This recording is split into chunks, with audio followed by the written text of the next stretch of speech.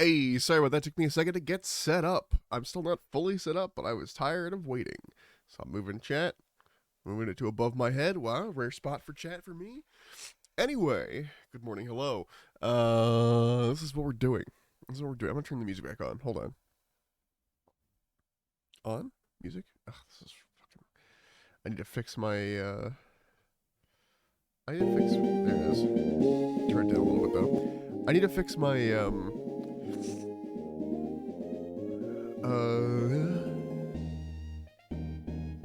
I fixed my stream deck. The music button no longer works because of how I've set it up, which is annoying, but it is what it is. Maybe if I press this, it should stop, and this should start. Okay, yeah. I'll just not do it manually, and then it'll be fine. Anyway, good morning. I'm not sick, but I am still full of snot, which is going to be something. I'm going to have to walk away a couple times below my nose, but right now I can already feel it. I feel it coming.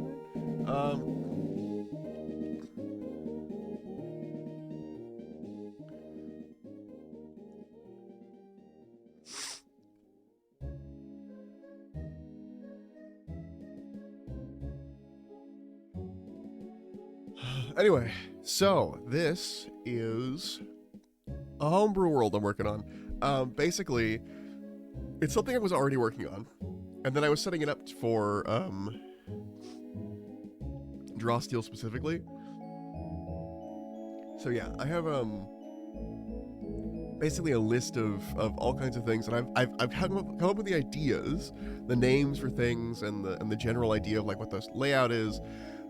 But I haven't written any of the text yet, so I was going to sit here and write the text for that. So for example, I've got this massive family tree of gods, right? Where it's like, okay, and I have what they are for each. Like this is the goddess of chaos, and this is the god of metal, and this is the god of fire. You notice the goddess of chaos spawned many other smaller gods, like the god of nature and animals, because nature is very chaotic. The goddess of luck, because what is luck but chaos with a twist, you know? Melthara, the goddess of insanity and fate, is a combination of order and chaos together, which is why she's partly insanity, because she has these two conflicting things in her brain. The goddess of war and combat is chaos, and the god of dead, so death and chaos together make war, and so on and so forth. And it goes on like that for a bit, and there's a couple of like, I call these the primordial gods, which are like the primordial elements, and then you have the young gods, which are the gods of more specific things like luck and knowledge and invention and agriculture and stuff like that. But above here, the primordials are the big ones. There's like water, earth, fire, air, like light, that kind of thing, like things that are like primordial elements, essentially. And then over here, all of the life goddess of life, by herself mostly. There's a couple here. You'll notice there's a bit of an addition. Helped create these gods. These are patron gods, and these are patron gods of various races in the world, species. Now, not all species have gods, but the ones that are like naturally occurring do. So, for example, you have Grimgi, the father of all dwarves. He is a combination of the god of Vivessa, the goddess of life, and if you look over here, follow this. Nope, that's wrong. There we go. Nope, not there. There we go. Volfair, the god of the forge and craftsman, and life create Grimgi. Grimgi then is the father of all dwarves. He creates dwarves. So every race that is created by these patron gods. Usually the patron gods aren't gods of anything but that race, but they don't. So how gods basically choose their element, choose who they are, what they are, is because it is a choice. The primordial gods didn't have a choice, just like the first ones didn't have a choice. But the first ones don't have a choice. The primordial gods don't have a choice. But after that, they work. Well, actually, I'm making this up as I go right now. I've decided that the first one, the young generation, doesn't have a choice either. They are born into what they are. However, the patron gods were strange in that because they were born mostly just from Vivessa, they, with some exceptions, they are entirely. What is that one from? Is it death? Darkness. Who's darkness? It's going straight to...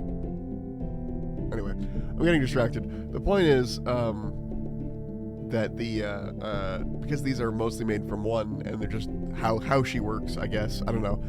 Magic, it's god shit. Don't worry about it. They didn't have a choice, or they did have a choice. Excuse me. They did have a choice on what they were going to be gods of, and they almost exclusively chose to create more life, I guess. But yeah. So anyway, that's that. So the reason I brought all that up is because I'm going to start going through today's stream for now, is to go through and write more information about each of these gods. So I was starting in alphabetical order, basically, where I was going to do, you know, take the goddess of chaos and like expand on her. Like, who is she? What is she like? What kind of stuff does she have? And I kind of want to make a more specific, what's it called? A more like a template for the other ones too. So that's the plan. So basically, we're gonna start with Anaroth, and we're gonna use Anaroth as a template for the other things. Sorry, I keep looking away on the screen because I'm getting distracted. Also, I was just fucking around, and I asked ChatGPT to make a stained glass window for Anaroth specifically because I want to see if I could get some inspiration on what she looks like and what she's like. And she came up with this, and it did a really good job on the text. I'm surprised. However, it doesn't it's clear that, I mean, obviously it doesn't understand anything. It's a language model and it's an image generator. Like, it doesn't understand shit. But you can tell where its understanding is not existent in that these black lines are random. They're random, they're thick, they're kind of cracked. Like, they just think like, oh, there are black lines. And they don't realize the black lines are what's holding the glass together. It's like leaded sealant, not sealant, but it's like lead essentially that's holding all the glass together, and that's what the black lines are. And it just doesn't understand. It just puts them in random places, which is fascinating. Anyway, I'm not going to use that, by the way. I'm skipping over that for now. Okay, Goddess of Chaos. What do we want on a god page? We want their like lore domain, and then their system domain. We want both of those on the page. So let's start with that. Let's give it, not this, make these big ones, the biggest ones big domains. Okay. So down here we have, we're gonna put this at the top. Here's the plan. We're gonna double size that one so it's smaller. Then we're gonna big size this and just type, there we go. Now it's bigger. Now if I go over here to the God Family tree and I check out that's much more readable from a distance. Like, Goddess of Chaos. I can see that from a distance. Cool. Now Chaos, you'll notice, is marked, and that's because I have a whole section somewhere in here. Fuck, I don't know where it is. Elements? Yes. Where I have information on the elements. I will get there. I'm gonna write about those, but for now, we're gonna skip that. Everyone else is already God of Death, not just of the dead. Hold on. God of Death. Okay, anyway. Manual Nut. Oh, thank you for the manual nut, Goop. How you doing this morning? What is up? No! Don't erase. God of Darkness. I don't have a... Wait, what's the element I have written there for that? Oh, just dark. Hold on. Dark. No, dang it. I didn't put the bar, I put it in the wrong spot. There we go. Okay. And work is kind of stressful today, but I'll be getting through it. How are you? I'm doing good. I'm sorry work is stressful today. What's stressing you out? What's got you down? And I'm doing good. I mean, you know, my nose is still full of snot, but I'm not sick or anything. It just is full. And I have to go walk away to blow it occasionally. Because it's just like, nah, I'm not having it today, bro. Oh, you know what, actually? It reminds me, I'm gonna go take an allergy med, because it's gonna have a similar effect to what I need. So I'll be right back. It'll take me just a second. I got him nearby.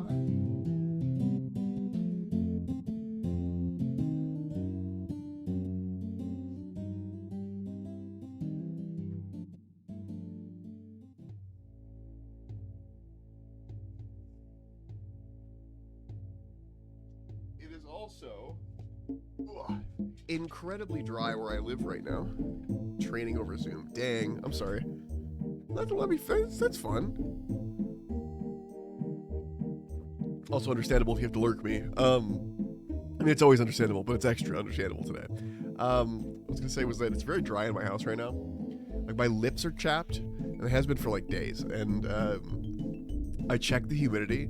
The humidity where I live right now is like 6% because of the winds. It has basically erased all humidity from the air. And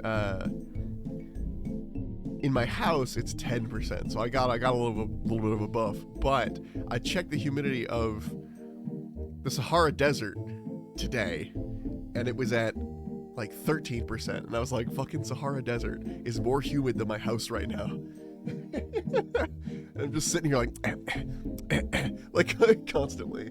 Cause just I have like humidifiers. I have like 3 different humidifiers running in various parts of the house, and it hasn't gone up.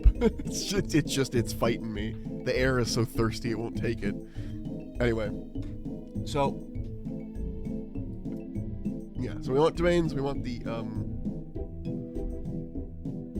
can check mine. Can you see that on weather? Yeah, you can. If you're using an Apple thing,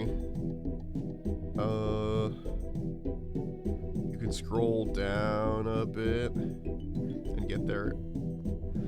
Oh, I'm up to 8% humidity in my area. You have to scroll down quite a bit, like near the bottom, but it's on the bottom left. Okay.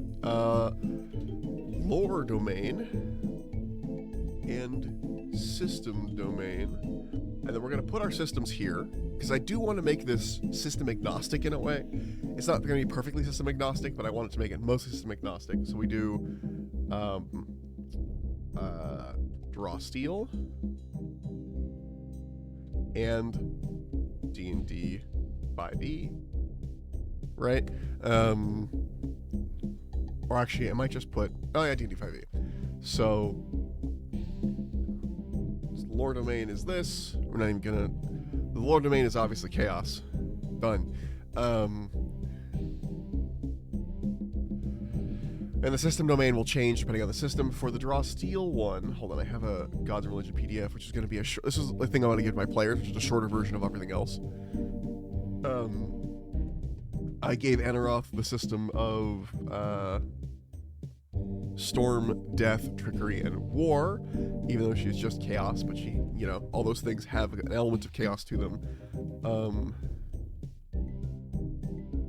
Actually, I might take death away. Storm, trickery, war. Yeah. I like death. I think I want to have death specifically be just for the death god, or like death related, death aligned gods essentially.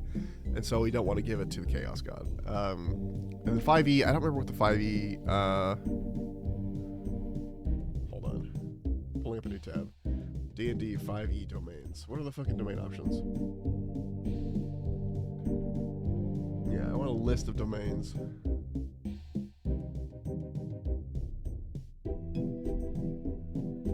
Arcane, Arcana, Death, Domain, Death, Forge, Grave, Knowledge, Life, Light, Nature, Order, Peace, Tempest, Trickery, Twilight, War. Okay. Well, obviously War is still here. The Tempest is basically Storm. Trickery is a thing. And is there anything here we'd want to grab? No, not really. Cool. Done. And I actually haven't done this for the first ones yet. I will go back and do that. But I want to take, I want to use Anaroth as like a basic template. So we have the domains first and foremost. What her main element is, her domains, and then, because domains are important for systems. Then we come down here, and then, oh yeah, draw steel has an exclamation point. Then we come down here, and we want to give, okay, what's the next thing that's important to know? Is appearance important? I'm thinking about, like, it's been a while since I've done, like, made some homebrew stuff like this. No, I mean, I guess it is important to put in just as an interesting fact, but I don't think it needs to be in the main information piece. So, let's say, let's give her... What are are some information? I mean, religions, obviously, yeah. Religions. Okay. I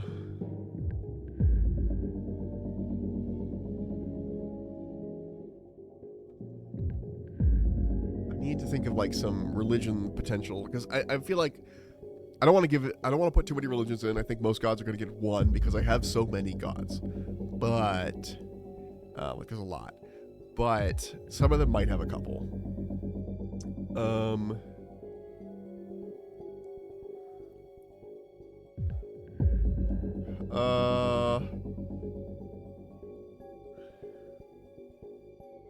Yeah, sure. Let's do this.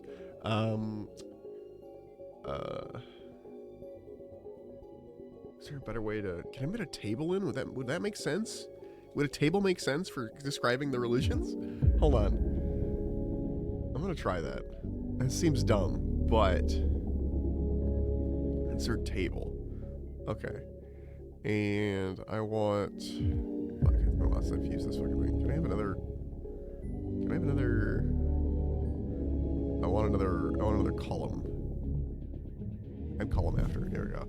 So it would be like name, type, and size, you know? And then the religion would be like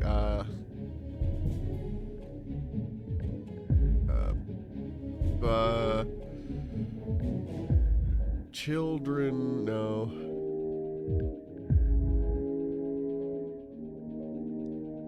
The choir. Okay, something like that. It's a cult, and it's medium, size medium. Does that even make sense? Type, size, and then like, what's a word for like something is known or not? You know, like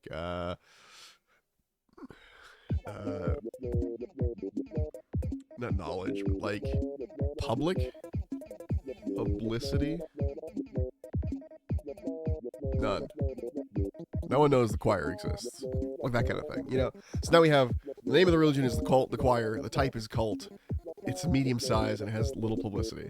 And then, hold on, I gotta move some of this stuff. I've got some unsorted shit that needs to be sorted. So this is a picture. Oh wait, is this the fucking thing I just put in? Yeah, delete that. Remove. Remove this. Remove it from my site. Okay. So we need close system info for now. Gods. I'm gonna close the young gods. We're not there yet. Locations, ancestries. I'm gonna have to put languages here. I think that's gonna be a new folder. I don't have that yet. Languages. And change icon. Folder. Oh, that's the wrong folder. Change icon. Folder. I want closed folder. Where is it? Excuse me? Folder closed. Oh, here it is. Okay. Languages. Okay, so we got. Hold on, I need to back this up. Languages. What are you? A mountain and blah blah blah. Okay. So this is geographical. Okay. Bilbo, you little fucker. Okay. Geographical. We're gonna go with mountain there. I'm gonna give it its own folder. Geology? No.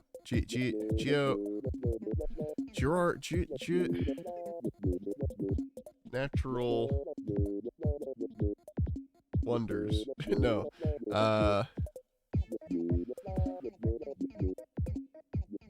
What is it called? Like natural. Oh, fuck. My brain is soup today. I'm gonna say natural wonders. No, I don't like natural wonders. Fuck.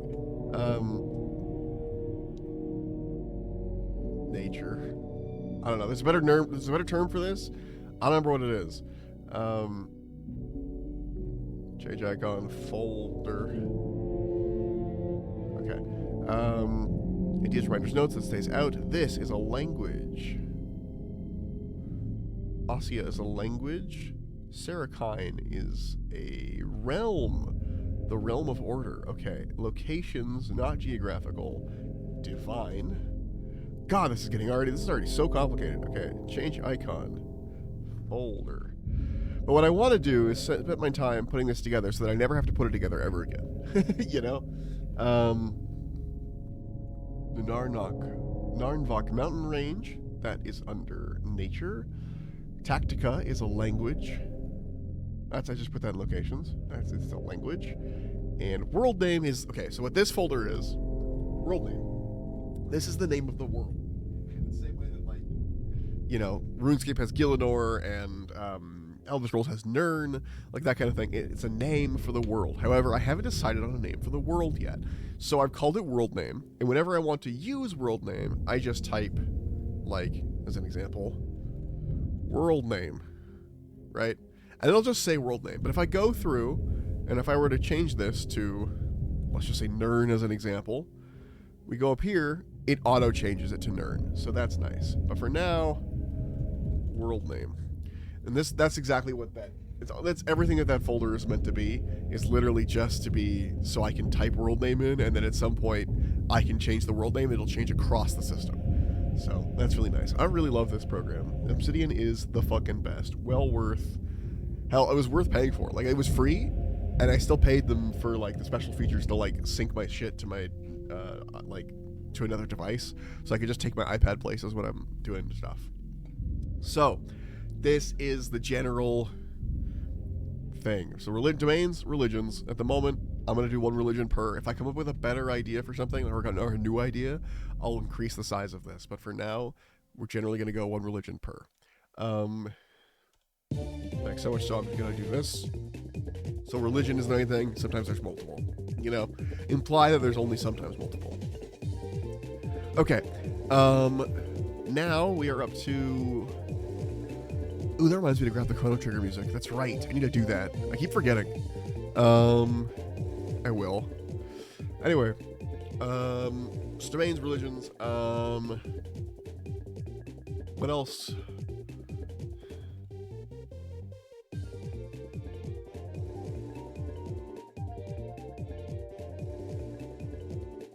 Hold on, I'm looking up like a Wikipedia article for like a D&D god, or like a wiki article real fast. Do you mean the Sailor Moon music? Yes, I do mean the Sailor Moon music. As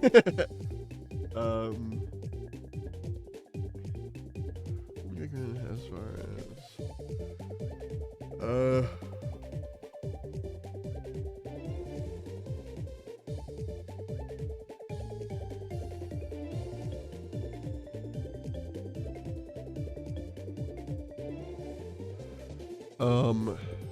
we could put a whole section. I don't think this is going to be a later section, but the idea of like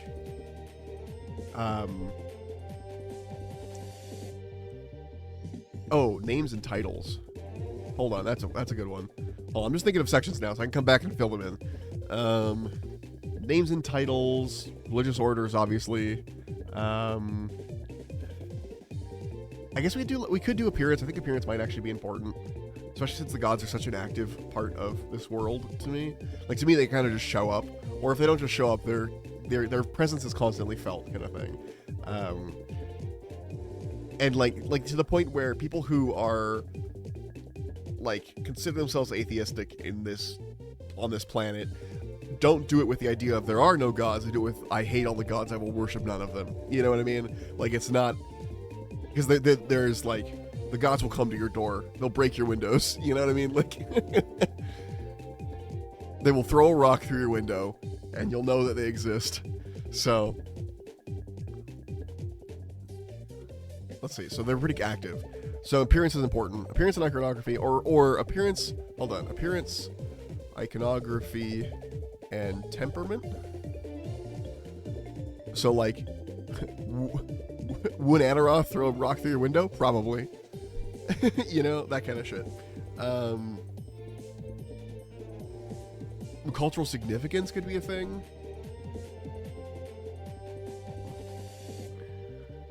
Like, how significant... I don't know if it has to be a whole category, but we're gonna do it for now. We're just gonna throw shit at the wall, and if any of these categories don't feel necessary, then we'll back up. Um, let's see. Cultural significance.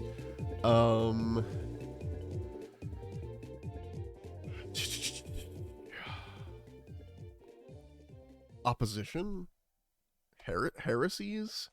Like, what do these people believe is the opposition to them? So, like, for Anaroth, it would be stuff like, the god of order, would be a problem for her. She doesn't like him.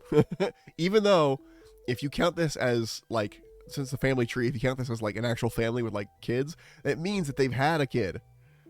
Because you have the goddess of madness over here, goddess of insanity, and she's the product of Seraphos, the god of order, and Anaroth, the goddess of chaos. Like, they are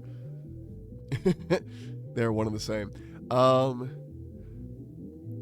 And actually, cultural significance, names and titles. Hold on. Heresies. Okay, I'm gonna make her. Okay, here's a thought. I'm having thoughts. Okay. The idea of devils and demons and stuff. The idea of creatures from below.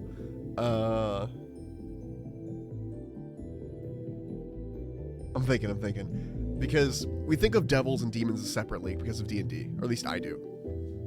Devils are the ones that show up and make a deal with you. They meet you at the crossroads. They sign a pact with you that'll give you a thing. And to me, that's very order focused. Like, they are very, like, they're evil, sure, but they're lawful. Like, as if you use the old D&D lawful evil stuff, they believe in a code, and the code is what is on the contract is what we will do. Versus, so it's not very chaotic. But there is also this idea of a demon in classic D&D, which is like a monster that is basically just there to sow chaos. They just want to kill, they just want to destroy, they just want to fuck shit up, rip and tear. And I think I would give that creature to this god. So I am going to put a section here. I don't know what a good thing to call it. But I am going to call it mortal offspring, because I'm going to say the demons aren't actually anything that can die, anything that even if it is immortal, right? Even if it lives forever unless killed, it's still mortal. You know what I mean? Like, it is immortal functionally, but if killed like anything else, it is mortal. It still dies. So I'm going to go with mortal offspring. I'm just going to call it mortal, which would put so Anaroth could have the mortal offspring of demons and devils, potentially. Because there is no god of evil, right? Ooh, actually, better idea. Demons is Anaroth, and they come from Anaroth. Oh, plane. Appearance and temperament, mortal offspring, plane of existence. Okay, there's a lot we can do per thing.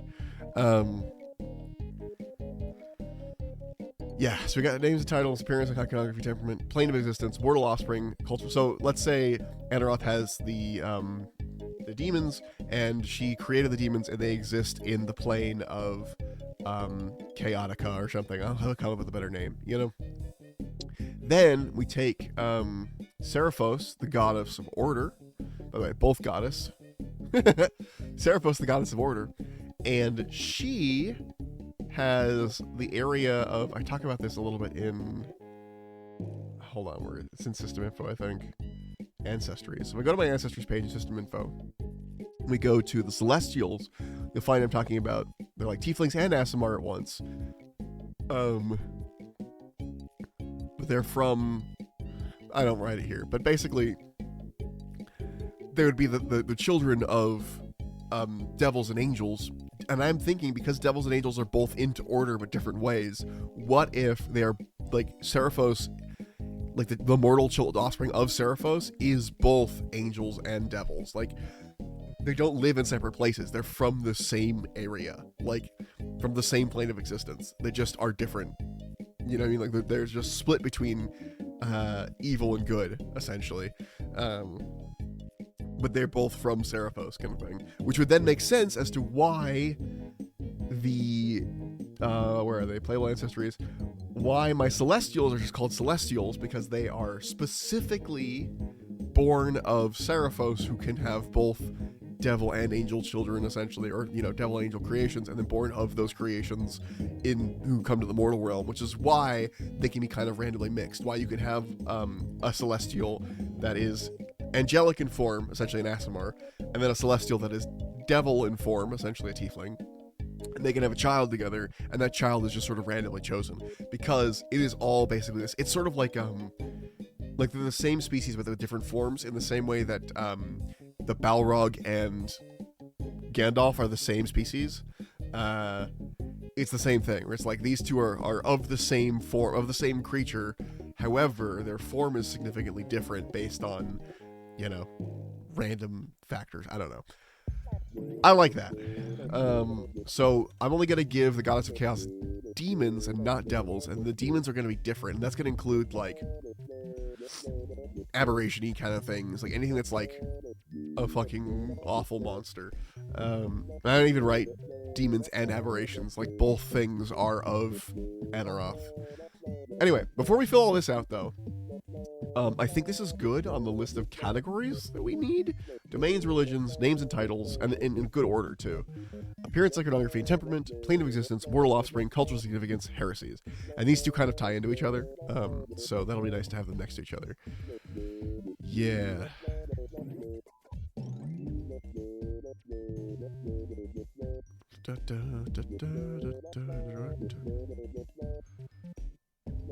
Okay. I'm tired of this song already. Let's skip it. Okay, so what we're gonna do... Oh, hello, Morgoth. We are going to copy all of these. Just copy the whole... No, most of it. Copy most of it. And then we're gonna jump down to the next god. Over here. And we're gonna put, space between this, and then drop that in. You're gonna say, Sparrow, it still has the old stuff on it. Yes, I know. Hold on. I'm gonna delete this. We'll come back to this. We're not doing this. We're not filling this god out yet. But we'll do that. Then we recopy this. Done. And then we do that for everyone else.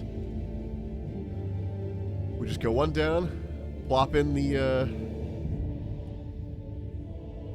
the template, and get schmoving, because there's so many of these. It's be so much easier to have a template ready to go for me once I get to them. Because I'm going to be working on, like, filling out these gods for the next 4 hours, probably. Like, this entire stream is probably going to be us just putting info in on these gods, because I made far too many. I like that there's far too many. That was kind of the point.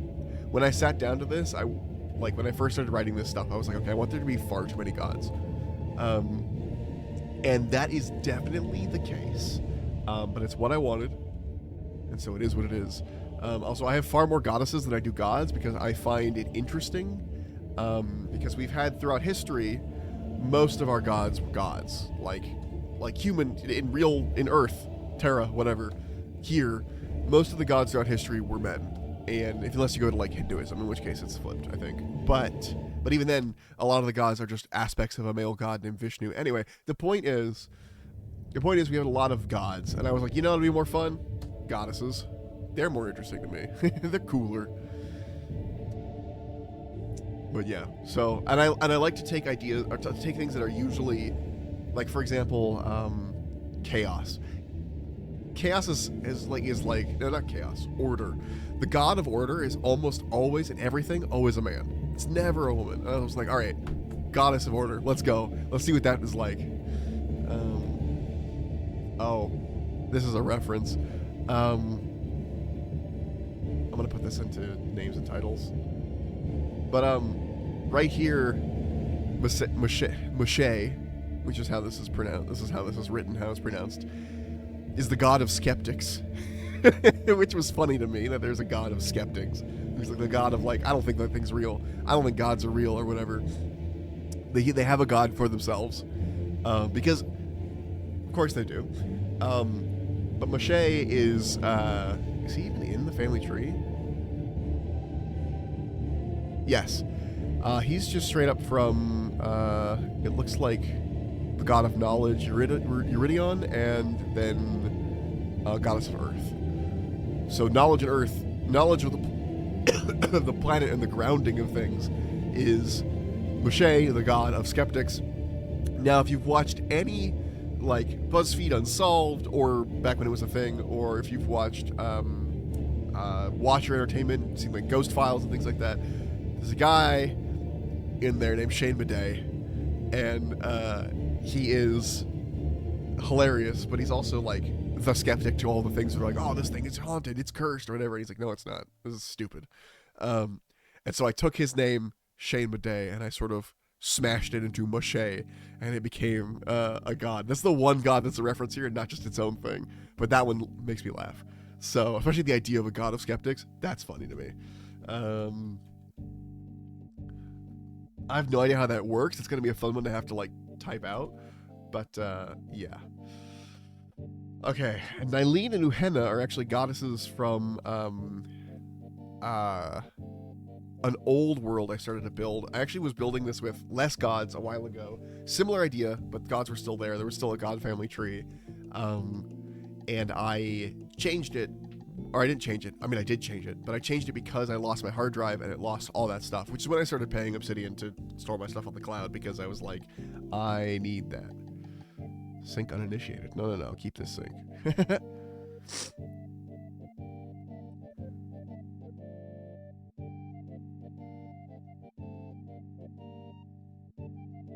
Oh, I don't remember the password.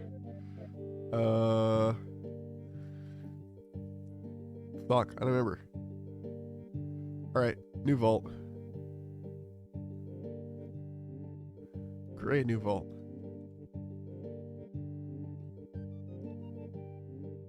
Do I need a password? Standard encryption. I don't need a password. It's fine. Connect, continue, start syncing. Put that shit in there. All right. Anyway, so we're back to the Goddess of Chaos. Oh wait, we didn't put this in Alfana or Olmerion. Okay, I want to come back to the Goddess of Chaos. Let's start with the basics, the first ones.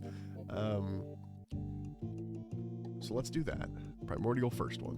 And this primordial first one. First ones are basically what existed before anything.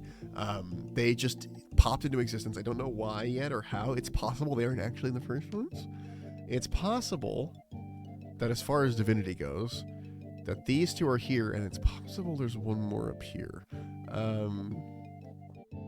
In fact, I might do that right now as a reminder. Hold on, I'm gonna give this guy an article, or this person, this god, this mega god, and I'm just gonna give it this. Oh, I can't do that.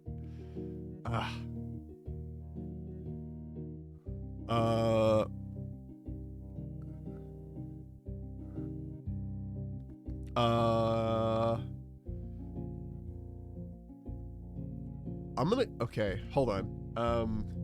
I need a name for this that I can remember there. This is not the real name.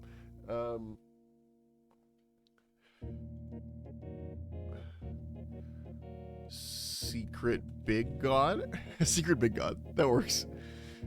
Okay, so add note from Vault, Secret Big God. Make it really big. Yo.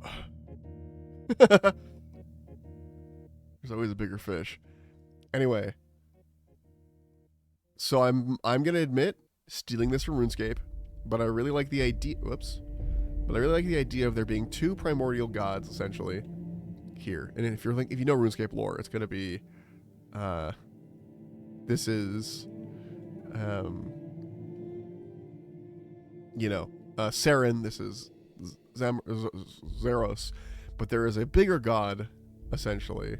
This one, the Secret Big God, that essentially birthed these two in his sleep, like sort of a dream, just sort of existing in space. This is like Eldritch Horror. Oh, that's what I'll call this. Not world name. Secret Big God. Eldritch horror time. Anyway, so Secret Big God is actually Eldritch horror time. And this is where it's like the thing that made these gods didn't even realize it did it. You know, it didn't realize it's stupid. It doesn't have it doesn't have a single thought in its brain. Like, it is just like classic idiot god just going through space, consuming galaxies and shitting stuff out accidentally, or just sort of shitting these kind of primordials out randomly across the galaxy or across the universe. I'm gonna say galaxy, but space isn't important. We're talking about this one planet. These guys found this planet. They created their own primordial gods, and so on and so forth. So power scale wise, this thing could sneeze and accidentally destroy the galaxy, kind of thing. Like, it doesn't know that there is a galaxy. It doesn't know that it's even really alive. It's just kind of existing like an amoeba that is massive. So that's and everything is birthed off of this, and at any point it could just kill us all. So Eldritch Horror Time is up there. We're gonna ignore that. We're gonna choose to ignore that and come back down here. So I am gonna have to put him in the gods folder though.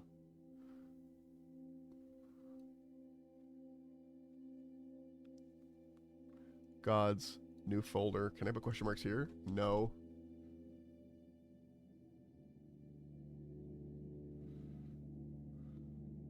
Here there be dragons. No, I need to give it a name that it puts it at the top.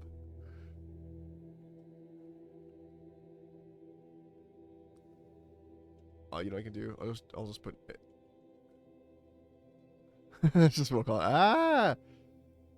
No one's gonna look at these notes but me. I want to keep them organized for me, but if I know what this means, then I know what this means. You know? Alright, we put them up there. That folder stays locked forever. Change icon, folder. Or in fact, get rid of it, make it look like it's a scary folder. Hold on, is there a better folder? It's like, no, don't open this.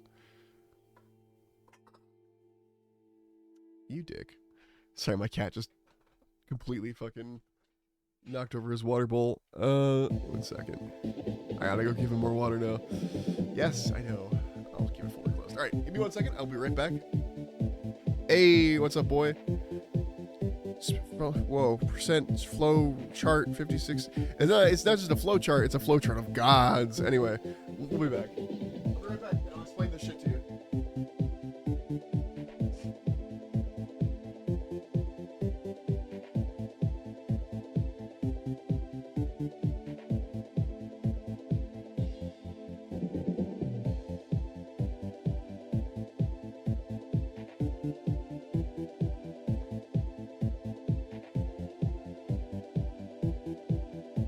Okay, we're back.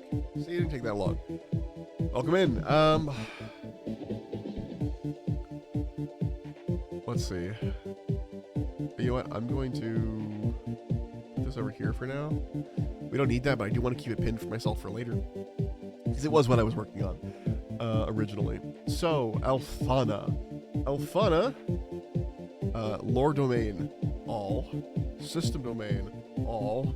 System domain, all. The thing with Alfana and Omarion is they are both two halves of the same coin, essentially, and they are just, they can have all, you know, all domains that they can create. And I'm not going to say that one is good and one is evil, but essentially, Alfana is, like, if you look at what Alfana's created, right?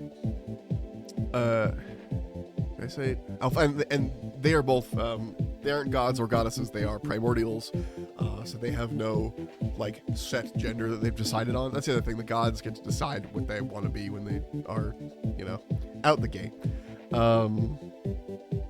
But, like, goddess of life, goddess of light, god of air, goddess of water, goddess of order, goddess of magic, like, so all of the like, the stuff that is generally seen as the good stuff, the sort of, like, things that are useful for life and existence. And then over here, Omarion did chaos, metal, fire, earth, death, and darkness, you know? Like, it's not exactly evil stuff, but it's the stuff that, it's the unwanted, or the stuff that is often associated with bad. Yeah, so I don't know how to categorize these two, but They're basically, that's just how they function. No one knows, by the way, no one in the world knows about Alfana or Marion. That's something only these gods know about, or would even, they'd only talk to each other about them. Because they showed up, just like their patron, their sire. They showed up, they birthed these gods, and they left to go to seed other planets, essentially, because that's just what they do. So they know about them, they remember them as parents. They're like, oh, father is gone, and then they do treat them, even though they are genderless, they do treat them as father and mother, essentially. So like the father is Amarion and the mother is Alfana, even though, again, genderless. It's weird. Gods are funky. Anyway,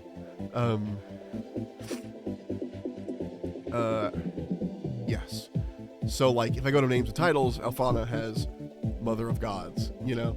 Even though genderless. They just decided. They just chose. There are no religions. Really? Because no one knows about these people. Or about these gods. There's no writings about them. There's nothing. These are completely secret, which means this one's even more secret. But I need to put it in my notes just so at least I know they exist. But yes, so Alfana and stuff does not have, Alfana and Amarion don't really have a presence on the world, and no one really knows they exist. They just are. But you can, in theory, for if you know somehow, let's say you're celestial and you've heard your father, who was also an actual real celestial, like an angel, talking about something he heard the gods say about their father or whatever, and then you become a cleric and you decide to find a way to contact, you know, Omarion and become a cleric of Omarion, and no one knows where your cleric stuff is coming from, but like you clearly have good powers, like you can take, and you could like change your domain on a short rest or something. I don't know. Anyway, one sec. I also gotta blow my nose. It is getting bad. I will be right back.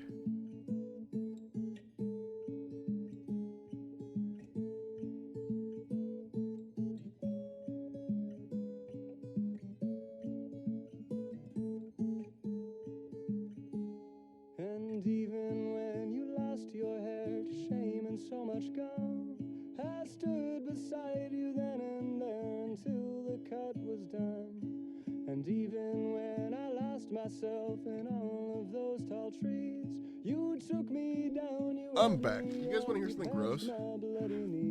Probably not, but I'm gonna say it anyway. Did you know that if you have a really long mustache, or just a mustache in general, or like a thick-ish, when you blow your nose, you get snot all over your mustache, and you have to clean it off after it's off. Anyway, at least I do. It doesn't happen if I blow my nose without a tissue. If I just snot rocketed it somewhere, like into the trash can or like the toilet or something, then it's fine. Sorry, this is getting really gross. Then it's fine. But if I put a tissue up to my nose, all of mustache covered in snot. Anyway, oh, this is a good song. I'm talking about snot while fucking Good Kid's playing. What's wrong with me? Okay, Mother of Gods, appearance, iconography, and temperament. I should have made this a oh shit. I should have gone through this a little bit more and made sure I didn't want to like do stuff like this, because now I'm gonna have to like go and paste it all through. It's fine.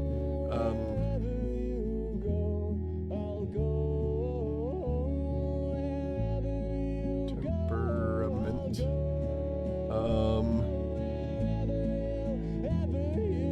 Oh wait. There should be a plane of existence that all the gods inhabit when they're not inhabiting their own plane.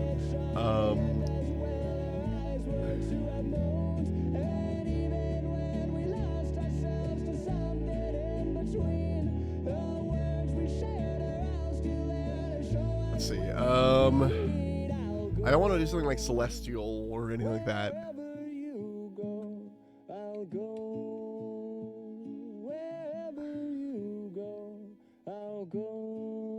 We could call it, you know what? Let's call it, the Nexus? Like, it's like the plane that you can be in that has the doors to all the other planes of all the other celestial planes. including the planet world name. We should call it. Okay, wait. We're gonna call it the Hall of Eternity, because that's what people would call it, and then known as the Nexus of the Gods. So the gods refer to it as the Nexus. Hey, what's up, Canadian? And humans and other people would refer to it as the Hall of Eternity, because that just sounds cooler and it's much more like, ooh, wow, that's where the gods live. Mortal offspring, none. I don't think. I have to double check now. Yeah, no, we're good. Cultural significance, none. Heresies, none. I was gonna make Alfana and Omeron like essentially against each other, like opposing forces, because they do have that kind of thing going on where, like, you know, Alfana created the goddess of life and Omerion created the god of death, you know, that kind of thing. This is a lot of effort for a branch that might not be visited. Yeah, I know. I like to put a lot of effort into it. Okay, here's the thing. Here's a weird thing about me. I like to do this stuff, and I like to imagine actually like running games and or I do this stuff with like creating games and stuff like that. I love to imagine the end result and people actually like interacting with it. However, secret thing about me, this is actually fun for me. This part is fun. So even if it doesn't get used, I'm having a great time. It's like another hobby of mine to just make shit like this. So yeah. Okay, so Alfana, Heresy's none, and so what I'm gonna say is Alfana and Omeron aren't actually adversarial like I originally planned. I think it'd be better if they were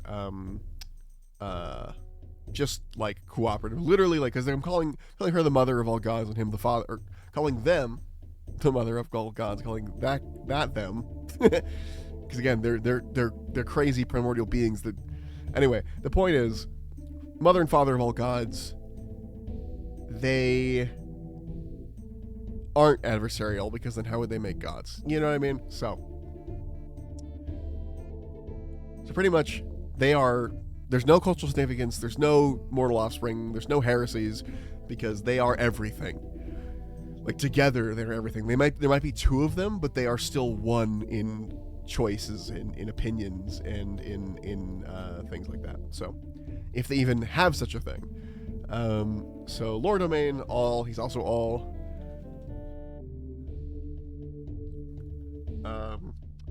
It's going to be an NA.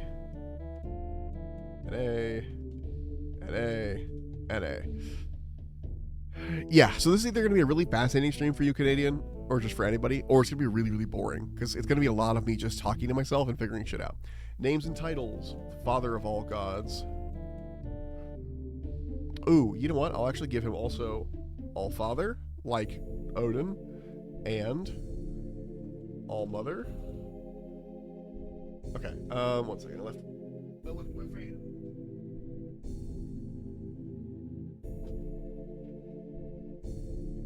My bathroom is like 3 feet from me. It just happens to be, and the ceiling fan right now is I have to go at it with some WD-40 or something, or open it up and take it apart and put it back together, because it's doing this thing where, like, it's basically screeching on itself. If I forget to whenever I leave the ceiling fan on, when I forget to turn it off, I hear it. Let's fast forward and you play something like Marvel Rivals. Okay, have fun. Fast forward. This is probably gonna be the whole stream today. I'm just warning you now. But if you want to watch your Marvel Rivals stream you might not have seen, I have a new VODs channel on YouTube. If you do ! VODs, it'll give you a link to that brand new VODs channel that's starting to get uploaded with all my stuff, so it won't get disappeared anymore on Twitch. Because I mean, I have Twitch VODs still back there, but God, I wish that didn't turn into the monkey. I use a little regular smiley face all the time, and it always turns into the monkey. Anyway, VODs channel. And it is just, I want a more permanent place for VODs instead of it being like, oh, here's the last 6 on Twitch. So, okay, appearance, iconography, and temperament. What did I write? Oh, I didn't write this. Okay, gotta go back. Delphana, we didn't finish that. Just use that one. What is that one? That's the one I use. Wait, what? How did you switch it? Why do you get monkey and I get? And why do I get monkey and you get cool little Twitch guy? I just want it. Hold on. I just want it to look like this without the star. You know, I just want the little tiny ASCII face. That's all I want. There's a certain vibe to it, and the other two don't really have it. Anyway. Okay. Appearance. A mass of bright white color and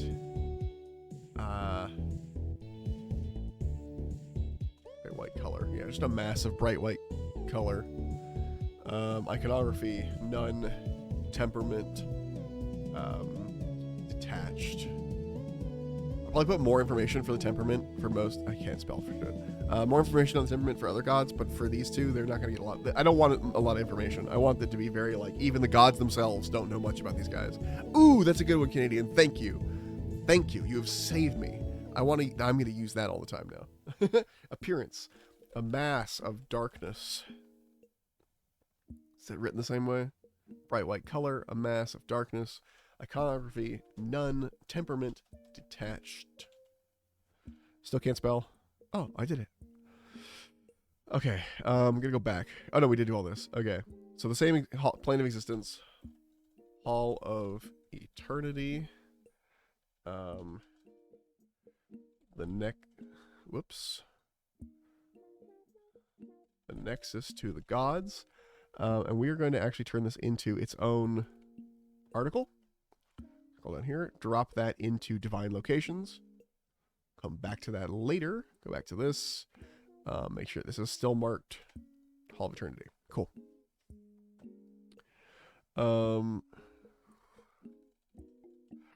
Cool. Mortal offspring, none. I think. Actually, wait. I take that back. Yeah, none. Cultural significance, none. Heresies, none. So, as I mentioned earlier, I've never seen that one before, but I'll take your word for it. As mentioned earlier, the what I'm considering immortal is anything that can be killed, and it will stay dead. So even like a demon that could live forever if nothing was acted upon it, like no one attacks it, it could live for, you know, 1,000,000 years. But you can still kill it. You still cut its head off, it's dead. Like even if it's only 3 years old, cut its head off, it's dead. 1,000,000 years old, cut its head off, it's dead. Whatever. That's still immortal in my opinion. So the reason why these have no mortal offspring, even though they have gods, is because, like god offspring, is that the gods to me cannot die. They can kill each other. Here's the funky part. They can kill each other, but it's not permanent. They will come back. They will slowly regain their energy and just reform. It is more of like a knocking someone out kind of thing. So that can still happen, but no matter what, the gods are permanent. Yeah. I might change that. That might be a fun like plot twist later down the line when the heroes become like superheroes essentially, and they're working with gods and doing stuff like that, to have a thing where a god dies and doesn't reform. You know, something has happened where a god dies and just never comes back. I don't know who I'd kill, but it'd be one of them. I don't know what. It would have to be like with a special sword or a special dagger or something that someone grabbed. Okay. Okay. Back. I volunteer Owl Sparrow. What do you... Oh, hi, Hellcast. How's it going? I was like, what are you talking about? Oh, that's right.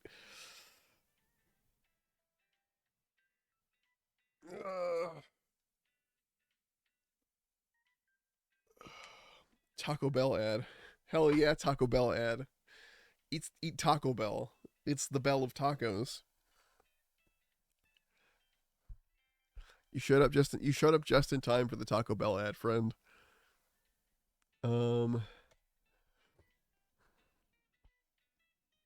Okay.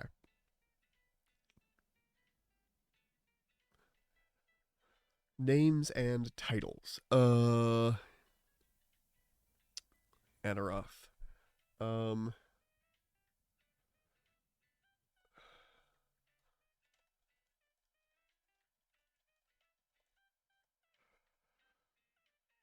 Okay. I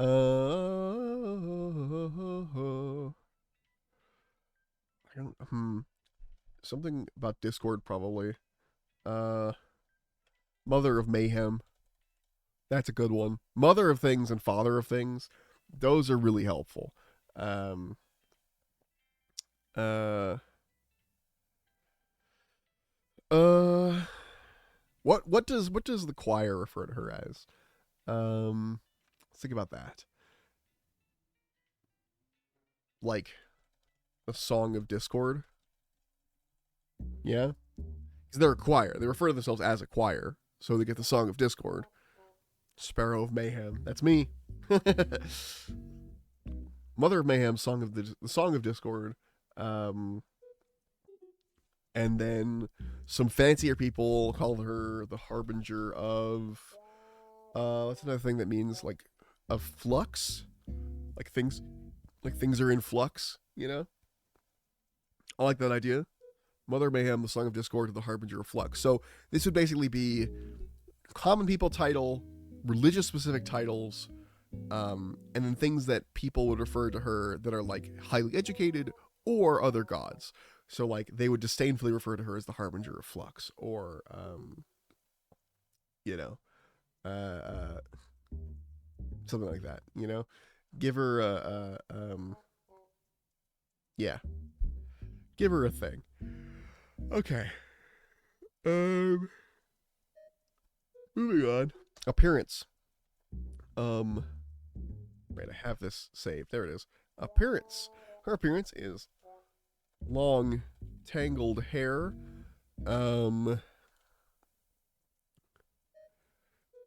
Body made of shifting crystal. Crystal-like, protrusions. I think that's how you spell that. That shift. No, I wrote shifting. Shifting crystal-like protrusions. We're gonna be real simple with a lot of these. Iconography. I'm stealing from Warhammer. An 8-pointed star/circle.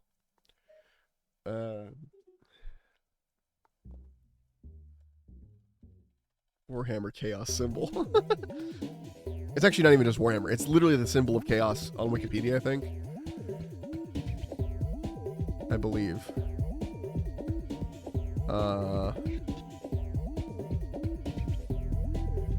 Symbol of chaos, Wikipedia. Hold on. This thing.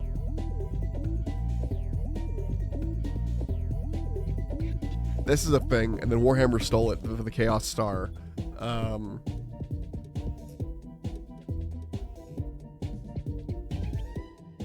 Yeah. So I'm stealing it myself. It's stolen all the time, I'm re-stealing it. Temperament. She's very changeable. Very changeable.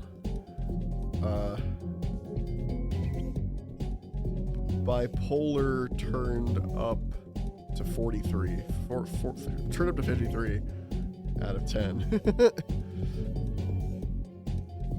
Can change mood mid-sentence. Mid-sentence. There we go. Plane of existence. She exists in her main because every god, I'm going to give them their own plane, essentially. And for the patron gods of various like creatures, like the god of the dwarves, the god of the elves, those kind of people, their plane of existence is also where those gods, or where those souls go when they die. So like the plane of existence for the patron god of dwarves is going to be like some sort of dwarf mountain name, like High Mountain or something, which I know High Mountain's from WoW, but I kind of do like the name. Also, I forgot to give these guys their templates because they are gods as well. There we go. God of dragons and dragonkin. Actually, goddess, because then I get to say Mother of Dragons. Father of all dwarves. There you go. Mother of all orcs. God of giants and giantkin. There's a lot of these, by the way. Did I say there's a lot of gods yet? I think I did. Goddess of Dungeon Masters, Master of the 12-sided die. Plane of existence, boredom at work. Yeah, that'd be a good one. Goddess of humans. Oh wait, I should say patron. Patron goddess of humans. And then, this gets one R. Up. Patron god of halflings. And halflings for me are like classic halflings, gnomes, anything like that. Any small person is a halfling. It's not a dwarf. Dwarves are their own thing. God of the beastkin, but not beasts, because god of nature is someone else. Just the beastkin. Okay. And the beastkin are anyone that is like a half beast, half person. So like any like bird people, any cat people, any like dog people, whatever. They're all beastkin. They're all the same species. All right. Which lets my players play basically any beastkin type thing, you know. Okay, plane of existence. I need a name for the goddesses of chaos's plane of existence. It doesn't have to make sense. Like, for example, in Elder Scrolls, the god of domination, the Daedra of domination's plane of existence is called Cold Harbor. Like, it's not called like Domitar or something. It's just called Cold Harbor, you know, or Oblivion in general being a plane of existence for stuff like that. Or what the hell is the name of Molag Balls? Not Molag Ball. That's the guy I was just talking about.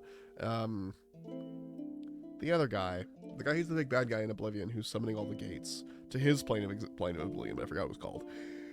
Plane of existence is oh, you know, we're not gonna bold this. Plane of existence is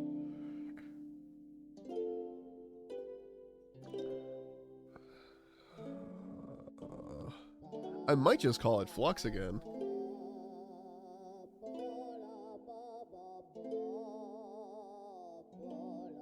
Yeah, I think I'm gonna call it Flux. Give that an article. Put that in Divine Locations. Head bag. Okay. Even though she is also the harbinger of Flux, I try not to reuse stuff, but I do like Flux as a name for a place. Mortal offspring. You know what, actually? Had an idea that might save myself some work a little bit. What if the primordial gods have their own realms? But only... primordial and patron gods have their own realms.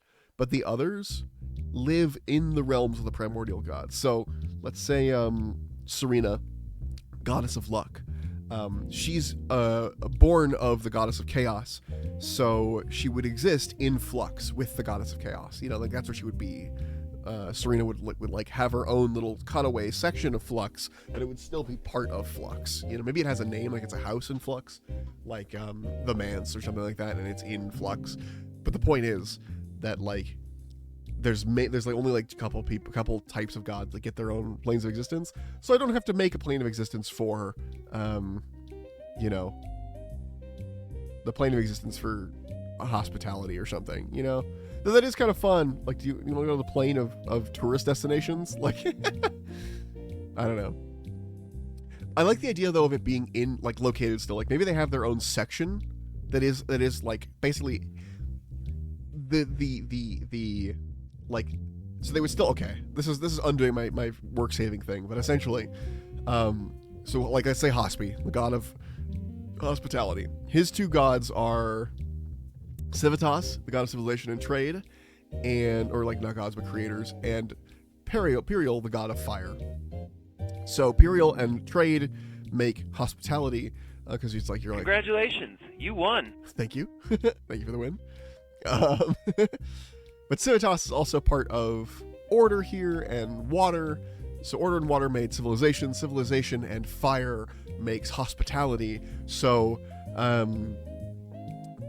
we could put like let's say Civitas is in is somewhere in the area of order or whatever, you know, in the realm of order, because the realm of water is probably pretty inhospitable for anything that's not specifically water based.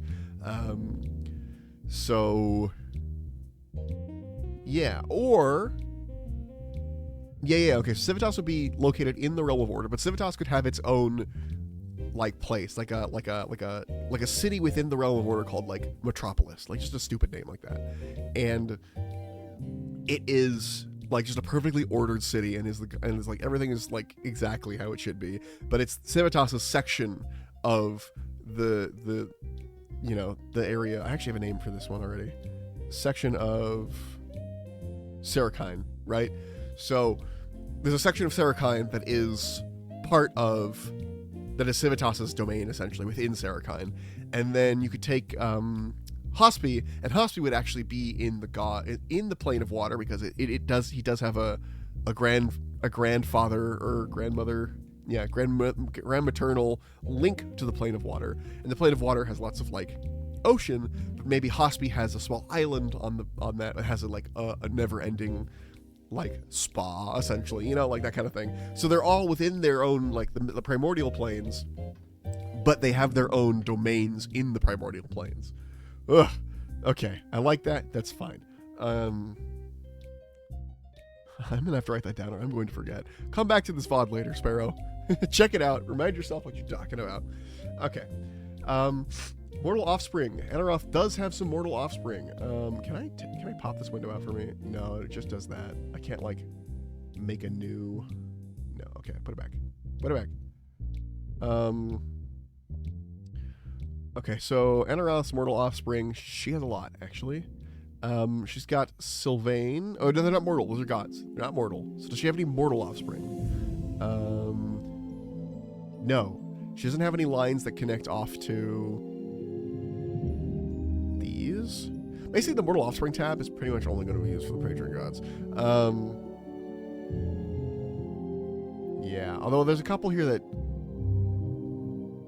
yeah, they won't. Like for example, if we go over here to the Tenebris has, you can see a line back here in the background, right here. That's Tenebris coming off and going towards, I want to say, where does this connect? I guess it's the god. Oh, yes, because I made halflings like have shadow magic. That's right. I forgot, because I'm using Draw Steel as a basis for like the races and stuff. And in that, halflings have the ability to meld into shadow. So I was like, okay, well, they're going to be weird. They're going to be like shadow creatures, partly. So, yeah. So like, Tenebris does have some mortal offspring in that he helped create the god of halflings, and the god of halflings made halflings. So if I get to Tenebris, do I say he's his mortal offspring of halflings? I don't know. I might take the mortal offspring part out of the,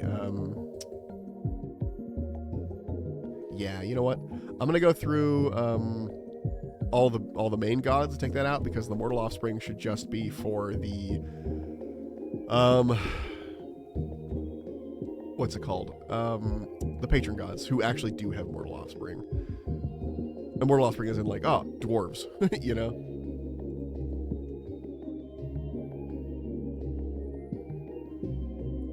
Oh wait, no, that's right. That's not the only, no, bring it back. Bring it back. Bring it back. I'm an idiot. I remembered something. There was a point to this. There's a reason she has this. Okay, mortal offspring, demons, and aberrations. That's right, it's not just what the playable races. I forgot. So like certain creatures and certain things are created by some gods and goddesses, which is why I have that category. I remember now. Demons and aberrations. Actually, do I spell demons funny? Should I spell demons funny? Demons? Demons? Like the Warhammer way they spell? Yeah, we're doing it the Warhammer way. All right. This is how stuff gets made. All right. Cultural significance.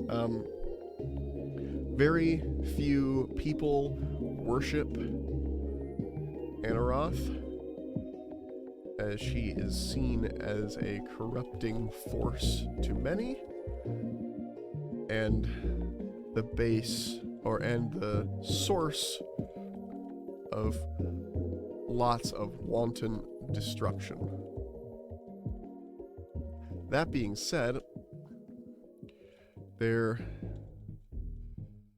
There are few who... I'm trying to do like a really quick like summary, essentially. That being said, there are few who believe that chaos is the base... like form, is that the word I'm looking for?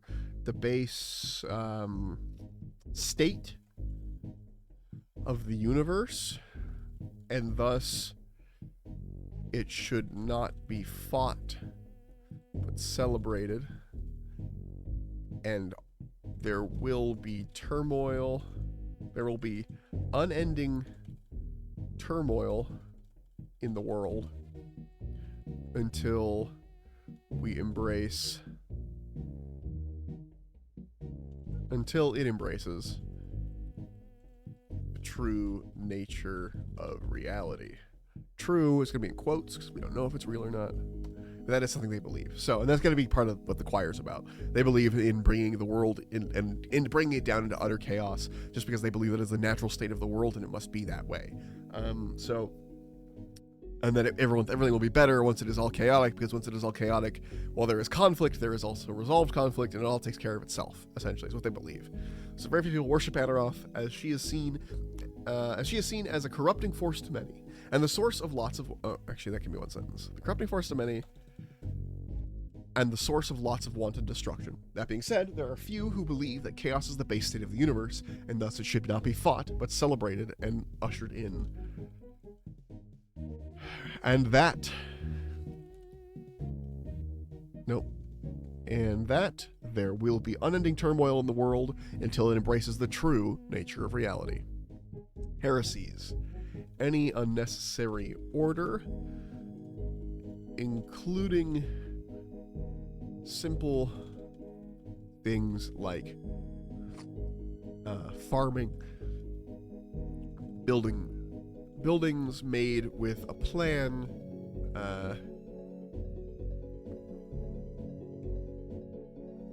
or general rules. So anything that is like, you know, any unnecessary order. I'm not going to type like the specific gods that they are like opposed to, but if they're opposed to order, clearly they'll be opposed to the god of order. You know what I mean? So, cool. One down. Like 25 more to go. More than that. How many are there? 3 down.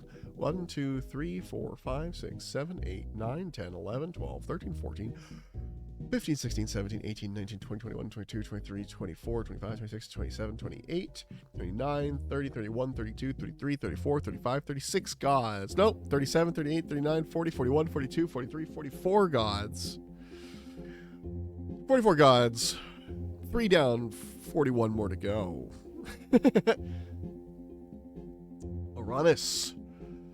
This is the god of metal. So his lore domain is metal. Okay, god of metal. His system domain, so draw steel. I have to pull up the systems again. Hold on. Oh, it's already up. Gods of Religious PDF. Pull it over here. The system options are... let's see, he's the god of metal. So... creation. So creation. Put him there on creation. Uranus.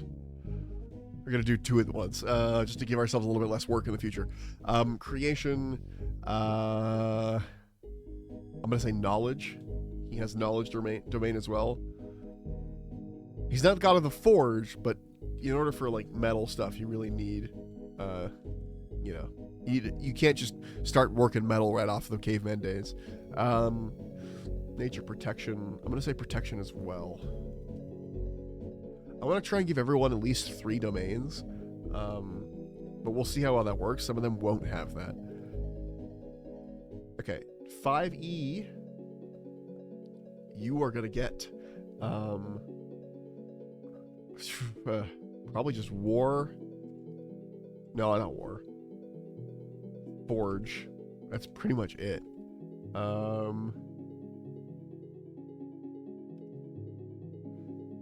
going to say order as well, I guess. So order is a domain, and war. Let's just go with war. We're not giving him war in this, because metal does not always equal war, but for D&D reasons, we will do it, because D&D has very limited domains. Although it's the same problem here for... There's not even that many. I think there's actually less domains here, but they are vaguer. They are much vaguer. So I'll take that. Actually, I'm going to take Anaroth off of death. I don't want to give Anaroth the death domain. And this way, the way I'm organizing it this way, players can come through and go, okay, I want to be a creation cleric or whatever, or a death cleric. What gods give me that, you know? And then they can just look it up and find the list of gods and go, okay, what are these different gods? And then look through them there down here. Like, okay, Aranus, okay, he's a god of creation. What is he? Come down here. Ah, okay, I see. Yeah.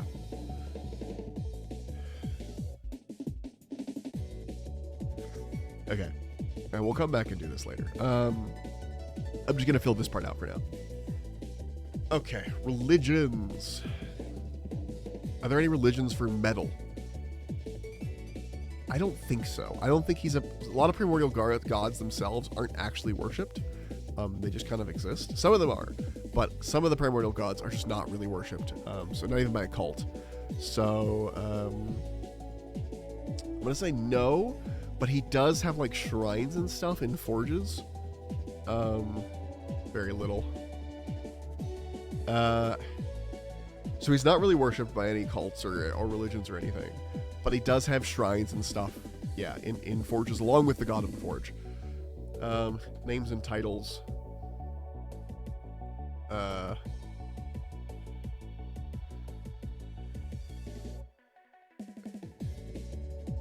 Iron Boots. Iron Boots.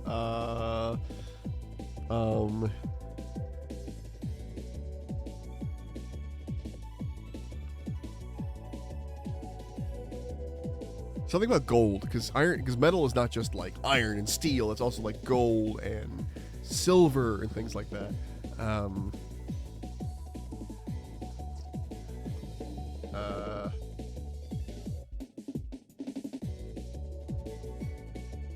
The golden...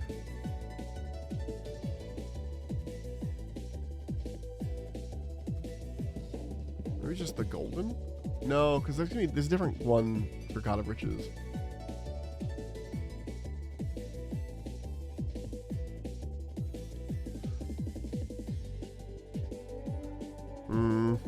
Okay, Old Iron Boots, the golden something.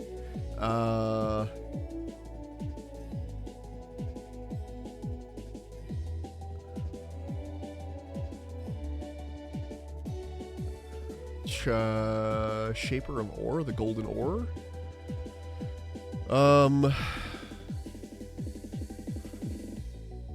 Let's go with the Ore Shaper. Yeah, I like that one. Do we have any others? Old Iron Boots, the Ore Shaper, and Ore Shaper or Ore Weaver? Ore Shaper. Weaver implies a softer hand. I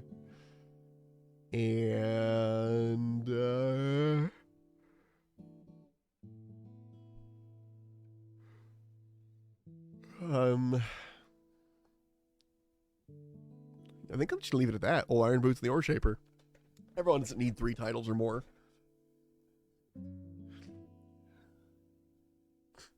Okay. Appearance, iconography, and temperament. Appearance.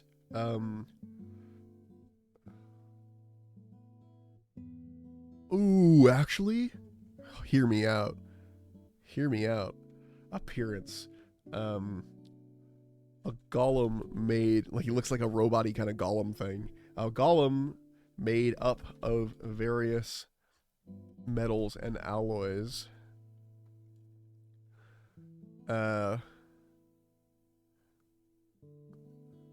Yeah. A simple looking golem. Yeah. Various metals and alloys. together in a tied down in swirling patterns. There we go. Iconography. Because he has to have a shrine. So what is his iconography for his shrine?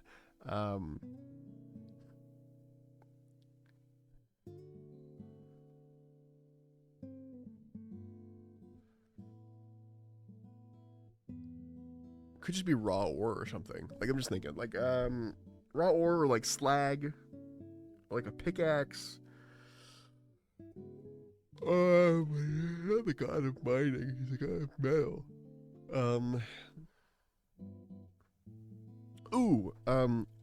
Ferrofluid in a spiky magnet state. Like when you put ferrofluid on like a magnet and it turns all spiky all the way out like a ball. Because I guess by being the god of metal, he is sort of also the god of magnetism in a weird way. Temperament. Slow moving, stubborn, and way smarter than most people think.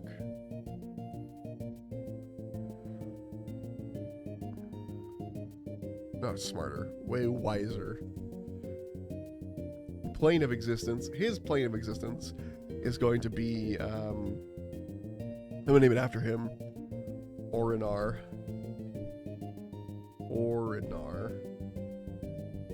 Because that seems cool.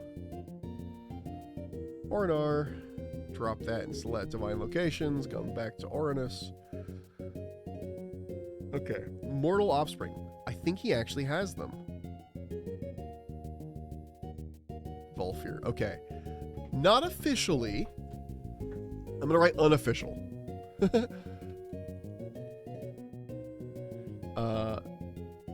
Wait, unless the... Hold on. Actually, I think I made the... Hold on, I think I'm misremembering something. Order. Do you come off into the... No, you don't. Okay, there is a hold on, playable, where is this? Playable ancestries. Makari. Okay, I didn't write anything for them. Did I write for something for them in this? Hold on. Ancestries. No, that's gonna be up here. Except 2 ancestries. Makari. People directed by Seraphos, primarily the god of order in his realm of Sarakine. Okay. I'm going to change this because that gives Seraphos too many things. So we're going to say by Orinus, primordial god of metal, in his realm of Orinar. Aha! Orinar. In order to explore the world.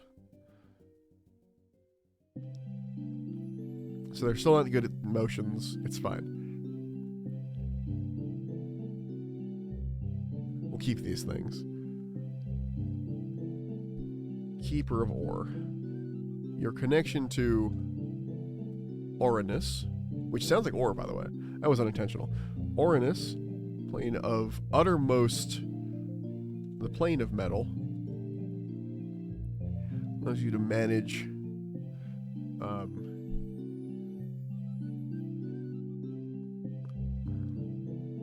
manage space around you. Cool. Your connection to Orinus. Okay. Cool. And we've changed it, which is good. Now it is a lot of like stuff talking about, you know, like whoops.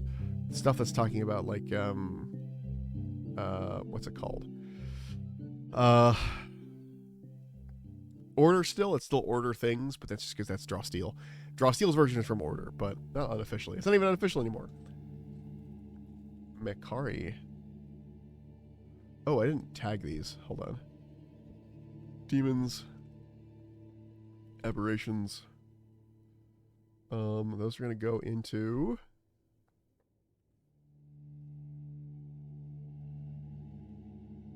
new folder. Creatures and monsters. Change icon.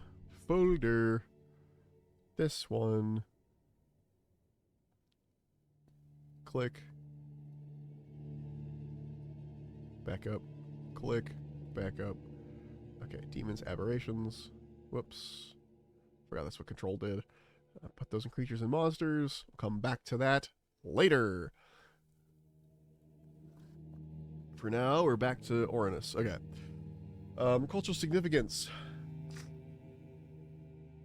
Well, now he has to have a religion. Now that he's basically the creator of the Mekari, now he needs a religion. So that's shifted.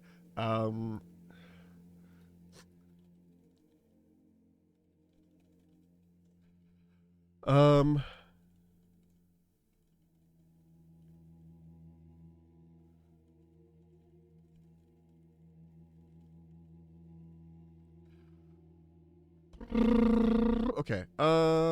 Cultural significance. We'll go back to that. We'll do the religion right now. He still has very little publicity. I'm going to keep that.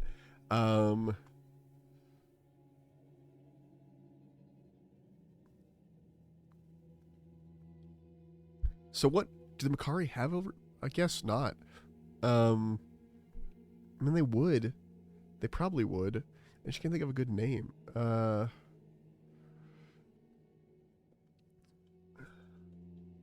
Sons of Slag. No.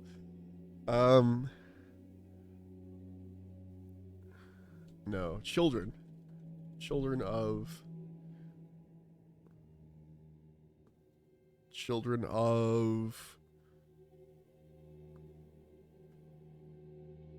ferrite? It's just iron. Oh, you know what? Children of Orinus. Yeah, or Orinar, excuse me. Orinar. Type.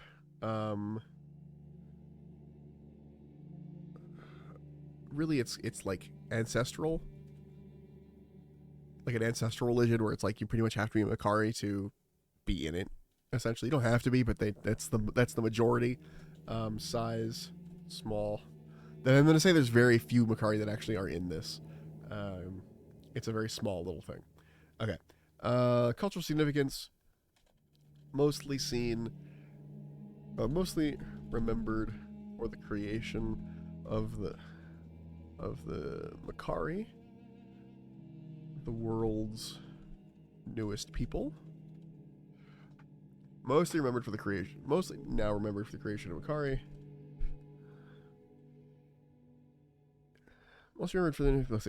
for the creation of the Mekari. Orinus has been largely absent from the world and world events otherwise. For the most part, he is only ever worshipped, and put this in quotes.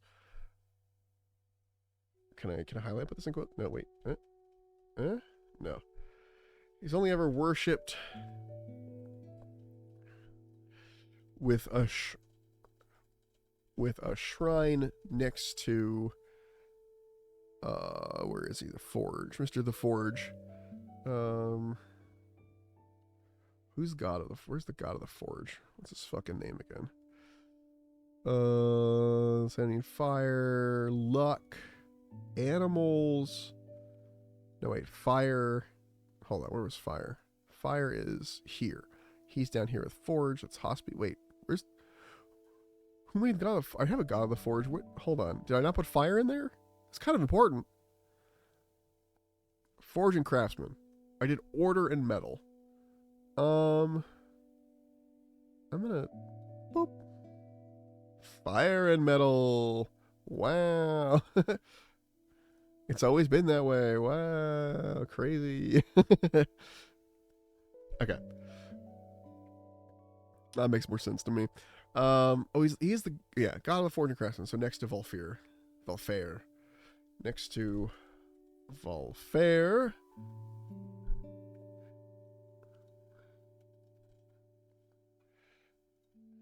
In most forges. Cool. Done. Heresies. Does he have any? Does he care? Not really. I feel like Orinus is just so uncaring. But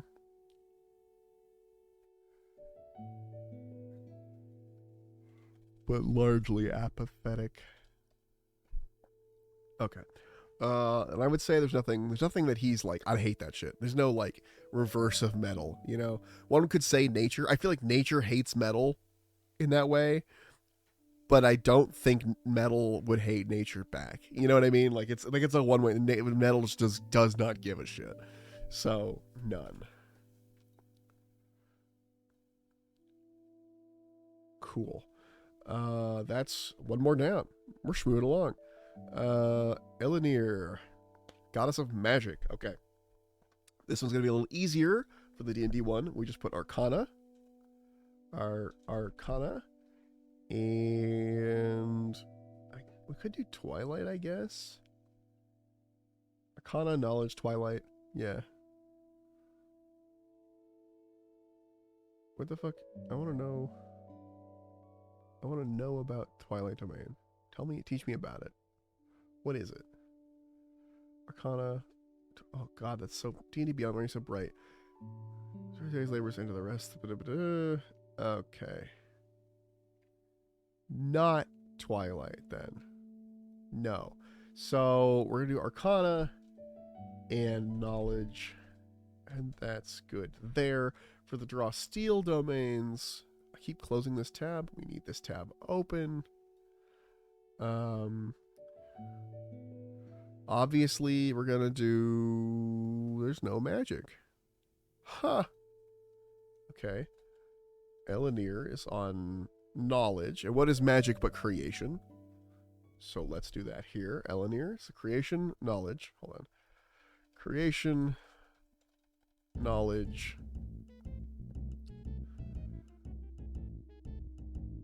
Yeah. Wow. There's no magic domain. Interesting. I guess they're kind of supposing that magic is more of its own thing. That's not really religious, but it is religious in my world, so that's fine.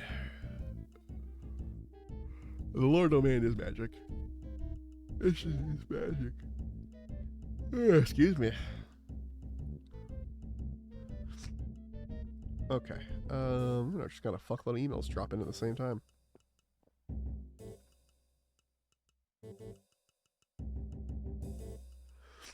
Okay, religions.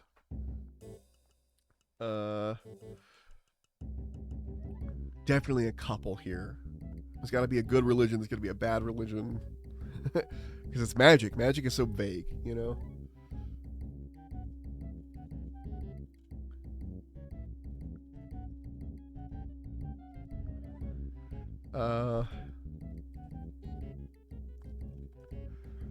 Okay. No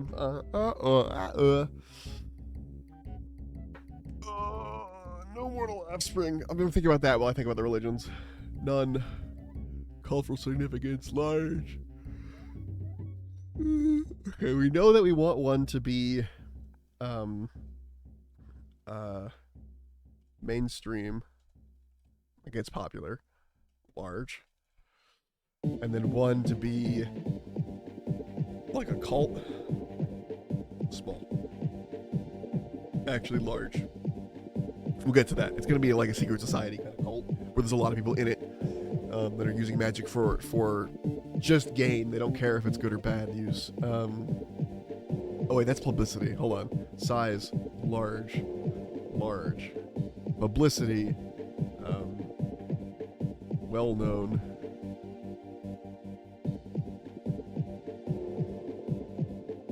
Secret society. Okay. So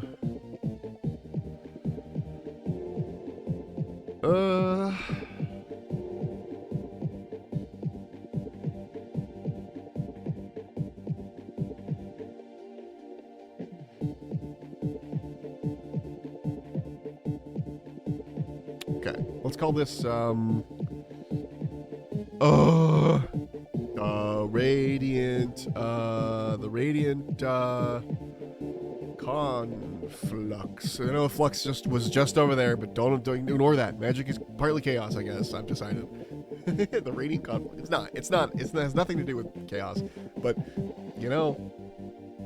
And then bad guys, the cult, the hydras.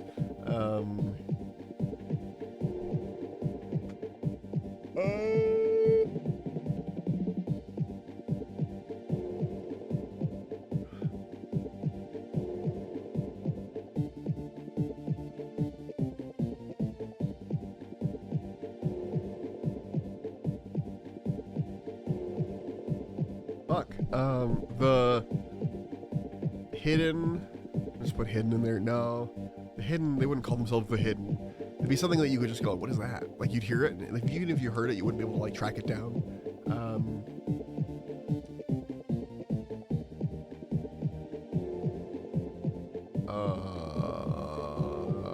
don't have a god of space, do I? I don't think I do. I had a telescope in here. What was that? No, it's a magnifying glass. Okay. No god of space. Oh, wait, Zelios, maybe. Zelios. Where are you, Zelios?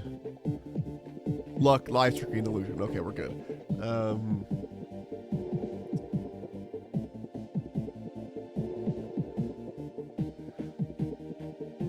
The rating conflux, or the star binders. I don't know. We're gonna stick with that for now. Oh my god, I just realized I don't think I've been tagging the... No, I haven't. These also get their own articles. Making so much work for myself. I mean, I chose this, but let's go back to here. These guys get a thing. These guys get a thing. Article. Back. No. Back up. Article, please. Why can't I click you? There we go. Article. Back up. Go back to Anaroth. Acquire. They get an article. You get an article. You get an article. Hey, what's up, Hecate? Hecate. Welcome, welcome. Hope it's going well. Thanks, Waffle. It's going all right. I'm making more and more work for myself as I go, but it's good. It's fun. Again, I enjoy this part. Even if this never gets used or I never play this in this world, I really enjoy the creation process. So this in itself is fun for me. Like I didn't even notice it's been almost 2 hours already. I lose time so fast this way. Let's see. Let's see. Names and titles. Okay. Names and titles for Elenir, Goddess of Magic. I want to call everyone like the mother of whatever, the father of whatever. It's just fun. What's going on? I'm homebrewing a world. I want to make a system agnostic world that I can just run games from, basically. For a long time, I've been running out of like books and things, and I have a couple of like homebrew stuff that I'm doing right now, but they're like sort of one-off homebrew areas. Like I have a noir campaign set in like basically like a Hive City type thing, and then I have like a cowboy campaign set in like a big cowboy planet. The point is that like I have a lot of one-off stuff, and I kind of want to make a world and a system that I can use for D&D, for Draw Steel, for whatever, and I can just mainly Draw Steel is what I'm excited about at the moment, but both can go either way. And basically create a world and system for that, or a world for that I can then, when I am writing stuff for that session, I have lots of like Wikipedia like articles that I could just go back to, like, okay, I need a cult of this guy. Does he have any cults? And I look, okay. Elenir has a cult called the Starbinders. They're like then I click, okay, what are the Starbinders? Like I've forgotten at this point because it'll be too much information. And I go into it and it's like, oh, the Starbinders are a cult, a secret society that are in the background of a lot of like basically the Illuminati, like that kind of thing. That's the and then I remember by rereading my articles again, kind of thing. So yeah, I'm just writing notes. I'm just going through it all, and I know This is entirely unnecessary. I've run so many games, and you do not need, even homebrew games, you don't need to write this much stuff. You don't need this much information. You don't need to put it all out there.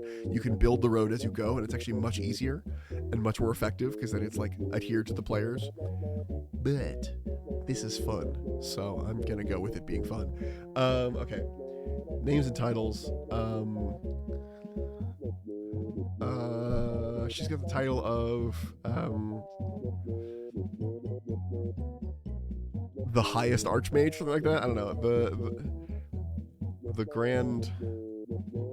No. The archmage. Like, archmage is a title only she gets.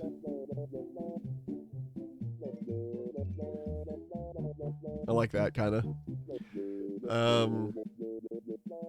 Do you do homeglue subclasses or races? No, I don't, because I'm terrible at balancing. However, with one exception, because I wanted this to be able to be used in both D&D and Draw Steel, my races are based on the Draw Steel races. Let me go play them. The playable ancestries are based off the Draw Steel races. They've been changed slightly. Like the Gith, I've renamed to Aetherkin. They have like a different origin and stuff. And you'll notice, if you know anything about Draw Steel, if you looked at the pamphlets or whatever, not pamphlets, PDFs, you'll see like there's no like they have like weirder things in there, like devils, what they call them, but they're sort of like both Aasimar and devils. So I made that kind of into a thing with celestials. They're all both part of the God of Order. It's a whole thing. But the point is, I've sort of renamed them and reflavored all the races from Draw Steel, and then added one extra one for myself, for my players, because I know they like to play. A lot of my players like to play creatures like this, which is Beastkin, which is basically akin to like any of the creature races in D&D. So the Aarakocra, the Kenku, the Tabaxi, like basically anything that's like, oh, you're part this and part this. The Shifters even. Yeah. So it's like that kind of thing. And that I had to make up mechanics for because there weren't any mechanics for that. So that's the only thing I've made mechanics for. Everything else I'm leaving alone. Got you doing homebrew subs and races is a thing I love to do. Yeah. Yeah, the homebrew races is fun. It was fun getting to like make my own a little bit and sort of balance it out. I don't know how the balance is going to go because again, I'm terrible at balancing things. I can't look at stuff and think through the math of it all. But thankfully, the ancestries aren't that important in Draw Steel, so it's okay. And if I were to play D&D, if I would use the system in D&D, someone's like, I want to be a Beastkin. Okay, which Beastkin do you want to be? Because if we're doing D&D, you got to choose one of the sub-races of Beastkin, essentially like Aarakocra or Kenku, but you are technically still the same like ancestry as a Tabaxi kind of thing. You know what I mean? So like it leaves it vague enough that it works for Draw Steel, but also vague enough that it works for D&D to just sort of plug anything into it. So yeah. I keep meaning to change that Nightbot thing so it doesn't do those two announcements at the same time. Whatever. Slow them down too. I feel like they show up way too often. Like every 15 minutes? That's too fucking often. Actually, 1 second. Hey Siri. In 2 hours, remind me to change Nightbot settings. I made a book that has about 10 subclasses and like 4 new races along with spells and feats for my players. Hell yeah. That's awesome. Yeah, that sounds really cool. I am gonna also like at some point give this information over to my players, but like mostly if they ask for it, like, hey, can I have the article on, you know, this god or whatever, or this organization? I'd be like, yeah, here. You know, I won't give them the whole thing because that's overwhelming as hell. But if it's something that they want for their like backstory, I can give it to them. Okay. Names and titles: the Archmage, the Weaver. I like the idea. I like the D&D thing of calling it the Weave. That's fun. No, actually, because I'm putting the Weaver on the God of Fate. I just remembered.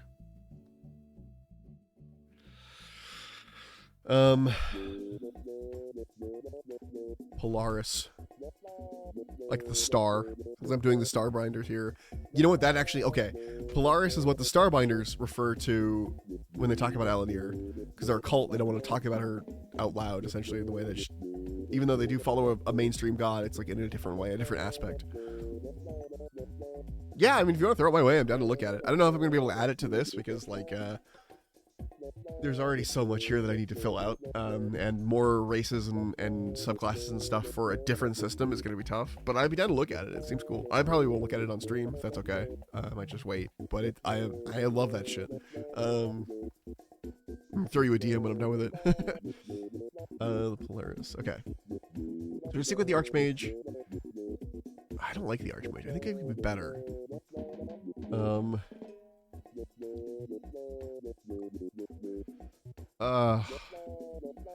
It could be better. I just don't know what to make it.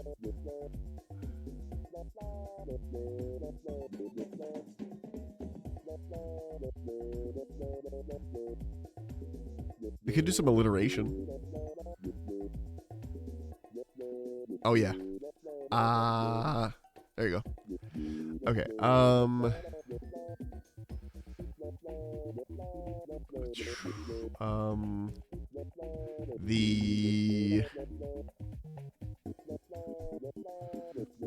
Alliteration. The Eternal Enchantress. Ooh. Yeah, it's better. It's better than the Archmage.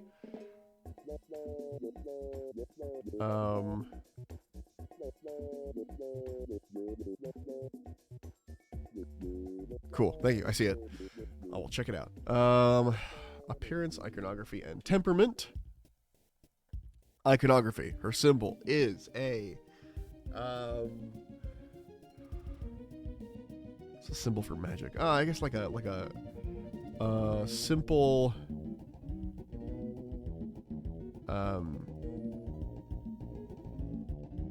what's it called? Ritual diagram.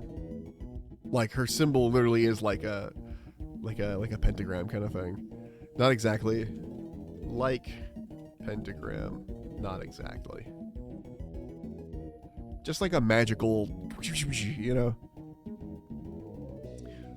Appearance, very human, like woman, often wearing with black hair, with umber. Is umber the right word? I'm so bad at writing skin tone names without using,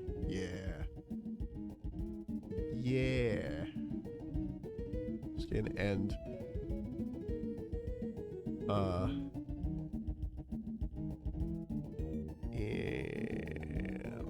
white hair.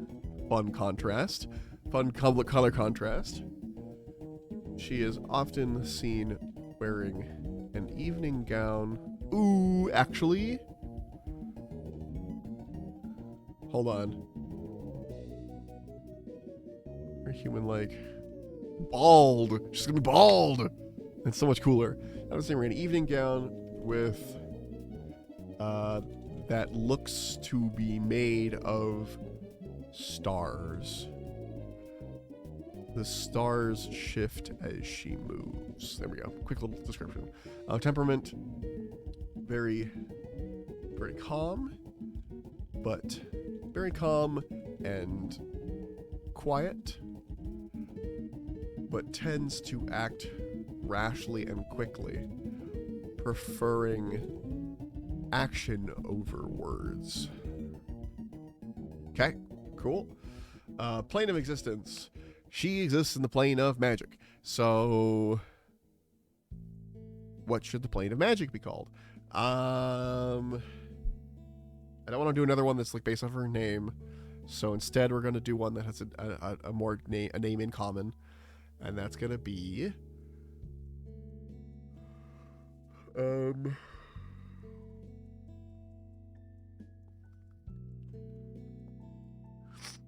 I mean, maybe not in common, but something close. Arcanus? I don't know. I kind of don't like the names that are just like, oh, it's the name in Latin. You know, like, I mean, it's great. It's fine, but it's not my favorite. But I will say I obviously use it with my two first one gods named Alfana and Omarion. It's like Alpha and Omega. But, you know, some Latin is good. And I have Luxaria, which is Latin for light, and Puriel is Latin for fire. Just don't. I use a lot of Latin, and so I try not to use even more Latin, you know? Civitas, Eurodon, Seraphos, Zephyros. Anyway, don't look at that. Don't worry about that. The plane of existence is going to be...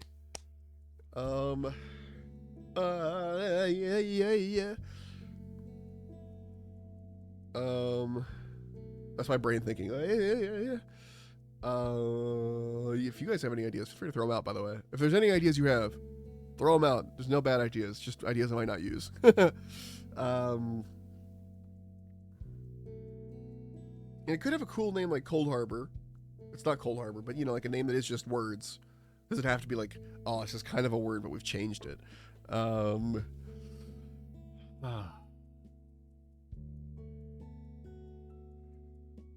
Ooh, you know what? We could do Sea of Stars. That's kind of fun. Because I'm kind of putting, like, the space theme on her a little bit. I like the Sea of Stars. Or just, the unseen, hold on, the unseen ocean. There we go. Done. The unseen ocean. The ocean of magic. You know, I might equate magic less to a weave here and more to like an ocean. Where it can overwhelm you very easily with like riptides and stuff. But you can like use it for other things. Okay. Cultural significance. Incredibly important to mages and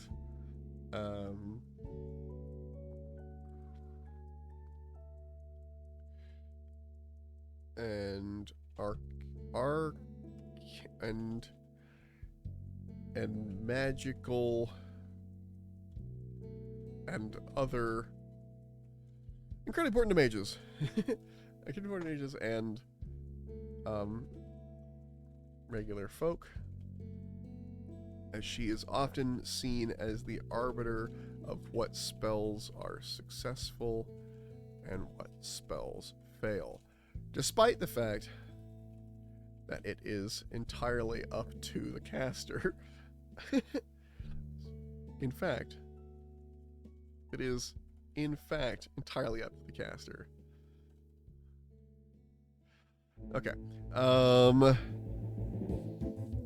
She almost always has a place of worship in any city that treats magic users with respect. Because I do plan on having, I do plan on having like a couple of cities or countries that are like basically magic's banned. Or like if you are a magic user, you get essentially kicked out of the country or put in cages, put in prison, kind of thing. Because I like from Dragon Age the idea of like there being apostates and the whole like mages having to go in the tower and stuff. And I don't want that across the world because that's really annoying if you have a character who plays a mage. But I do like it being in a certain area. So if you go to that area, then you have to worry about it. But if you're outside that area, it's fine. You know? So. Add time. Woo!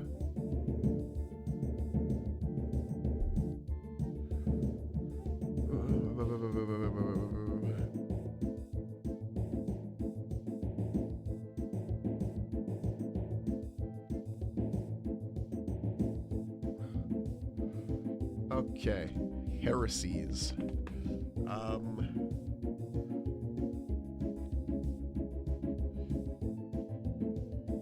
Elenir dislikes people using mundane, what's the word? Sources, activities? No, mundane, fuck, what's the word? Not ways. Using mundane. What's another word for ways of doing things? You know? It's not applications, but it's really close to that. God, I lose words all the time lately. I'm worried about my brain. Elenir dislikes people using mundane.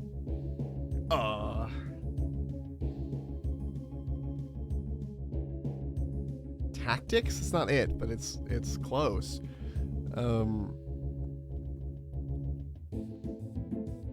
Like using... Okay, I'm going to reword this so I don't have to think of the word. Eleanor dislikes people using or doing things in a mundane way that could be accomplished by magic. Spelled accomplished wrong, because I'm smart. Nuance? No. It's closer. It's close. It literally means like a way of doing things. Like, you've chosen a silly way to do that, but it's like you've chosen a silly to do that. Like it fits the word. It fits right there. Whatever. It's not important. We've moved on. Unless you think of it, and then in which case I'll run back. Eleanor dislikes people doing things in a mundane way that could otherwise be accomplished by magic. But she doesn't outright ban it because she knows that not everyone has the gift. She just finds it distasteful. She also has a similar distaste for necromancy, despite it being an aspect of herself. Done. Okay. Cool. Moving on. Gaia. I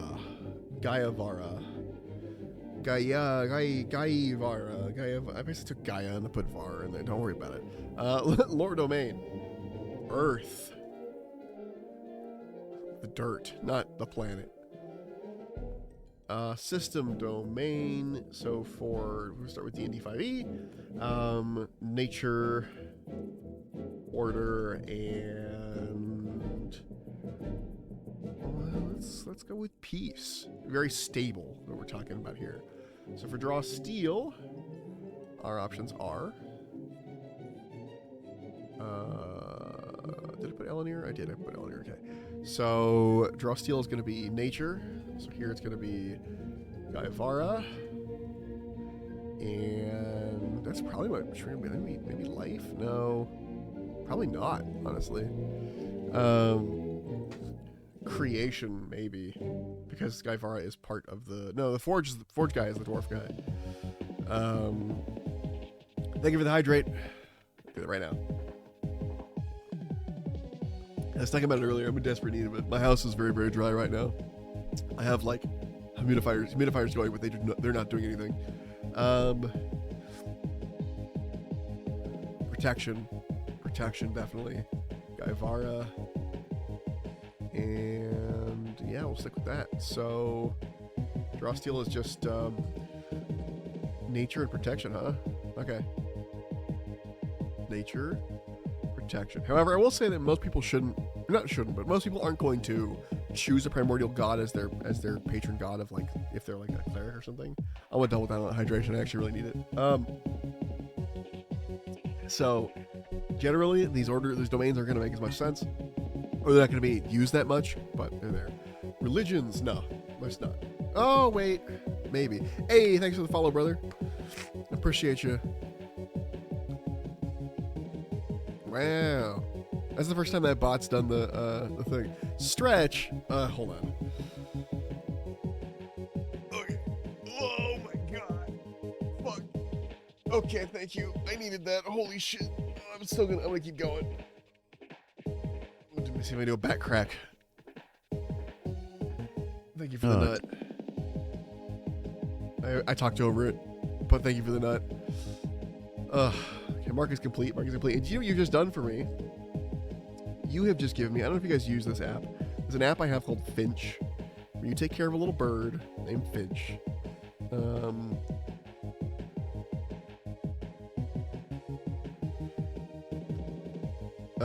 Went to a little bird. You can take care of a little bird, a little finch bird, and you have to do stuff. Like it's like a self-care app where it's like, I'll have you drunk. If you had water, have you taken a stretch break? And you've just let me unlock my stretch break for today. Thank you. All right. Oh, fuck. A little leg stretch too while I'm here. Okay. Religion. So I was gonna say no. it's the god of dirt, you know, but there's a lot of people that like, you know what I'm gonna do, actually? There's an idea. There's a thought. Okay.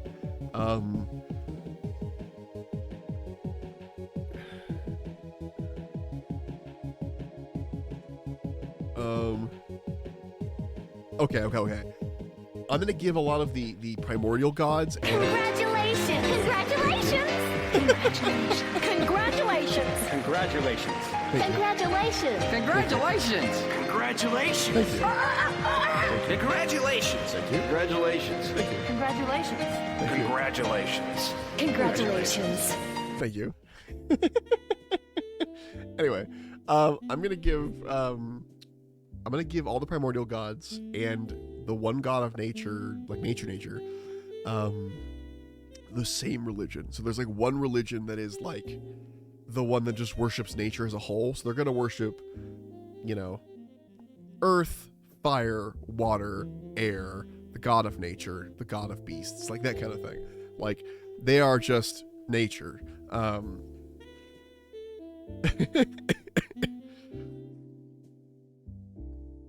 And we need a name for them, for like a combined, a good combined name for them. Not like nature's, I don't know, or something less on the nail on the head. Not like that. Could be like, oh wait, I know what it is. I'm an idiot. Druids. Yeah, druids. What kind of type of religion is this? I'm gonna call it indie. I just put mainstream earlier. I'm gonna call this indie religion. It can be. I'm gonna say that it can be very like small, publicity, well known.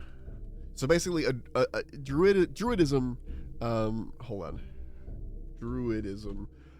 Basically, is not the way we think of it as D&D, or we think of D&D as druids are all like kind of the same. They all believe the same things. They believe in like, you know, the Oak Father and all that shit.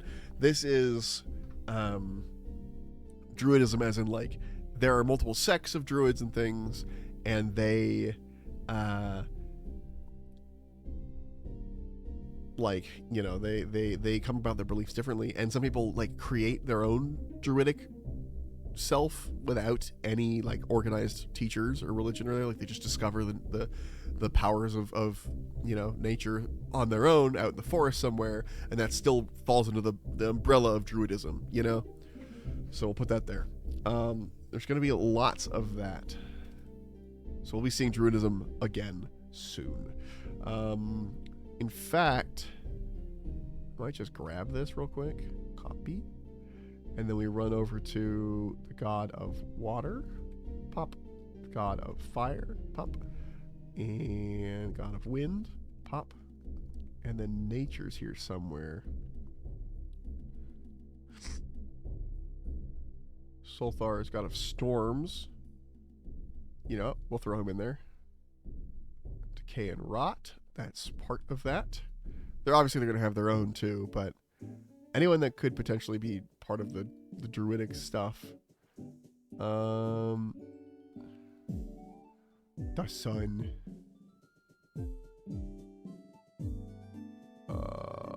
Where the hell is... Oh, is he in Gen 2? Invention, alchemy, doctors, skeptics, mourning. Yeah, that's right. Bugs, agriculture, fear. Not agriculture. That's too far away from nature. Or nature and animals. That's what I wanted. God of Storms gets it. Sun gets it. Luck doesn't. Decay and Rot gets it. Cool. That's a fun little thing. Oh, life. Life gets that. What is life? You know, but nature. Okay. Back to this. But that's the only one that the God of Earth gets. It's just the druidic stuff. Names and titles. Sorry, Goddess of Earth. Excuse me.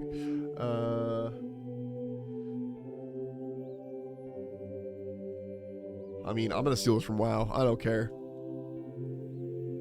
The Earth Mother.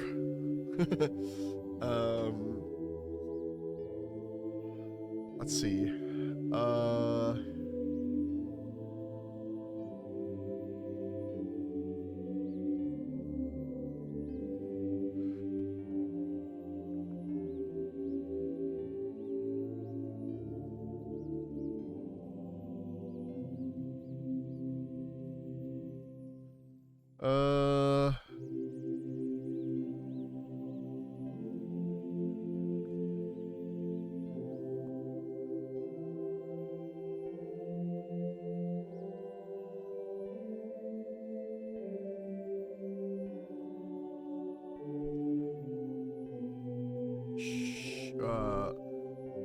Mountain shaper.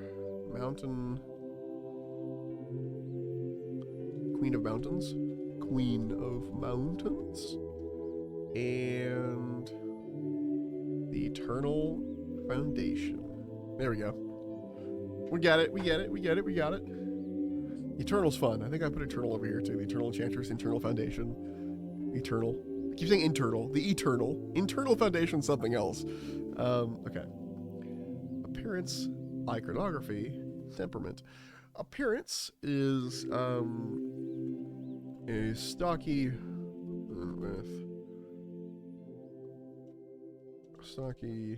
human-ish woman with 4 arms. She tends to wear very little but a loincloth that seems to be made out of compacted dirt. With dreadlocks and 4 arms. Iconography. A mountain. A simple mountain shape. Temperament. Stubborn and strong. She is always consistent in her opinion. Many gods come to her for advice, though her advice usually boils down to wait and see. Okay. Plane of existence. The plane of Earth.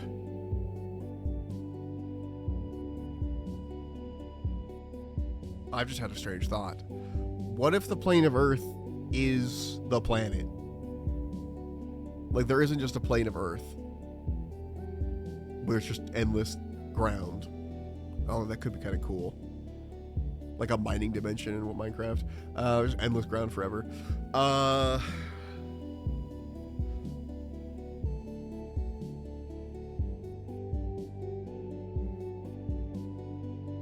You know what? I am gonna keep it as her own plane of existence. The idea, that's a cool idea that actually her plane of existence is Earth and she's just hanging out. But I'm going to skip that. So her plane of existence is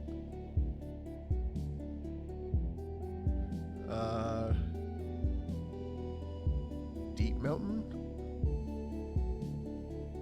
No, that's what I'm gonna call the Under Mountain or Deep Mountain or High Mountain or whatever. It's gonna be what the name, something mountain is gonna be the name of the dwarven afterlife. So I'm gonna call this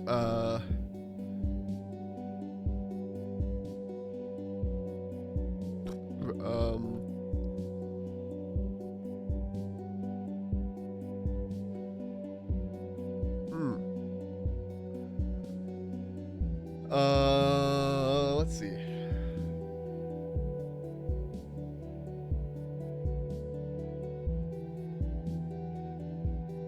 And it's gonna be where like the plane for the domain for the forge guy and for the dwarf guy and Grimgee and stuff like that are gonna be in the plane of existence for mountains for Earth, but I don't know what to call it.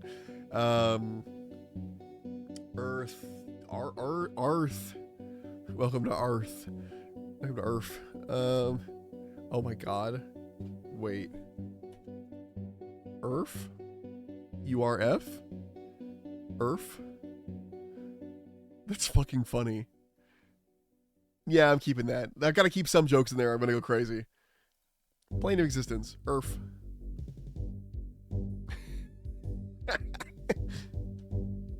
Anyway, Mortal Offspring. You know, I said that in this chart, the creator of Grimgi is Life and, what did I do, Forge? Yeah, Volfir. I'm gonna say it's, you know what, I'm gonna give the Goddess of Earth one more thing. Oh wait, she made the Giants, didn't she? Yorvaldir. Or made Yorvaldir. Okay. Then I'm not gonna give her. And the dwarves get to say dwarves. So, Mortal Offspring, Giants. I know she didn't actually. She's not. Yeah, Giants. Via. Yorvaldir.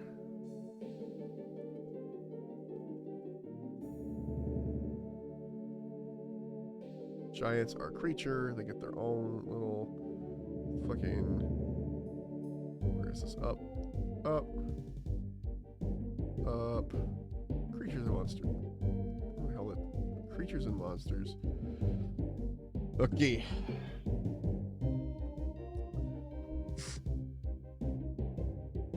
Do I have organizations? No. Okay, new folder. Organizations. Change icon. Folder. Folder closed. Okay. Anyway. Moving right along.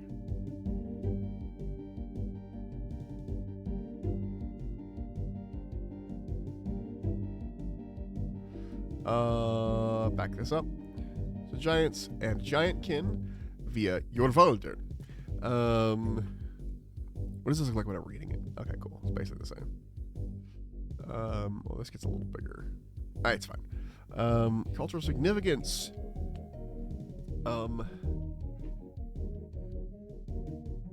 She isn't mentioned much and often doesn't have her own temples in cities, much like the other primordial elemental gods. However, also like them. However, she does have some adherents and shrines randomly dotted throughout the wilderness, usually near large mountains. Some druidic adherents and shrines randomly dotted throughout the mountains, large mountains.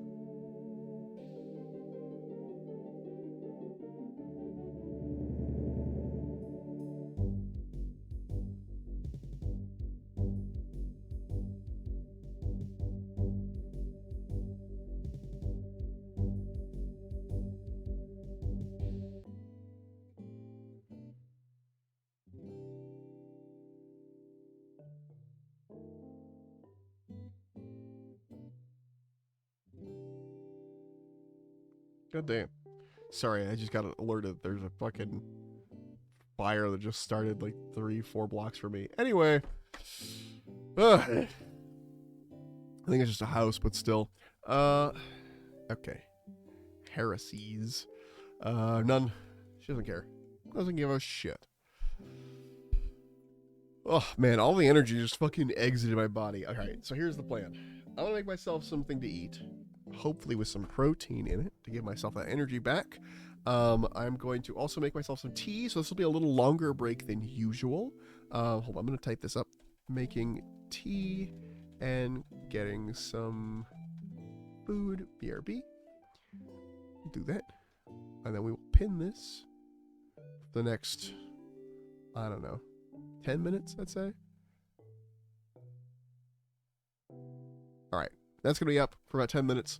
I'll be back in a bit. It probably won't even take that long, but I'm just going to make it that long just in case. I will be back. And when we get back, we'll start with Luxaria, the goddess of light.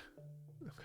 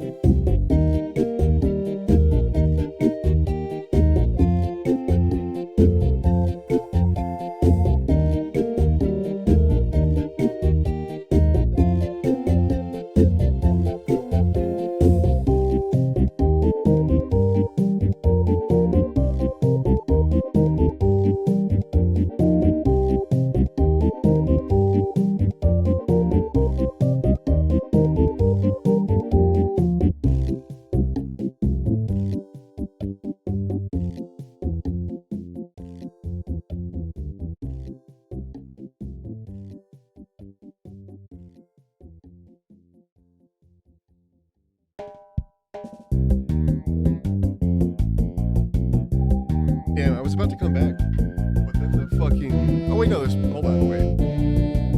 I'm an idiot. Yeah, music gets to continue. Yeah.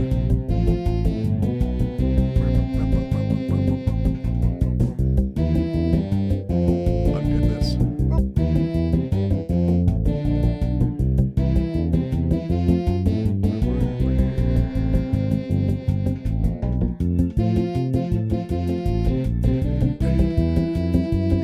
Music too loud. All right, sorry. I got soup. I got Lipton soup. And Lipton soup, I got tea. Oh, fuck, I left my milk over there. Hold on, I got my milk. My cat is resting on soup. My soup, Bilbo. Leave me alone. Okay, I'm gonna burn the fuck out of my tongue. I'm hyped. All right. Goddess of Light, Luxaria. Let's see. Lore Domain. Light. Wow. System domain. Okay. Start with draw steel while we're here. Why not? This PDF. There it is. Okay. So there is not a light or a darkness. That's unfortunate. So we're gonna do sun. Luxaria.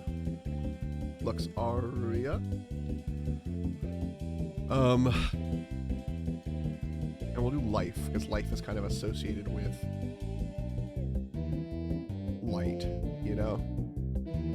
And, yeah. That's that. I just realized I don't have a god or goddess of love or anything. I've just realized. That might have to be created at some point. We will see. Okay, so the draw steel ones were life and sun. Life, sun. The D&D 5e campaign domains are light. Wow. Done. You know what? Light and twilight. And then the darkness one will get light and twilight as well. Sorry, darkness and twilight. You know what I mean.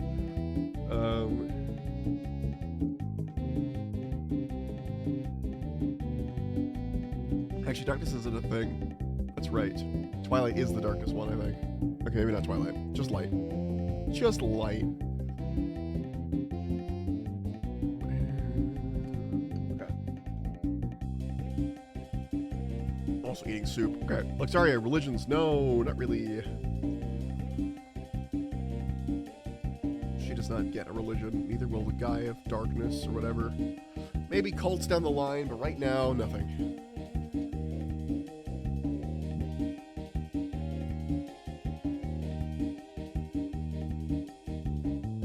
People do worship her. I have a player in another game who has like a sun goddess thing, and I might just use their information to make a sun religion. That'll be for the sun, which is a different god. Okay. Anyway, names and titles. Lightbringer, Done. Easy.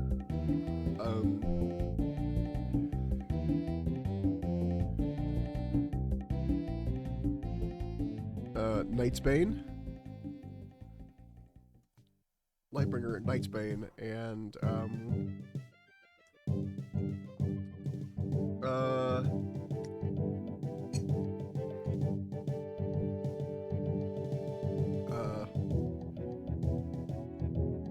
Mother of the Sun. Not actually a sun goddess, but Mother of the Sun god. So Mother of the Sun. Appearance, iconography, and temperament. Once again, we paste. Okay. Can we get rid of these? Delete that one. Delete that one. Okay. Cool. So, what is the sun god, the light goddess, not sun goddess? This is the light goddess. What does she look like? Incredibly bright ball of light.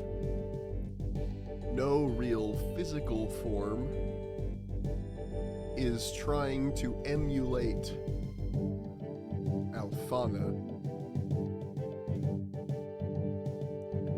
That's a fun idea. Trying to emulate Alfana. Welcome back, Hecate.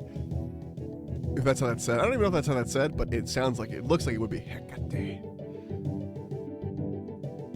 Or Hecate, or Hecate, like the goddess of, like the Greek Hecate, but I like Hecate. Sounds more Spanish.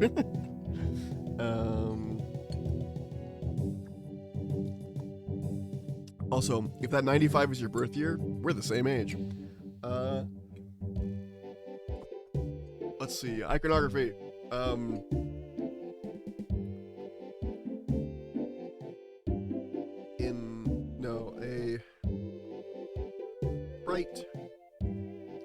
Just a circle of white light, just a simple circle. Temperament is full of herself and sure that most other things couldn't exist without her. She believes that she is the avatar of Alfana. She's the avatar of Alfana, but she is the only god that believes this.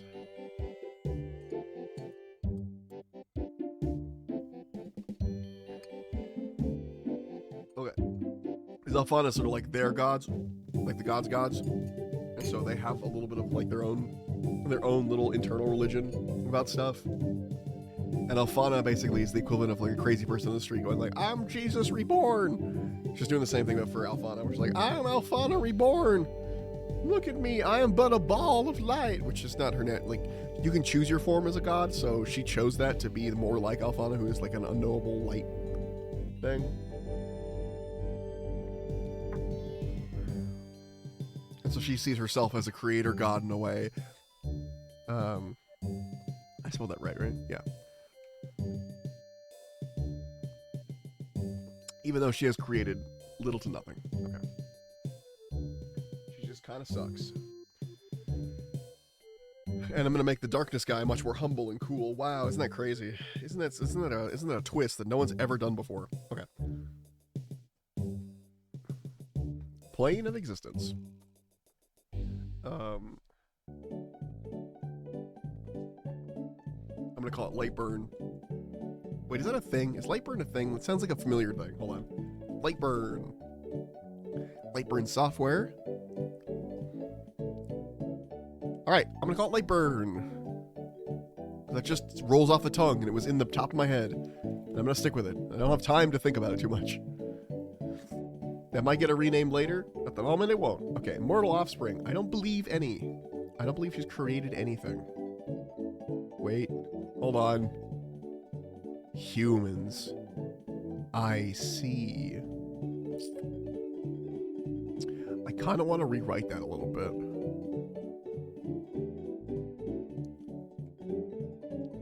But you know what? Humans are kind of full of themselves. And they do think that they're, like, you know, God's gift to the planet. They always do. So actually, you know what? This makes sense. We're keeping it. Mortal offspring. Humans. Originally, the plan was to make the life goddess the sole creator of humans, or like life and love or something. I never ended up with a love god. Definitely a god. I'm like swapping it. It'd be named like Eros or something. Anyway, like a love god. But I never made the love god. But also, which I probably should. It's gonna have to go in here somewhere. I think that's gonna be a primordial thing, not a second generation. Or not primordial, but first generation young god, which is like basic concepts, and then more intense concepts, more specific concepts like agriculture and luck, or agriculture and invention and skeptics. Those all get to second generation. So as they get more nuance or more like small pieces, then it becomes more down the line. So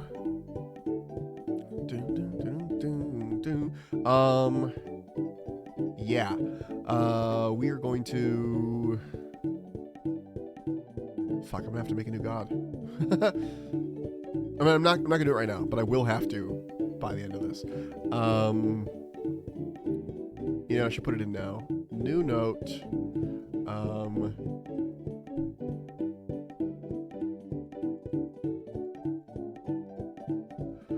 Okay, we need to name him God of Love.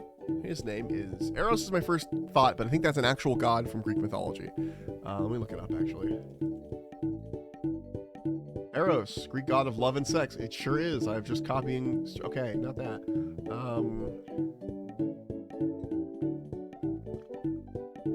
Oh, like erotic. Eros. Erotic. I see.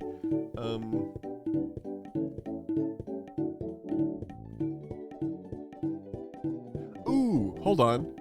We take the Latinate, like the French amour. We change it to amor. Amorion, and now it has two connotations in that Amorion is the god of love, and he's amor, but he's also, love makes you stupid, so he's Amorion. He's a moron. All right, we've got this. We've figured it out. Change icon. Art.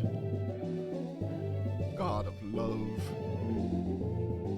and sex. We'll do both. God family tree. Amorion gets to get shoved in here now. Make this a little bit bigger. No, make this a little bit bigger. I don't have a god of like fear, mourning. I'd have to double check now. Bugs, skeptics, invention, agriculture, alchemy, and doctors.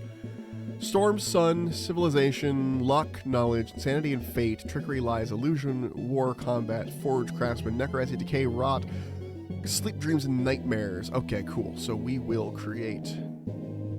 Add note from vault. Amorion. Okay. He goes here, I guess, because he was added late. Even though he's probably going to be, let's see, love and sex. That's going to be life. So life stretching far over here. And life has a lot of offspring, which makes sense. Life and... Is life and chaos already everything? Yeah, it's nature.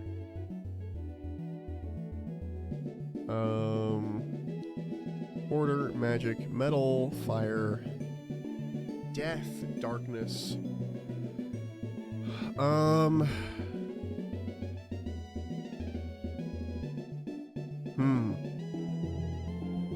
Chaos got a metal.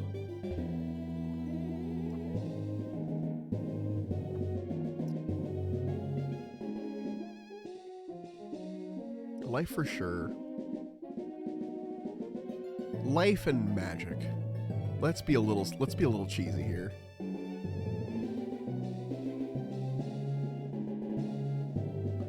Life and magic, which I think might already have a combo somewhere. No, it doesn't. Made Morion the god of love and sex. Morion. That's really cracking me up.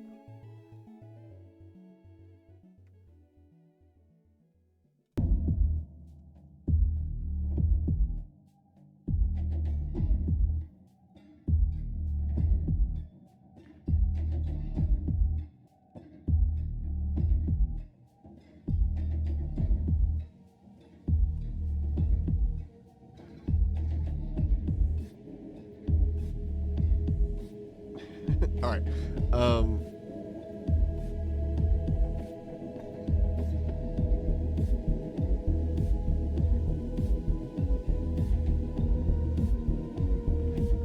Okay, we're back. We're back in it. All right. Cultural significance of Luxaria. Decently around as mentioned mostly in footnotes. No organized religion for her. However, she is often listed when all of the important gods are prayed to as one. But for the most part, people ignore her. Heresies, darkness. No dark must be allowed to flourish in Luxaria's presence. I spelled flourish wrong. As such, she has a bitter rivalry with Tenebris.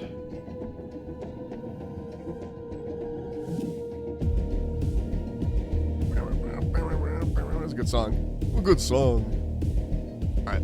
I think we're good on that. And it has been almost 3 hours, and we have gone 1, 2, 3, 4, 5, 6. That's 2 gods an hour. We are not moving fast. Okay. Ugh. God of death. Okay. God of death. His lord domain is death. He's not the god of necromancy, though. He hates necromancy.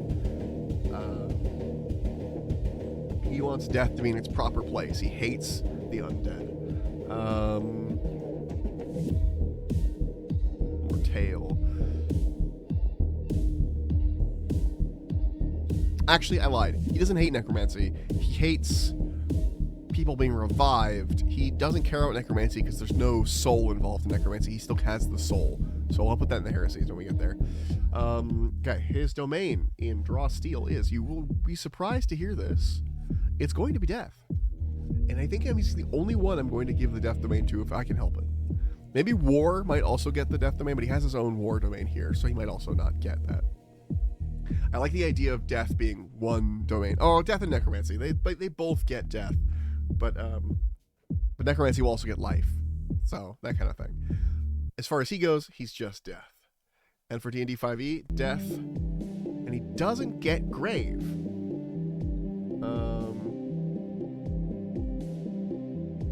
Because grave domain is more about like mourning and the grieving process, and that's going to be Nylene, which we will get to.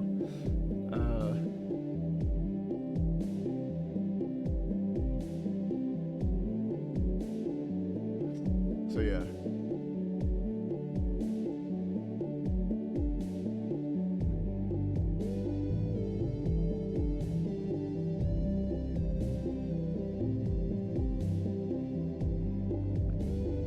Okay, so back into it. So death and death, that's all he gets. He's just death.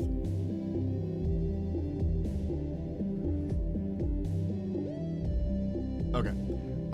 So religions. There will be a religious order for death. I don't know what it is yet, so I'm going to leave the name blank. But I want it to be like...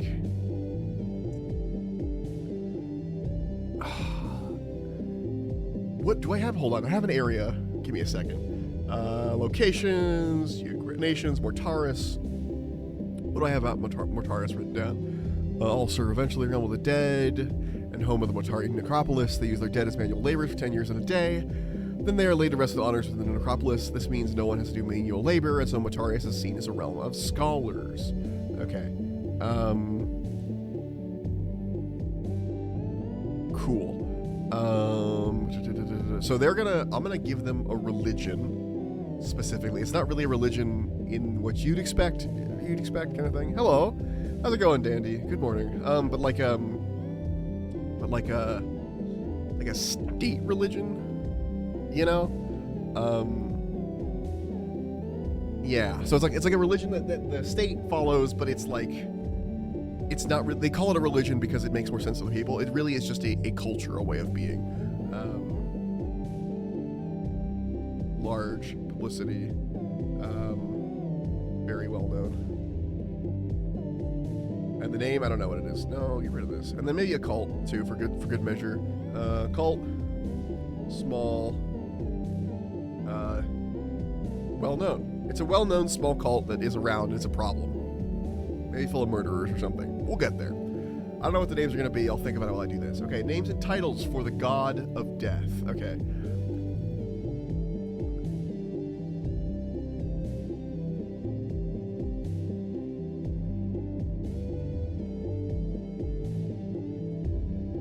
Names and titles for the god of death. I want to give him a simple one. Like, oh, you know what? Here's a simple one. Death. They just call him Death, and they say death is coming for you. They mean Mortale.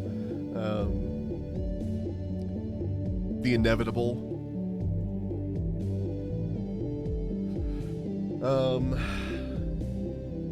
The grasping hands. The grasping hand. And we could lean into some more like Greek and Roman, not Greek, really Roman, but like some of that old Latinate myth and make him like a ferryman. Oh, wait. Hold on, I'm stealing this from something, but I like it, so I'm not going to tell you where it's from. Sovereign of Ash and Dust. I remembered a thing I read once, and I really liked it, so. Death's got a lot of names. The Final Judge.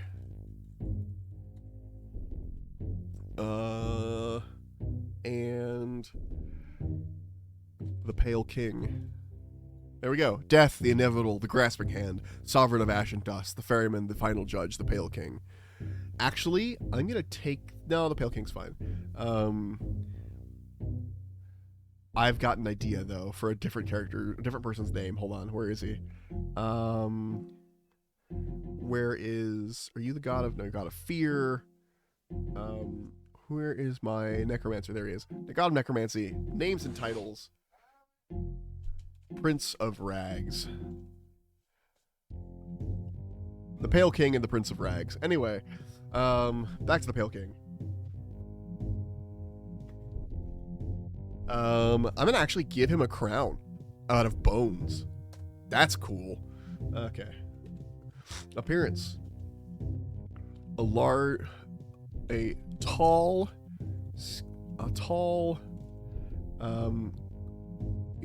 tall, skinny man in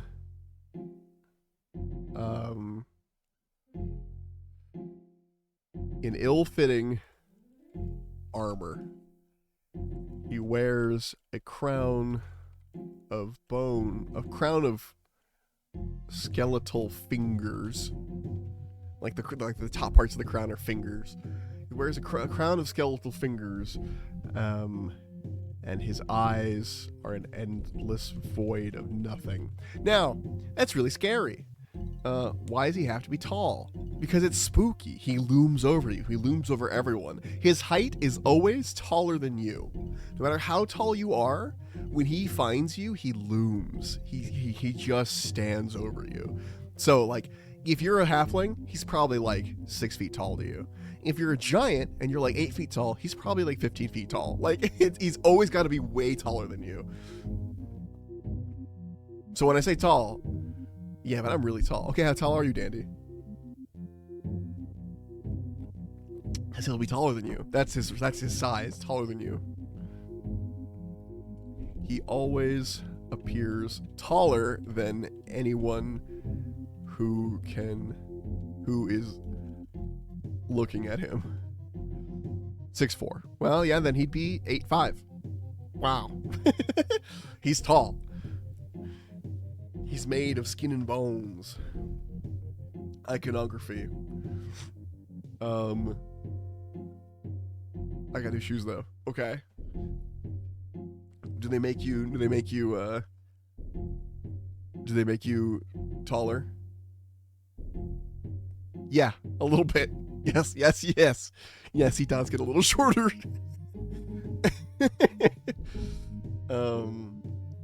Oh my god, you've just given me an idea. This is so unrelated. You're gonna look at me like, what the fuck is wrong with you? But you give me an idea. Hold on. Hold on. Nope, nope, nope. Ooh, do I have another layer of gods? Hold on, I've had an idea. I've had a whole idea. Demigods. Uh-oh.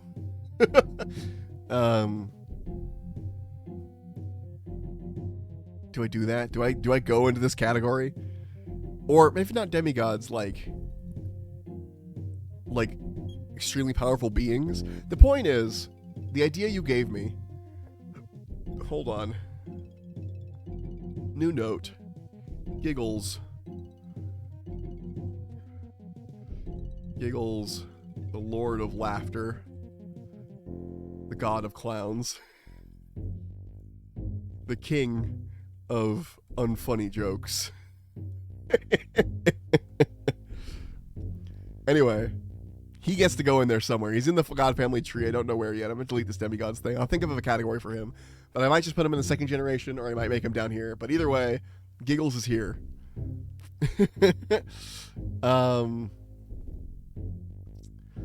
Okay. He's definitely like second generation at least, or he's probably deeper. Like, oh, you know what? I have a better idea for him. I know exactly where to put him. New category. Create group. The group title is question marks. And it's just over here to the side. No one knows what these guys are about. That's where he goes. No one knows where he comes from. No one knows what he's about, really. None of the gods even aren't even 100% sure what's going on with Giggles. But there he is. And there's room for more. There's room for more weird shit over there. Anyway. Weird, unexplainable eldritch bullshit.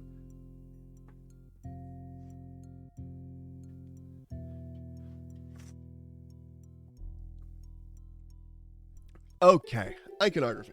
We'll get back to him, though. I should put him in... He goes in ah. That's right, I made that category specifically for weird eldritch shit. Hold on.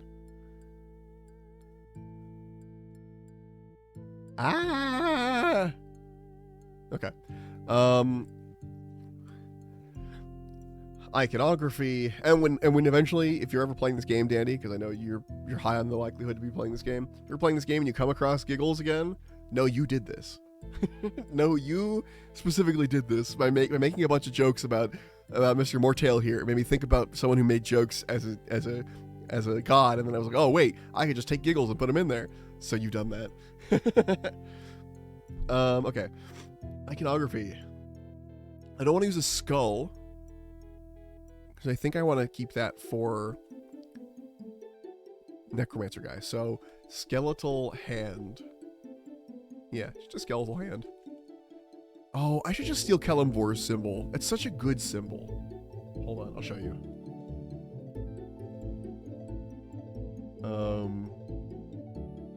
Here. Yeah, I'm stealing Kelemvor's symbol. It's so good. It's so fucking good. Check it. Skeletal hand holding a pair of scales. Like this.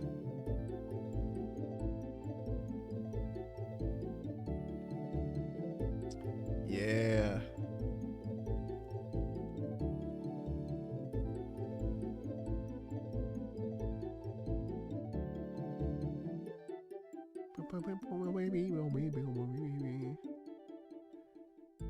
I want to make like a holy symbol, you know?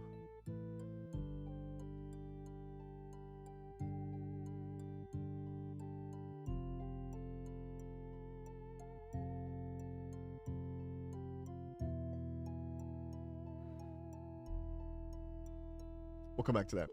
I will probably put pictures in eventually for this. I'm not gonna right now.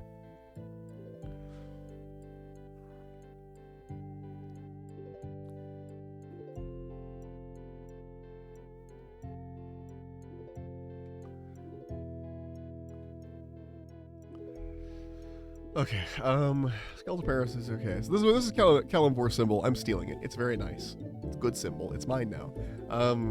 It's Mortale's symbol. It's temperament, patient, quiet, but not mean or evil. Just doing a duty.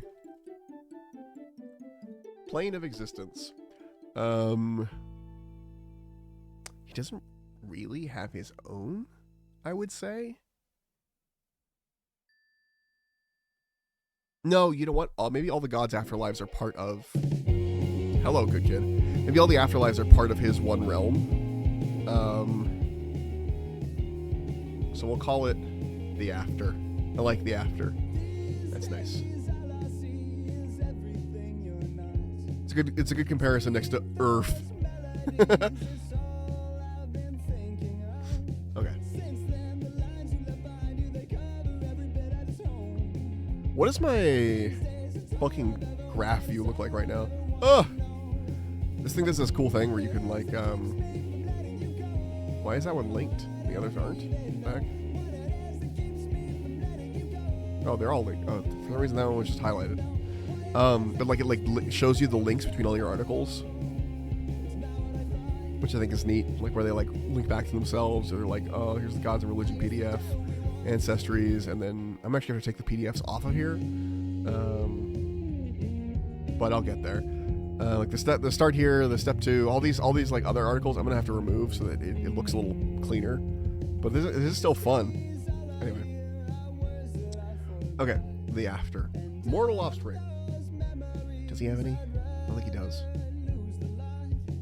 I mean, technically, he is... The Necromancer is the creator of the undead. So Necrosar has kind of created... yeah, so... Undead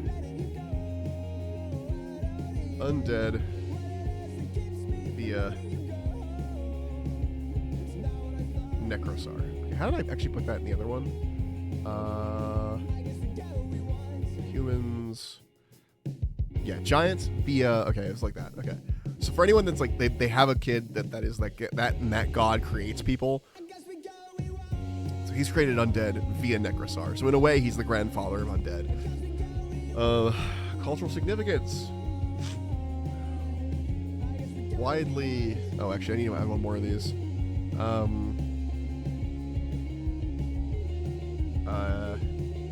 Background reverence.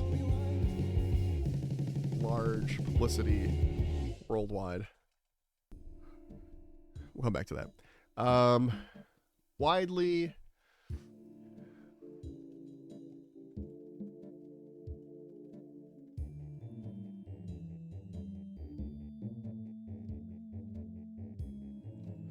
Okay.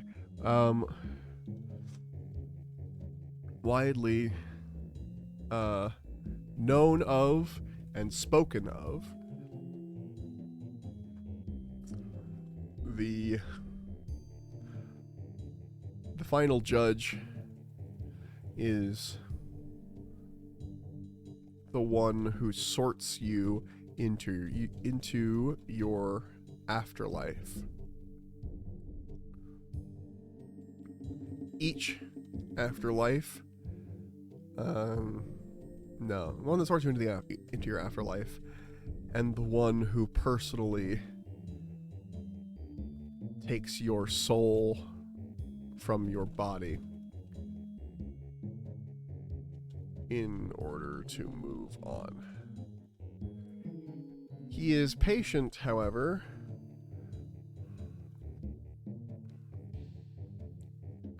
And even if you are revived, he simply continues to wait. Okay. What does that have to do with cultural significance? Let's see.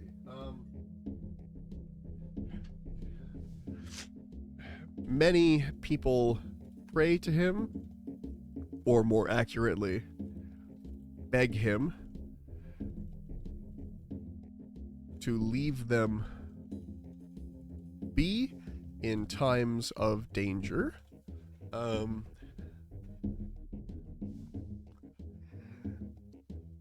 Many people pray to him, or more accurately, beg him to leave them be in times of danger. Beg of him to leave, beg of him, pray to him, or more accurately, beg of him to leave. Yeah, beg of. That's a weird way to say it. It's very archaic, but I think I'm gonna leave it. To leave them be in times of danger. He is only really worshipped. Hey, it's True Blue. Thank you for the follow. Thank you. That's a cool name. I like blue spelled like that. Okay. He is only really worshipped in, fuck. He's only really worshipped in, I don't know. What was I gonna say? Oh yeah. In a state sense by Sam the Tin Man Gaming. It's a long name. What's up, dude? I'm just gonna shorten that to Sam. And what's up, True Blue? Ahoy. Ooh, that's a new one. Sorry, getting distracted, muttering myself. He's only really worshipped he's only really worshipped in any real capacity by cults and those who live in Mortaris, who are more religiously inclined. Okay. Heresies. He doesn't dislike undead. Doesn't dislike the undead. However, nothing much, just chilling. Nice. Same. Doing some shit. This is one of my happy places, just creating shit, even if it's never gonna get used. The best place. Okay.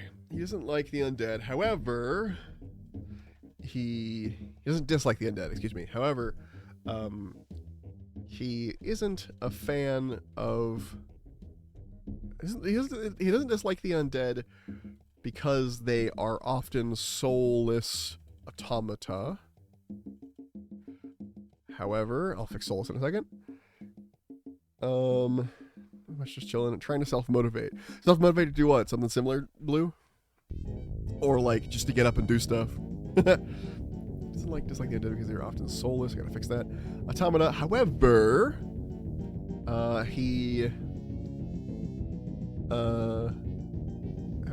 he does harbor a light disdain for the undead that keep their souls, or those that delay him, such as revenants or ghosts.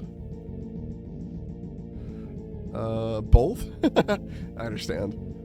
I was talking about this like an hour ago, but I downloaded an app called Finch, which is like a self-care app where you take care of a little bird, and like you have to, it's like, oh, did you drink water? Did you get out of bed? Have you done something you'd like, today? That kind of stuff. And every one of those you click is like, oh, congrats, you've given Finch some energy. And when you get enough energy, he goes on a walk and comes back and tells you about his little adventure. So you're like taking care of this bird by taking care of yourself. It's nice. It's good. And I'm a little biased because bird, but it's still cool. And it's free, and they do try and harass you a little bit where they're like, hey, pay us like $40 a year or whatever to get it's not, you don't need to. It's 100% totally usable without paying them. I might eventually because I like their service, but at the moment I'm just using it for free. It's nice. It's interesting. As of today, I'm resolved to stop looking at YouTube shorts so much to try and fix my dopamine levels. Good luck. I was trying to fix that for that 12 hours that TikTok was down. It did not go because it came right back. God, what a bit of theater that was. Anyway, so state religion. This I need a name for this. State religion for, this is in basically the state religion for Mortarian, not Mortarian, that's a Warhammer guy. State religion for Mortaris. Mortifiers. There we go, got it. And we're gonna tag that so we can do that later. Mortifiers, there it is. Cool. We got a lot of like stuff to sort later. Oh, I still have the Kellamore symbol to remove that. Okay. Mortifiers. The cult is the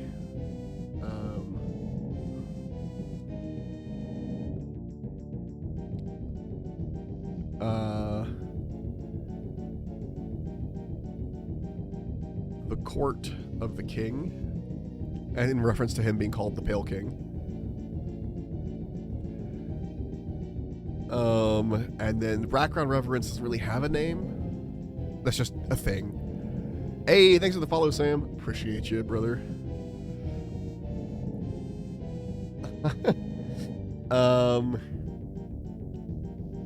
Appreciate it. Okay. Okay, I think we're moving on. I really like Mortale, so we got a lot of extra info and stuff, but, yeah.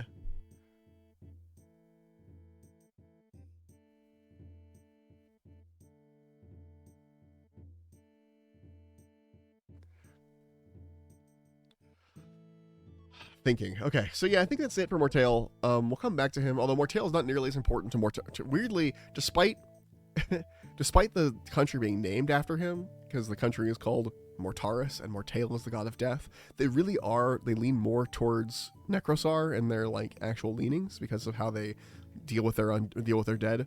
So I'm gonna play with that later. But yeah, Nymeria, goddess of water. Okay, I'm thinking of running a Treasure Planet style D&D game. Ever seen that movie and what I'm working on? That's really fucking cool. I started trying that once. I don't think I have the notes for it anymore. No. This is before I started using Obsidian. I had a game called, it was like a West Marches game. And it was called like, I forgot, but it was based off of like, it was like a ship that was very similar to the ships from Treasure Planet and stuff. And they were like, you know, like basically it's a lot like, gosh, Magic Jammer, Spelljammer. It's a lot like Spelljammer. But it was a little bit more like in style, a lot more Treasure Planet. Like I was doing that too. I thought it was cool. I didn't have any players that wanted to play it, but I really liked it. I thought it was neat. I wish I had the notes so I could like show you some of it, but I don't anymore. Those are long gone. Anyway, let's see. So the lore domain of Nymeria is water. Because let's see, the draw steel domains. Our options are knowledge, life, love. Okay, water can be part of life. We'll put water there. Nymeria. Protection storm for sure. You know, there is a storm god later down the line. So life and storm, I guess. Cool. Life. Storm. Okay, D&D. 5e. Cleric domains. Tempest for sure. I think there's a life one, yeah. Actually, we'll start with life. We'll keep them in order. Tempest.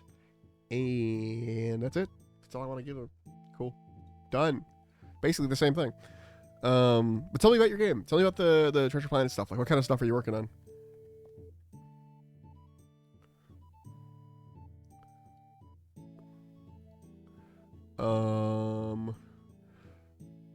Yes. Names and titles. All right.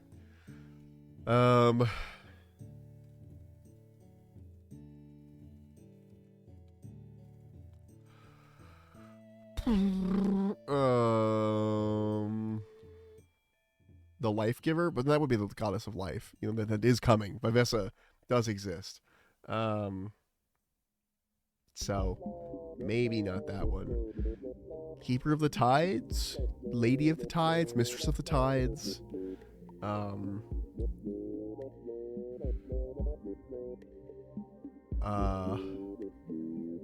Duchess of the Deeps. That's fun. We'll keep that one.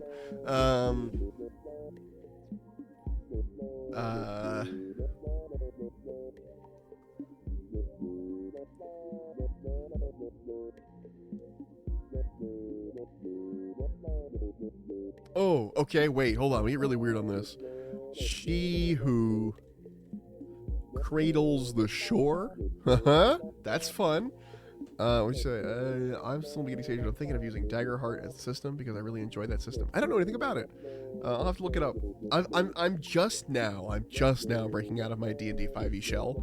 I know I listed D&D as my category, but like, I mean, it's a much more populated category than tabletop games. You know what I mean? So, or tabletop RPGs, which I thought about listing this as, but I decided to go with just D&D because everyone's looking there for tabletop games, tabletop RPG stuff anyway. But I am moving out of my 5e shell, though I do have some 5e backup here, which might actually turn into D&D 1 D&D backup eventually when they eventually do that. Well, we'll see. We'll see if I even dig into that system, but it's different but fun. How old is it? I also used to do that when streaming Worldbuilding. Hell yeah. Okay, cool. Glad I'm not alone. Okay, Duchess of the Deeps, She Who Cradles the Shore. I want one more name.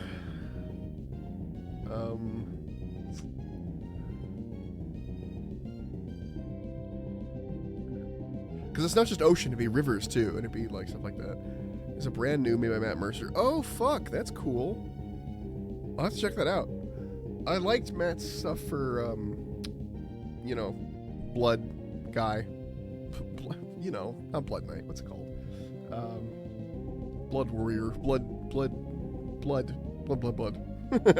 The Witcher guy he made. Thought it was cool.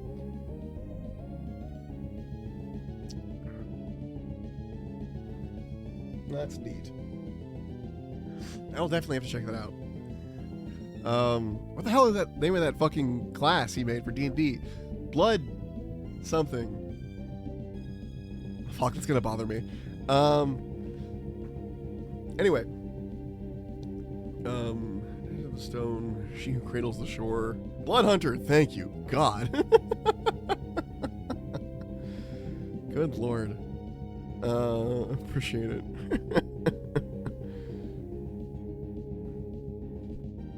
Okay. Duchess of the Deep, She Who Cradles the Shore. And I want one more name. I want something like Rivers. The River. The Voice of the River. She gets long titles. I've decided. She gets long titles. Alright. No, that's not it. Appearance. I can remove Kellumbor. I don't need him. Appearance. A humanoid form made entirely out of water. She shifts how she looks depending on her mood.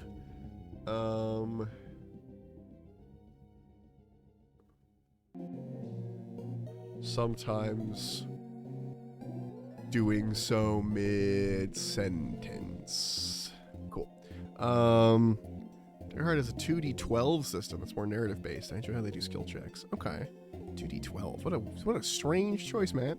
All right. Interesting. Sometimes when I feel... Okay. I'm just going to tangent for a second. Sometimes with the new systems, when they're like, oh, we're a D6 system, or we're a 2d12 system, or whatever, I feel like they're just trying to get away from the D20 because 5e is like the D20 system, and they're trying to be like, oh, we're different, look at us, we're different. But in some ways, the math is different, so it makes it nicer, you know? Like, I'm pretty sure, let me double check, I'm pretty sure Draw Steel is mostly D6. Let's find I have a list here of what you need. Or do I? Draw Steel info, here it is.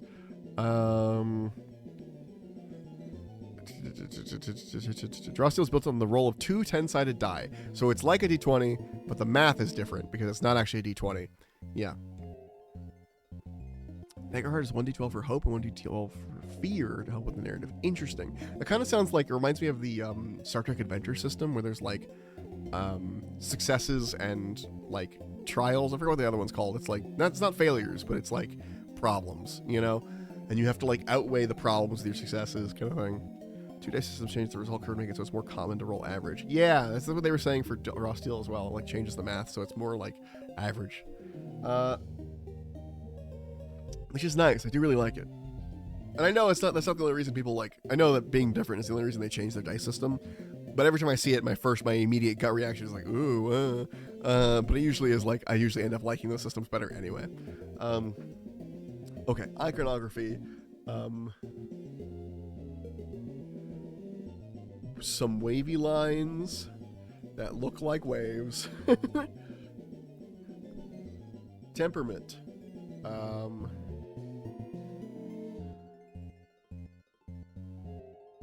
Very close to the temperament of a normal humanoid. A normal humanoid, she has different moods, but they don't swing at the drop of a hat. Usually.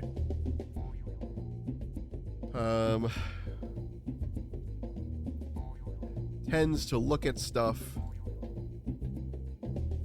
with a wider perspective. Okay. Plane of existence, the plane of water, we're going to call that the endless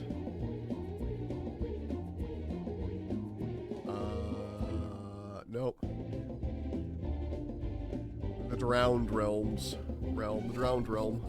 That's fun. It sounds a little spooky. It's not meant to be spooky, but it's a little spooky and it's kind of fun. Mortal Offspring. I don't think she has any. Well, actually, hold on. That's maybe not be true. Let's see. She's got Sothar, God of Storms, and Civitas, God of Civilization. And Civitas does not have any.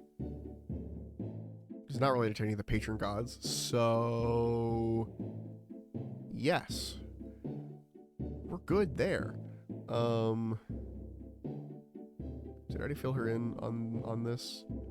I did. Okay. Okay. Mortal Offspring. None. Cultural significance. Mostly worshipped by sailors in conjunction with. Where's the storm guy? Sothar. Mostly worshipped by sailors in conjunction with Sothar.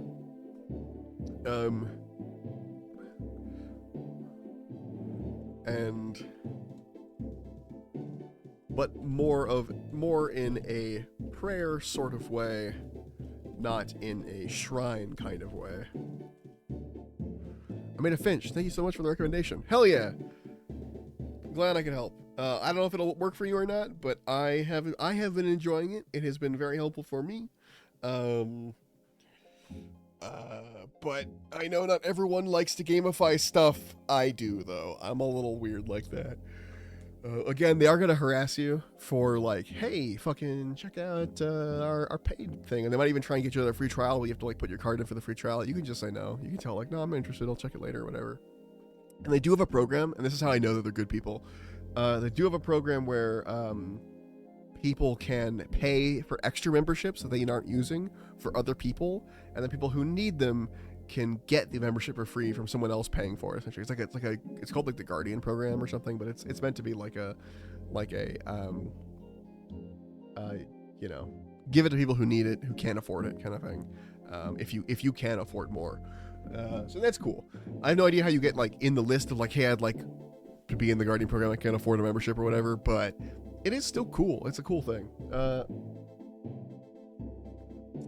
Okay, mostly worshipped by sailors in conjunction with Sothar, but more in a prayer sort of in a hasty prayer sort of way, not in a shrine kind of way. Heresies.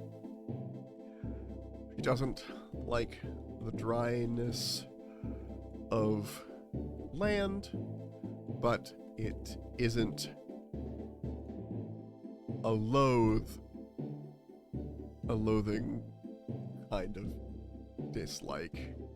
Just disdain. There's a lot of disdain happening. A lot of the gods have disdains for things. There's no like actual heresies, but it's hard for me to explain. Depending on your skill check result, you can go about 4 different ways. Each varies. Good or bad results. Like if you succeed with fear and you get what you want, you may have alerted a guard or something. But if you fail with fear, that's the worst case scenario. If you succeed with hope, you get what you want and a little extra. But if you fail with hope, you don't get what you want, but it's not as bad. Okay. That does put a lot of the onus on the DM to figure out the results, but a lot of them do. Thank you for the hydrate goop. I am on it. And I needed it. I've been drinking tea, which is great. It's delicious, but it is a diuretic, just like coffee. Anything with caffeine, honestly, is a diuretic, which means it's going to make me full to bursting later. It's funny, everyone talks about diuretics like, oh, they're going to instantly dehydrate you. If you drink a diuretic, you're going to have a problem. And it doesn't. It just makes you have to pee a lot, and then you lose more water. Like, it still sucks, and it still is a dehydrator, but it's a long-term dehydrator. Anyway. Yeah, it's very DM heavy. I would say it's more narrative based. Yeah, I was noticing that about Draw Steel too. It was very much leaning on like DM stuff, which is fine, but there's a lot to juggle in this game. I haven't tried it yet, partly because it's not fully out, and I'm kind of waiting for that to happen. Most of it's out, but it's not like fully in the book that I bought or whatever, so I'm waiting there. But and drink more water and pee more, exactly. Goops with me. Okay. Oh man, okay, this is information you guys don't need, but it's funny to me. You reminded me, Goop, when we were talking about pee. The other day I was over at my partner's house, and I had spent the night, and I woke up, like, it started at, like, 4 a.m. I was like, oh, I gotta pee. So I got up, and I went over to the bathroom, went back to sleep, and then that happened, like, every hour for the next, like, 4, 5, 6 hours. I just kept getting up, and I was like, what the fuck? And it wasn't like a background radiation pee. It was like bro, you gotta go. I was like, what the hell is going on? And then I thought back to my day, and I realized that I drank like 4 liters of water throughout the day, just like water in other things. Like there was like sodas and alcohol, but also water. Like there was stuff going on throughout that day, but I drank a lot. I was like, damn, okay. I see the problem. Yeah, it did catch up to me. But boy, was I hydrated. Not from the sodas and the alcohol, but from all the water that was also a part of it. But yeah, it was funny. And at one point I got up and they just looked at me like, again? And I was like, yeah, I don't know. Because normally, more information you don't need. I have a bladder of steel. It is so big. I haven't seen my bladder. Obviously, it's in me.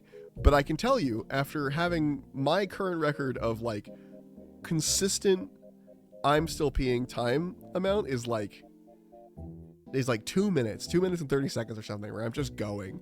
Full stream go for, like, 2 minutes. And that's a lot of liquid. So I know that I've got a lot of room in there. So I was like, man, I'm just producing so much. Anyway, I'm going to stop talking about my pee. I'm going to move on to something else. So we were on the Goddess of Water. It came up. It was important. Oh, thank you for the hydrate while on Nymira, Goddess of Water. Okay. We're going to move on to Pyreal, the god of fire. His lore domain is fire. His Drawsteel domain, they don't have fire, unfortunately. I wish Drawsteel had more, like, basic domains. I understand why they don't, but... So I'm going to give him Sun domain, Pyreal, and I'm going to give him... War, because war often has fire involved. War and fire and death. I'm not giving him death. So... what'd I give him? I already forgot. Give him Sun and War. Okay. And then for 5e, pull up that tab, he gets Forge, War, and I think that's it. Yeah. Yeah, that's it. You know, it's funny that there's an order domain in 5e, but there's no chaos domain. What's that about, you know?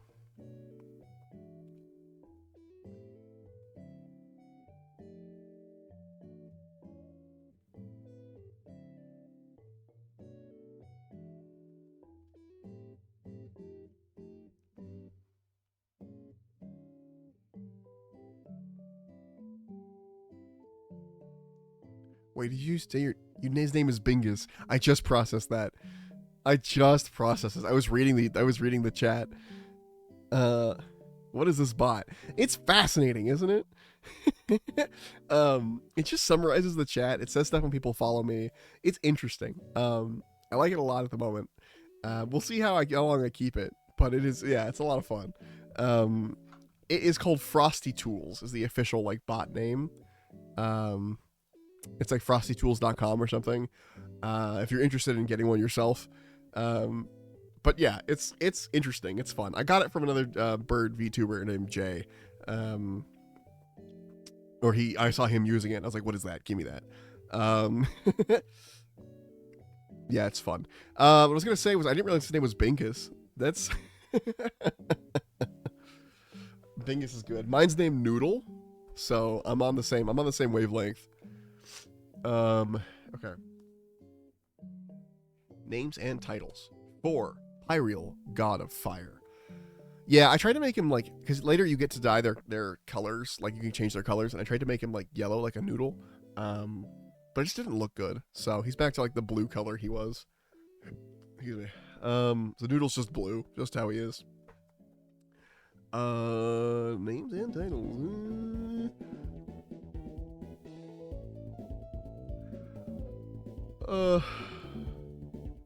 Fuck, I don't know.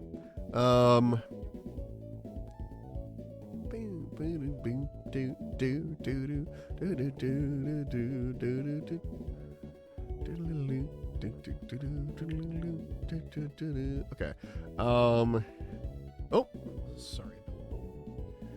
He mostly has druidism. Actually, I'm gonna give him a cult of fire.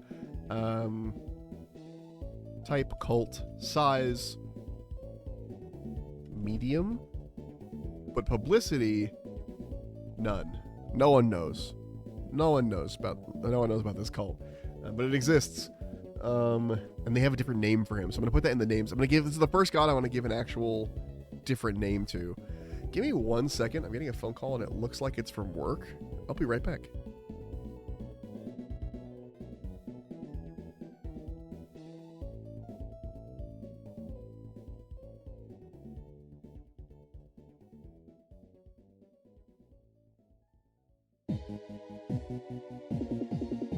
It was spam! Anyway. Let's see.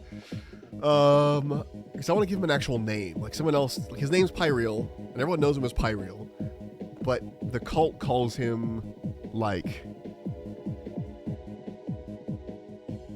Pyrion or something. You know, like something just to the side. Pyrion. Maybe it's like an older name they use or something, or I don't know. Anyway, the cult calls him that, so I'm gonna call that the Sons of Pyrion. There we go.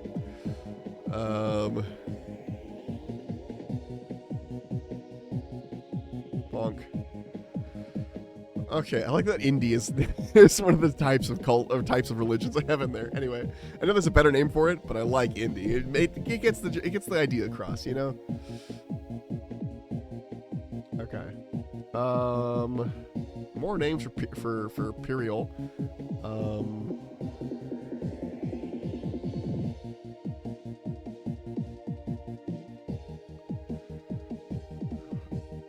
The Phoenix.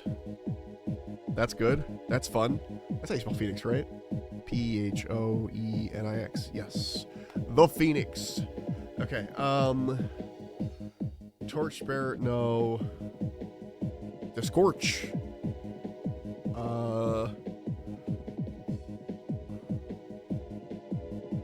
I already gave Mortail fucking Sovereign of Ash and Dust. So he needs a different name. The Dancer. Yeah, because fire like dances. Like if you have like the flames dance.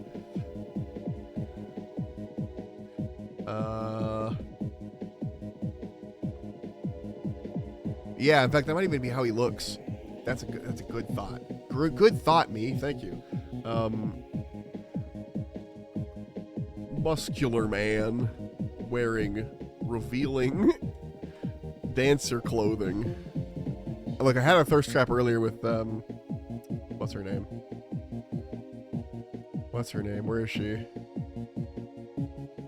The woman that only wears a loincloth made of dirt. So we gotta let other people have their fun too. Muscular man wearing revealing. I know how to spell dancer clothing with harem pants and an unbuttoned vest. Think Aladdin.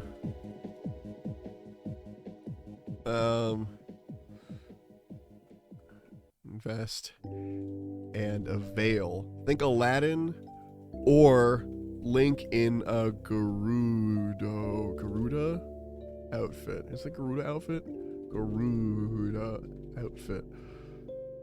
How do you spell Garuda? I don't know. That's not right. Gerudo. Wow, I spelled that so wrong.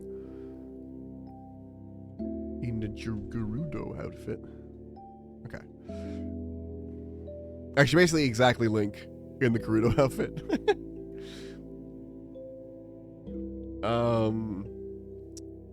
His hair is fire. Just be simple about it. Iconography. Flame. Temperament. Quick to action and quick to action and very passionate, obviously.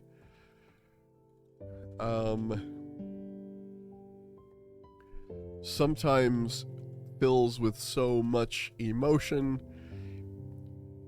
he will start to dance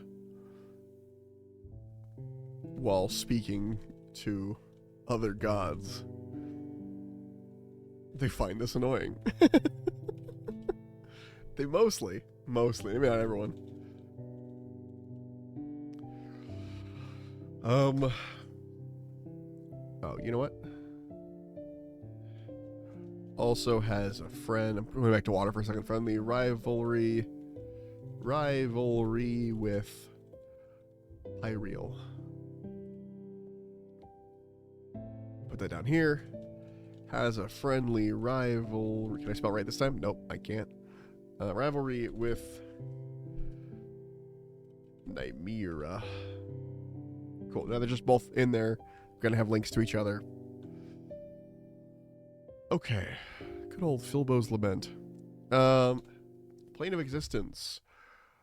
I'm stealing this from Warhammer. If any of you guys know Warhammer, you know I'm stealing it. Akshi. Plane of Fire. It's gonna have the whole name.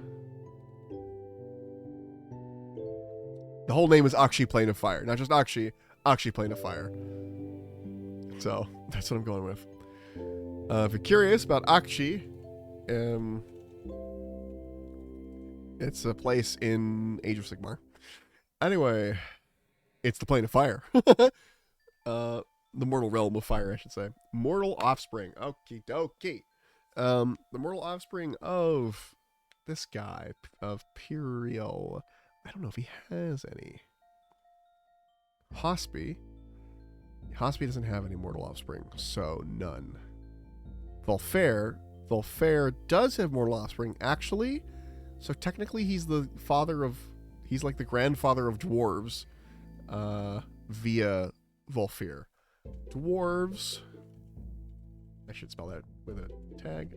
Dwarves via Volfair. Cool.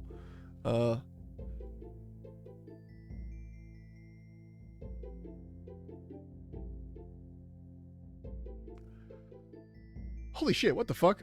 What the hell? I swear I looked at the clock and it was 2 hours and 53 minutes. Like, I'm at 3 hours and 45. When did that fucking happen? Jesus Christ. World building goes so fucking fast in my time. Like a game, some games go fast. Some of them, like RuneScape, goes really fast. I don't notice the time. But this shit is super fast. Okay, cultural significance. Not widely worshipped by the world. Mostly seen as a force for destruction, though many are aware of how fire can be the source of creation, such as in forges. Yeah, such as in forges.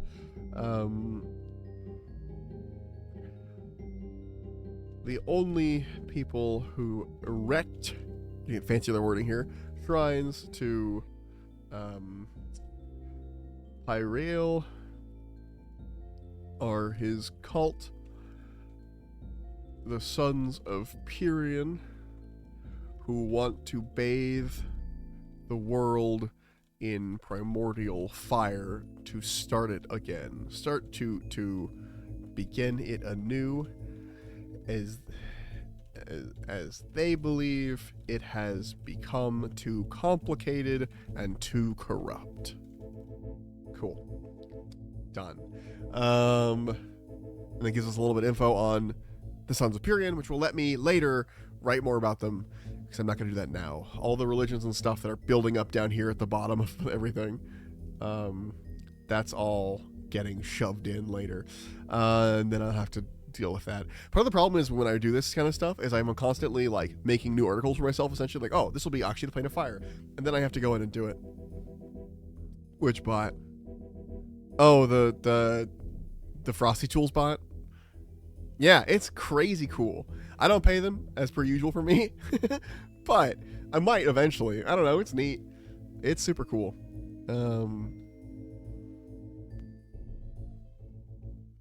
The only thing I want to change is like, so it doesn't talk about Nightbot putting stuff in, but I might also just change how often Nightbot talks so it doesn't pop up that often. We'll see. Anyway, we're going to move on. Next god, Seraphos, goddess of order. She's a big one. She's very important. So her lore domain is order. Obviously her D&D domain is order. Draw steel domains, I think order is one of them. No, it's not. So we gotta put her in here somewhere. Let's give her creation, even though that's kind of a chaotic thing. And technically no, you know what, it's fine. We'll give Seraphos creation. Creation. And let's give her order. Knowledge. You know what? I get a knowledge vibe from this. Because order and knowledge are kind of linked. Okay. So if you wanted to, like, have her, those are your options, creation or knowledge. Okay. Religions. I don't know if the goddess of order... Actually, no, I do. She's gonna be the main fucking religion. I've decided. I've just now decided. Type. What were some of the other types I wrote? Cult, ancestral, mainstream. Mainstream's what I want then. Type mainstream.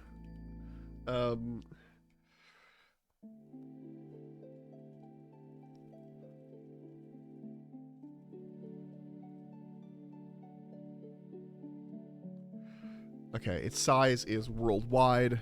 Its publicity is worldwide. It is like... How did I put worldwide with a hyphen earlier. I'm going to unhyphen that because that's not how that word is spelled. I was like, I remembered a hyphen, which is why I stopped.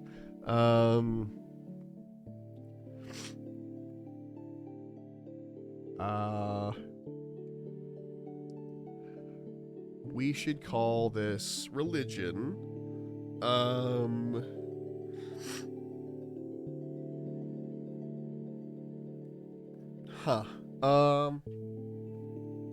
want it to be more generic. Oh, you know what? Seraphim. I know that means angel, but I think that will fit. That's why Seraphos has like seraphim, because it's like sort of I wanted Seraphos, the goddess of order, to be seen as the primary goddess, even though she isn't. She's just equal to everyone else. But to the humanity at the moment, the current prevailing culture is that she is the main goddess, essentially.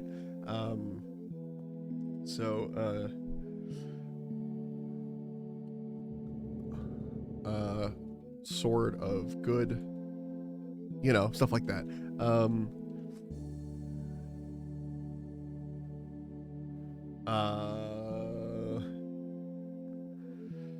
And of course, organized religion is going to like the order god. It lets them say like, oh, this is the way of things. This is the order of stuff. This is the organization to our religion,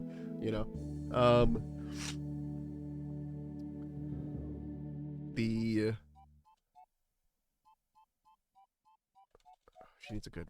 Fuck. The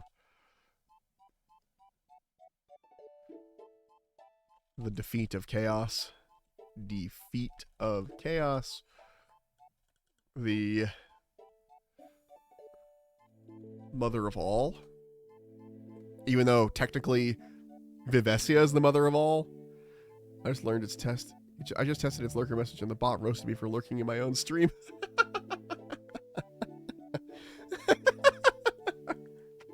That's fucking funny. I should try that at some point. The defeat of chaos, the mother of all. I have 2 lurk messages up right now. If you lurk, Nightbot and fucking that bot will go after me, or say something to you. The defeat of chaos, the mother of all. Yeah, and what I'm saying was that really the mother of all races basically is Vivesia, but she doesn't like taking credit for it. So, but Seraphos doesn't mind taking credit for it. She doesn't do it intentionally, but it happens. She doesn't correct anybody.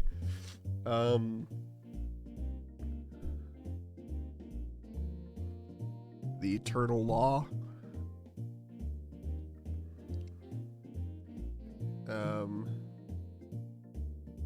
The goddess. When people say the goddess, they mean Seraphos. Even though there are many, many goddesses and many, many gods, when they say the goddess, they just mean Seraphos.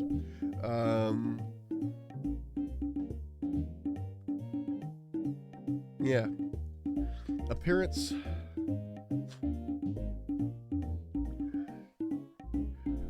Most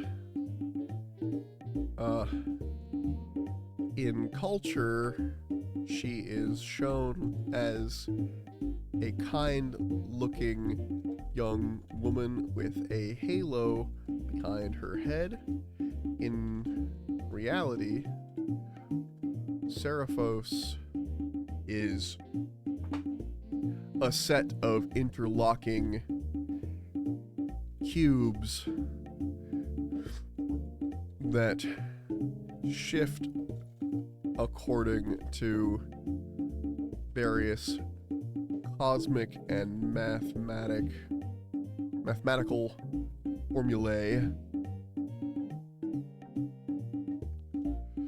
don't think formulae is the right word, the right tense there, but I'm putting it because it sounds cool.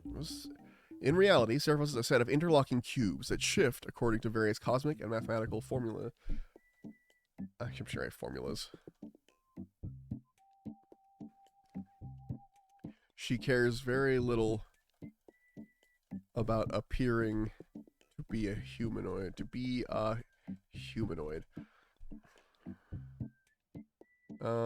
Iconography. Her symbol is Ayo, what's time? What's time? Wow. Do you know what just happened to me? Hold on. Hi, Ford Disliker. Let me explain what just happened. Your name is Average Ford Disliker. That was different. I was going to say your name, what's up? And then I read first time chat on the notification. So I read, what's time? Because I read the word at the same time. I'm dumb. Yes, Bird. Hello.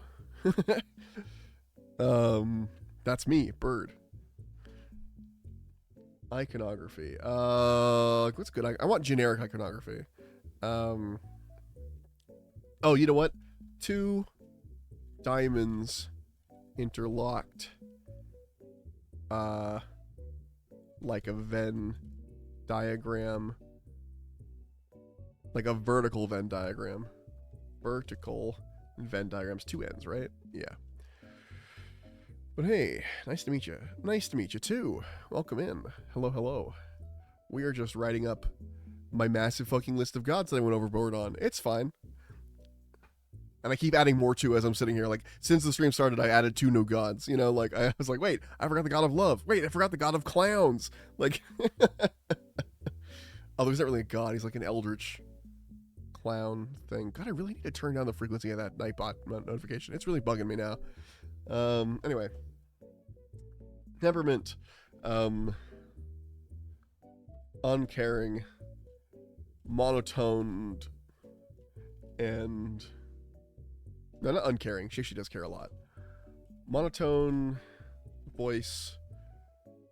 that is often misinterpreted as what's that word? Apathy.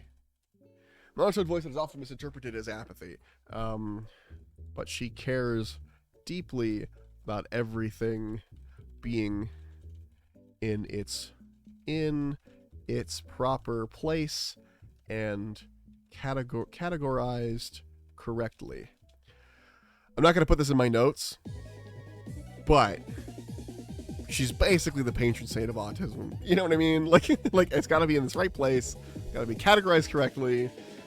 I say this with my own brain in mind. Like this is her thing. So, yeah. Anyway, let me keep going. Plane of existence. I was gonna say, she's just like me for real. If spreadsheets existed, she'd be spreadsheet. Love spreadsheets. Plane of existence. We know this one already. We already wrote it down. Sarah Kine. It's the existence. It's the plane of what's it called? Of order. And she actually has two types of mortal offspring, and this really bugs her. This is the fun part. Here's a fun, weird dichotomy we got going. So her mortal offspring are the Celestials.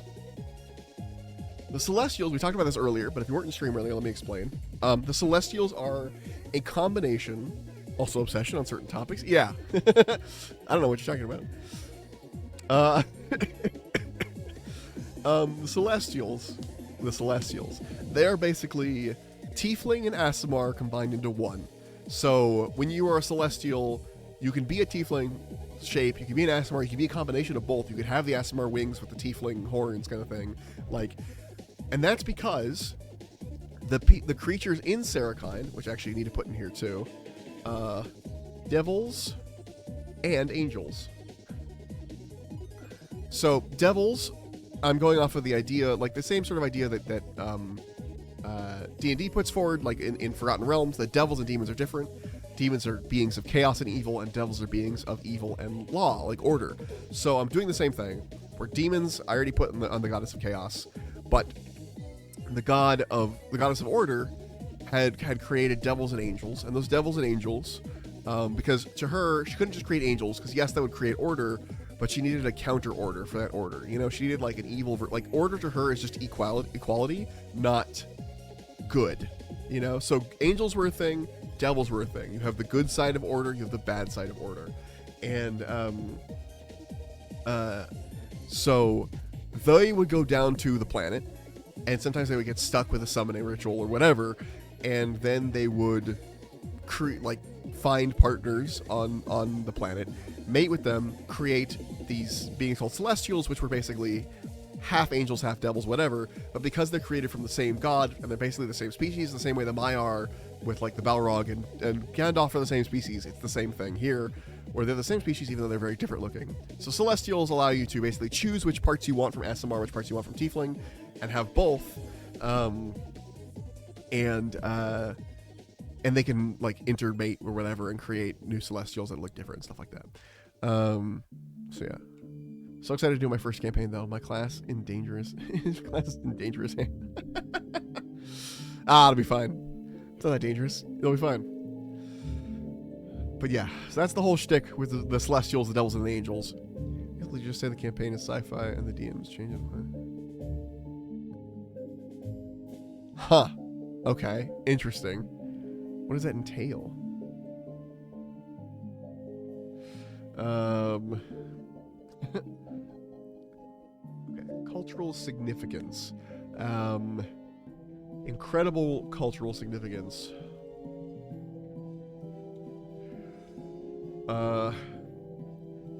Seraphim is the dominant religion across the world.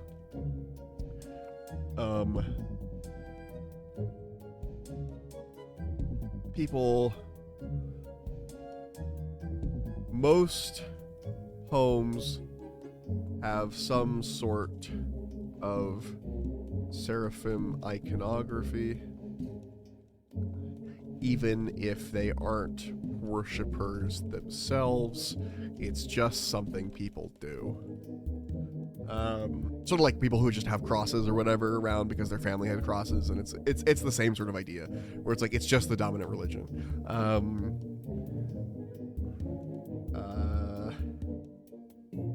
They are also I'm mostly talking about Seraphim here. I want to talk about the cultural impact. As a result, or if you play RuneScape, Saradomin, this is a good example. It's also Saradomin-like, because he's the god of order. As a result, got to level the skills to be effective, though. Isn't that always the case? Is there any blue side for the other thing? Crafts needing for gear. Modify gear. Good lord, that's a lot of cool stuff. Good luck with that. That is dangerous. Just something people do. As a result of that, because of that, best word for world building, because of that, or is it just something? Most people are assumed to be part of the Seraphim religion unless stated otherwise. Lots of... Ooh, actually, I'm going to put this up here. Seraphim is a dominant religion across the world to the point where there are traditions and sayings that are based in the religion that are now seen as generic. Like, order be with you. Like saying, order be with you when someone sneezes. There you go. Okay, heresies.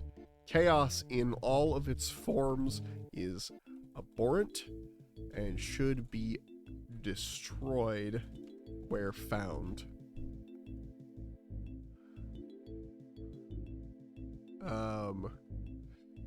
Seraphos also does not look kindly on stuff that upsets the natural order of things, such as necromancy.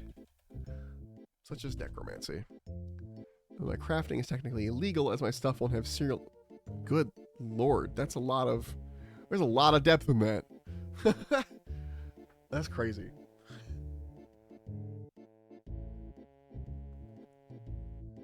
Well, that'll be fun. That will be neat. Tenebris. Moving on. God of Darkness. We got no time to stop and wait. You know what? I keep forgetting to do this shit. Oh no, I did it here. I just forgot here. The Seraphim. That's gonna have to be in a whole article unto itself. Okay. Where was I? Tenebris. God of Darkness. Lore domain. Darkness. Yes, you may ask a question. Of course. Always. Feel free. I even like tough questions. Those are fun too. So Twilight domain for 5e. That's probably gonna be it, honestly. And then Draw Steel is in D&D. Is there a summoner class? Not in the... Not really. You can kind of do it with like some forms of ranger, kind of, but you're summoning specific things like your animal, or like the Swarm Keeper, you summon like a swarm. But nothing like Final Fantasy's like summoner stuff. We have like a bunch of creatures you're summoning. Nothing like that really exists to my knowledge. Oh, I guess Conjuration Wizard, but I think of Conjuration Wizard as more like conjuring magical things. I never really thought of it as like summoning stuff, but I guess you're right. Yeah, it's true. That is true, yeah. You make an excellent point, Blue. Make an excellent point. I was thinking of like a class or like a subclass specifically only about that, and I guess your Conjuration is pretty close. I forgot about Conjuration. I forget that wizards get schools all the time. Like, I just forget that part. I'm like, it's a wizard. What do you mean? It's just a wizard. And then I remember that there's a million schools, so. Yeah. The thing with the classes is like there's classes and then subclasses, and then sometimes those subclasses have other choices you make within them. Like, You could be like a warlock that's like packed to the tome or something, but then your patron is like, you know, like the Undying or something. So now you're an Undying warlock where you have your patron is basically just the absence of death essentially, and then or creature that is undying, and then your thing that he gave you is a book, so it's a tome. So yeah, it's stuff like that.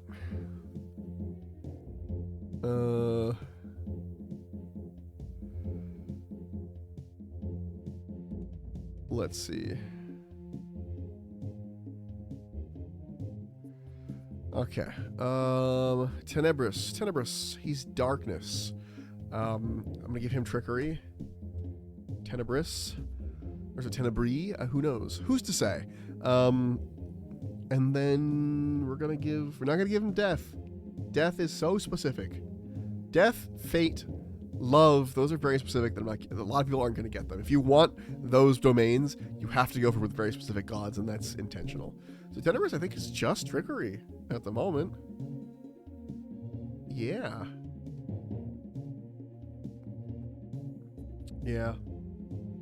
I kind of want to give him death, but I'm not gonna. Tenebrous, nope, that's his name. Trickery. Twilight and trickery. That's pretty similar, honestly. It makes sense. No religions. Well, actually, a cult. Let's give it a cult. Cult. Size. Small. Publicity. Well known. Once again. But it's going to be well known for bad reasons. People know about the Cult of Darkness, and they're like, fuck, those guys are bad people. All the cults, whenever I put a cult down, it's always they've taken the ideas of the god or the aspect of the god and gone, okay, we're gonna turn this into fucking we're gonna turn this into fucking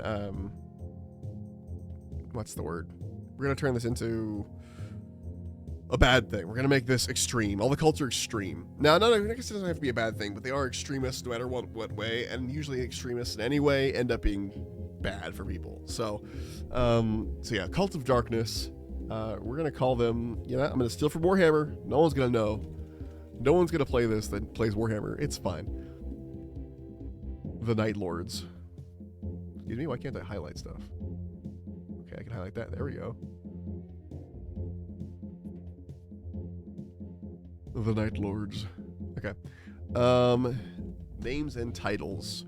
Gonna steal from Marvel too. You know, all good DMs steal. I recommend this greatly. If you're DMing stuff, just grab stuff that sounds cool, especially if your players don't know it. Like this. The King in Black. I know I had the Pale King earlier and the King in Black, but the King in Black is a cool name. Gotta admit. And it's stolen directly from Venom. Heretical behavior detected. I don't know how to tell you this, Ford Disliker. I play word bearers. I'm all heretical activity, okay? I'm word bearers. I'm actually painting Night Lords right now because I have a bunch of how my word bearer stuff works is I get a bunch of I like to buy models that are look, I'm verbose. I like giving people words. Word bearers. It makes sense. But I like to grab models that I'm like, okay, these warp talons are obviously Night Lords that have gone too far, so I'm gonna paint them all like Night Lords. Oh, these Havocs, Alpha Legion really likes the use of Havoc, so I'm gonna paint them like Alpha Legion. So all my basic troops are word bearers, all my commanders are word bearers, but I have mercenary groups, quote unquote, that are painted differently, because the way the word bearers detachment works is it lets you attach gods to various groups. So I can say well, these are Alpha Legion, I'm going to give them Tzeentch because they're ranged, that kind of thing. And so I can go through and gives people specific things. So that's fun. It lets me paint other legions too. 40k, the one thing I heard about the 40k and Grey Knights are the Mary Sues of the universe. Yeah, they were for a long time. Now that Mary Sues kind of swap back and forth between Grey Knights and Ultramarines, but for a long time, Ultramarines and Grey Knights especially were very big Mary Sues because the writers played those. The writers played those basically, and the Grey Knights are like, what if Space Marines were way cooler and psychic and super cool and edgy? And yeah, that fortunately has sort of petered off, but Plus, they're kind of assholes. Yeah, that's true. You could say that about literally every faction, though. Every faction, every sub-faction, plus they're kind of assholes. There's not a single good faction that is not an asshole in Warhammer 40k. It just doesn't exist. People could say like, "Ooh, the Tau." No, the Tau are also bad. If the Tau were in a young adult fiction novel, they'd be the overreaching bad government that the young adult hero has to like defeat. You know what I mean? Like it's everyone. No one is good. There's no good. Okay. The King in Black, but there are more assholes than others. That's for sure. There are layers of asshole. It's a spectrum. It's a spectrum of assholery. Okay, so we're stealing Venom's name, the King in Black. We need more names. He's just all thieving right now. I'm gonna give her something of our own.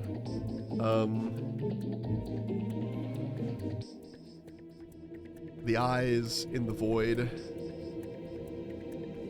The asshole spectrum is a great concept. Yeah, salamanders are okay unless they see unsupervised Eldar kindergarten. Yeah. The thing with salamanders is they are still like, yeah, that's the thing, is that salamanders are okay for us because salamanders they love humanity. They have this like love for humanity, but if you're anything but human, they hate you. There's no like, oh, I'll deal with the Tau, they're fine. They're like, kill that thing. You know what I mean?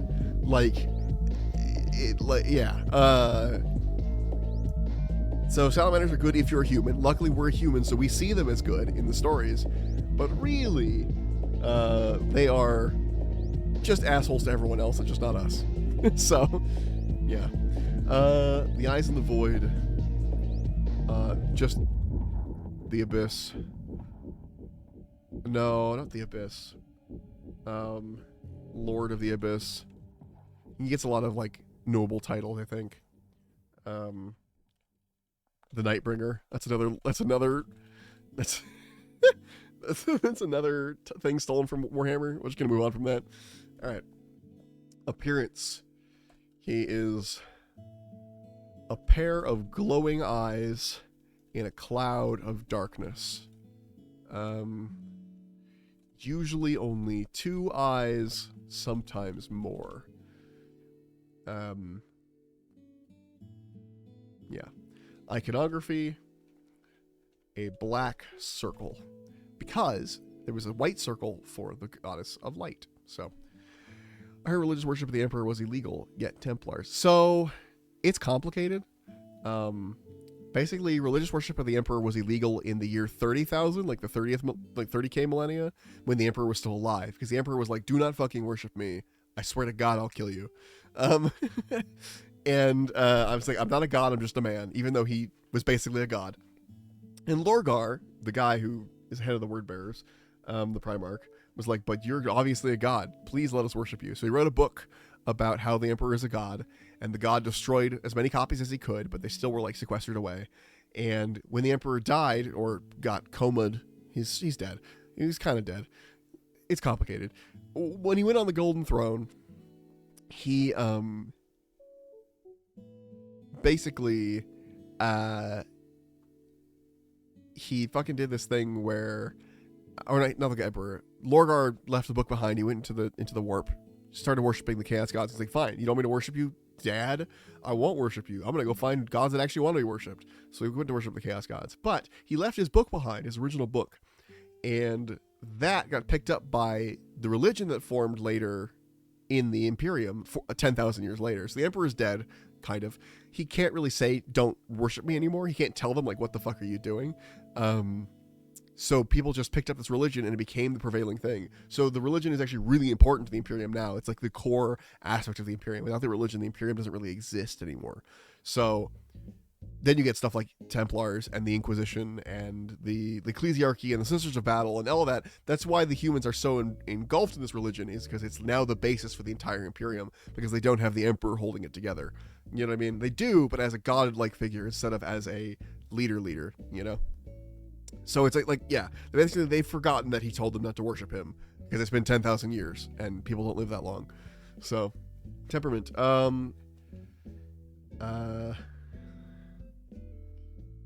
Not malicious.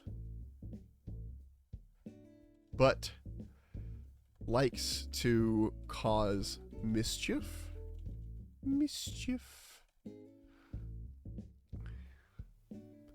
And finds likes to cause mischief and enjoys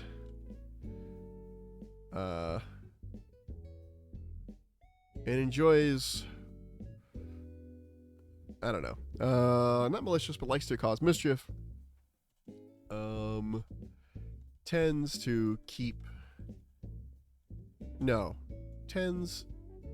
to seek out other gods and people to interact with. I was gonna say keeps to himself, but I was like, nah.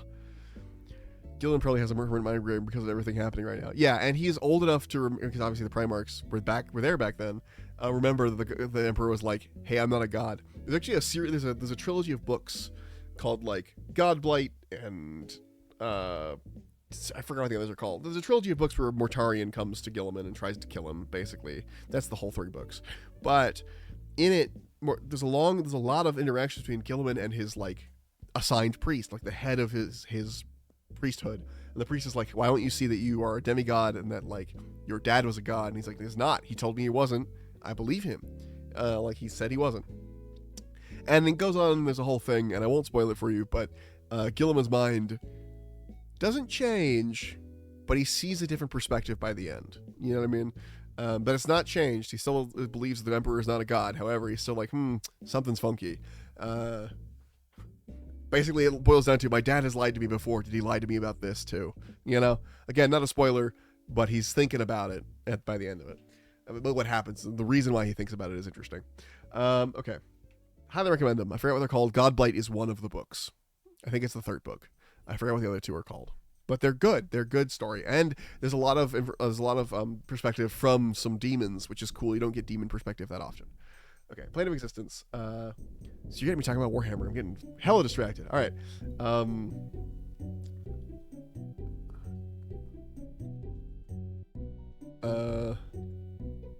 The Underplane. That's what I'm gonna call it. The Underplane. Simple, yes. Boring, yes. But we get to move on. Mortal offspring, yes, actually. He does. The halflings. Halflings are creatures of darkness. Weird, right? Yeah, it's cool. They like can fade into shadow and stuff. Like they're a whole thing. Halflings via Tovella. Halflings via Tovella.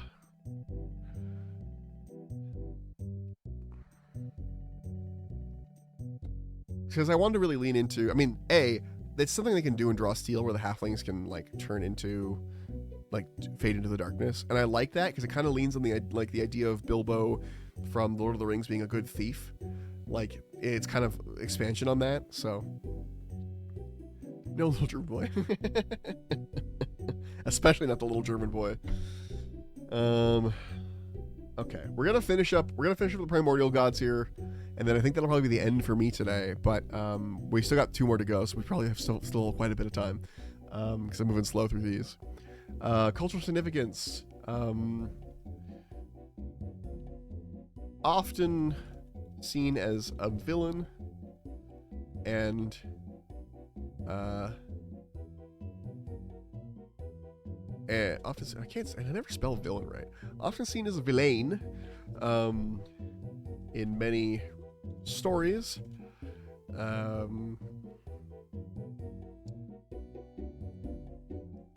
Mostly only ever mentioned, however, when his name is used as a curse.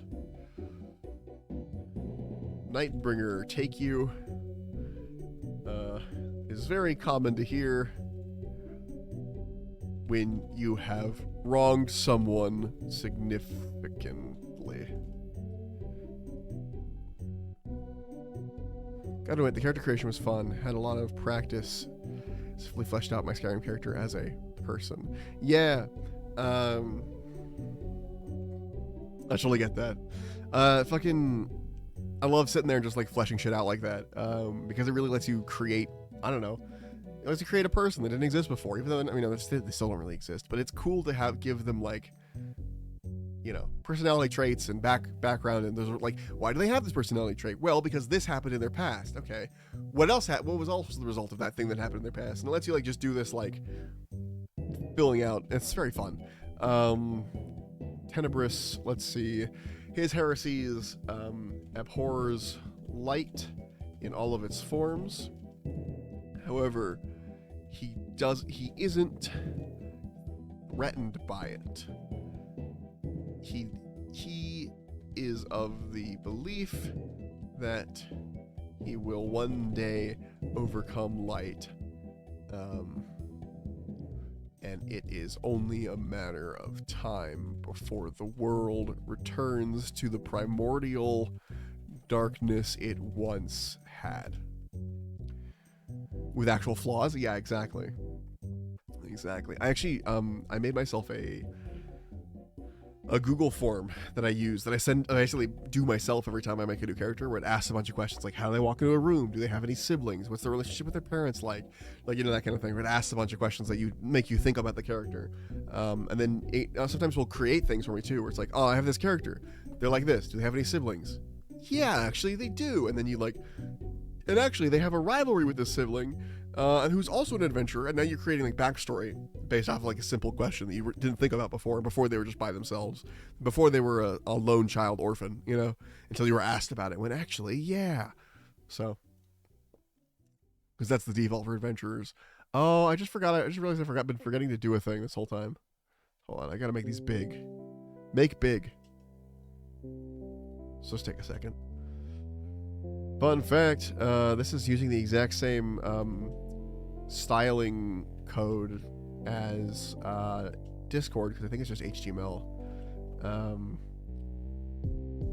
So I'm just gonna do this early on these other ones. So, like, if you do this on Discord, you put, like, one single £sign and then a space and then words, it'll make it big, you know? Or if you want to make it small, you can do a £sign and then a minus, or actually minus £sign. Okay, maybe it doesn't work on this one, but it works in Discord. Or double £sign for slightly smaller, or triple for slightly smaller, kind of thing. It's interesting. Okay, lore domain, life. Life to draw steel. Here's the question there. I think life is a thing. Yes. Vesia. And I think I'm going to give her nature as well. Because what is nature but life? And life would just be all of nature at once. You know what I mean? I wrote her name in. Life and then nature. I keep doing that. My character in this campaign is an ex-con. He was an arms dealer.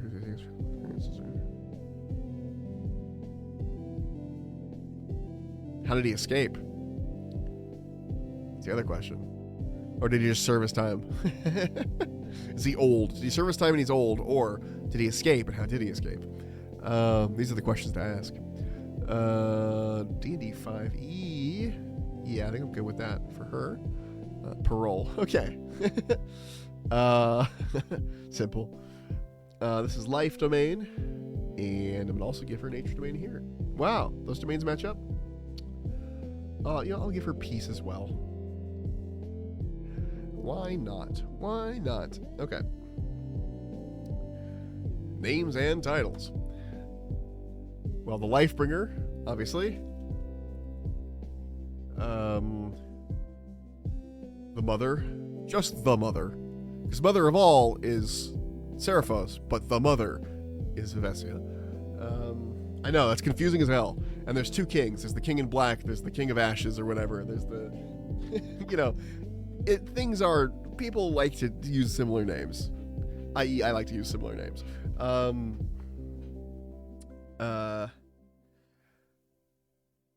He can't ever leave the crew on it. That's funny. So he, like, owes a debt, basically, or he's, like, stuck with him. That's just slavery with extra steps.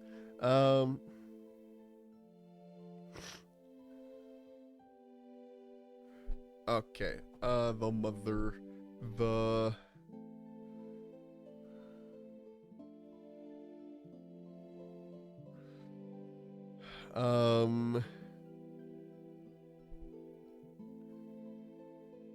Gosh. I'm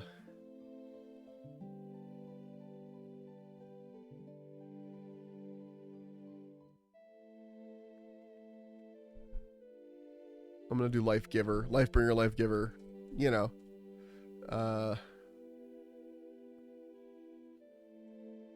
Yeah.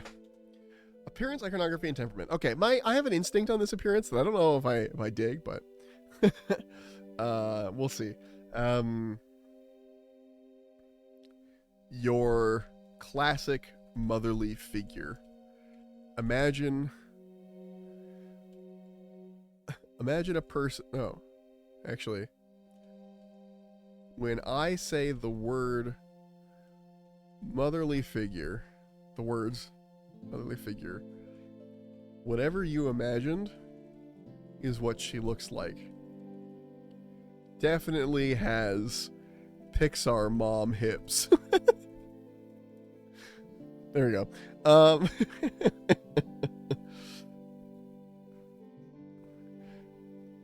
Okay, you've inspired me to actually work on my campaign. Hell yeah. Go for it. Do it. Let's go.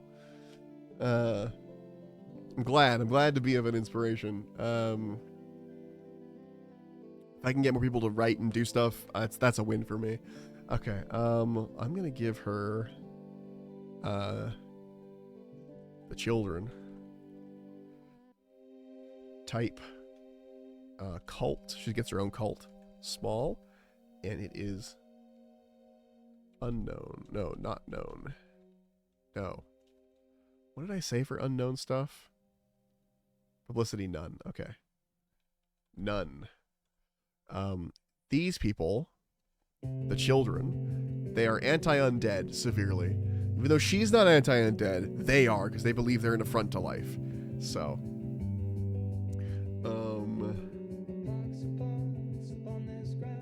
Oh, hell yeah, good kid. Fuck yes. Imagine what she looks like. Definitely has Pixar mom hips. Iconography.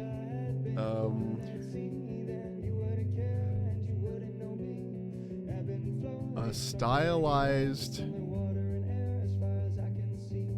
baby? A stylized baby? I'm gonna go with a stylized baby. I know she's basically becoming the goddess of mothers, but it's kind of like life. It's life, you know what I mean? It is kind of what she is. Like who else creates life? You know what I mean? Temperament, loving and kind, but has the capacity for discipline when a lesson is needed to be taught. The lesson is in dire need. When a lesson can be learned, the capacity for discipline, but the capacity for discipline when a lesson can be learned by someone. Has the capacity for discipline when a lesson can be learned by someone, for harsh discipline.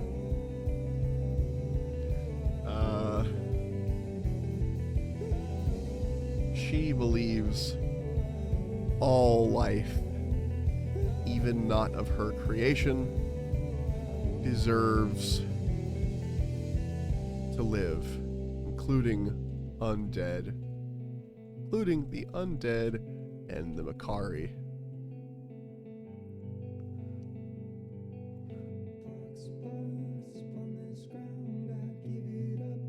Okay. Including the undead and the Makari, her plane of existence is... I'm tempted to steal from Warhammer again. Or Sigmar specifically. Let's see. I don't know. I don't know.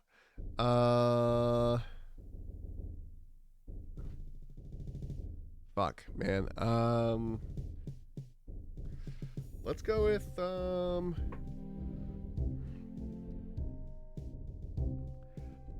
Everforest. There we go. Everforest. That's what I've decided on. Because I want to put like the gods of like, you know, the lesser gods of like beasts and nature and stuff like that in Everforest. Like they have their own domains in Everforest. Mortal offspring. Fucking many. Let's check this shit out. Okay. Literally all of these. So, Beastkin via Zaravar. Hold on, I'm gonna have to. We're gonna have to dual wield this right now. Okay. Mortal offspring. Beastkin via Zaravar.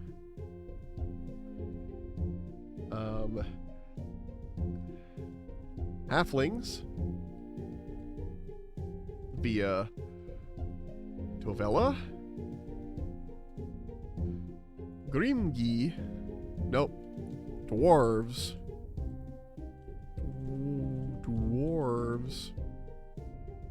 via Grimgi. Okay.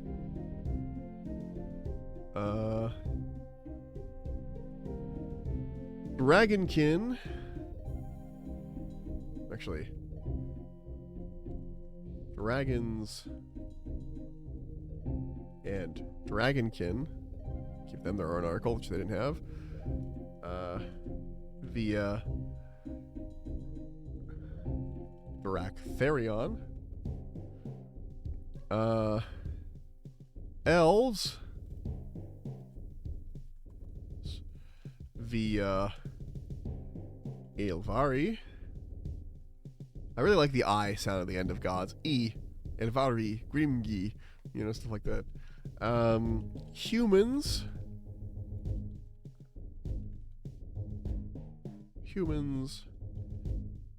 via Myrian. I haven't figured out how to say her name yet.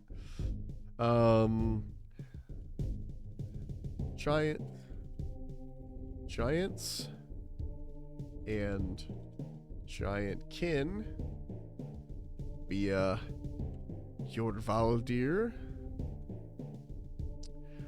and orcs via Grumaketh. Okay. So there's all the patron gods there.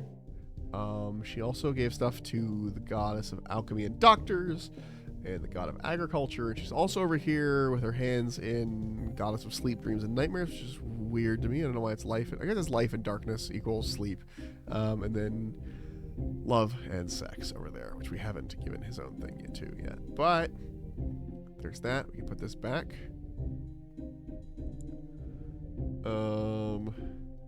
Okay. Cultural significance.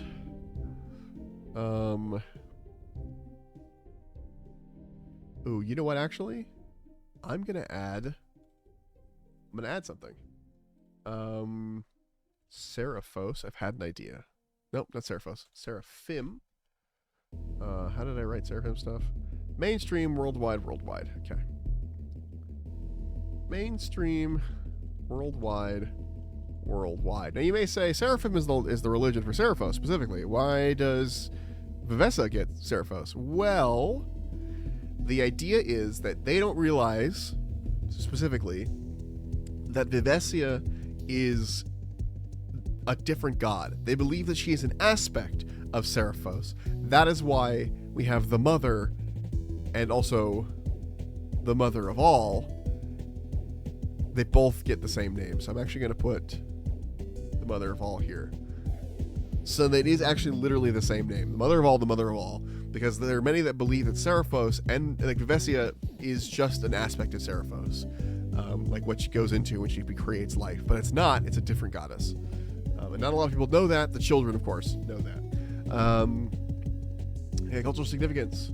Vivessia is seen as not her own goddess, usually, but as the life-giving aspect of Seraphos.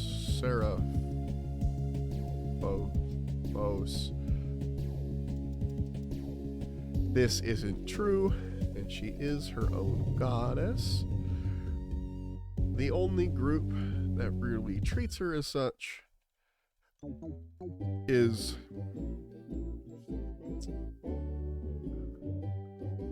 the children, who believe she abhors all things related to death and thus are an undead hate group. This is an undead hate group who kill undead on sight where possible.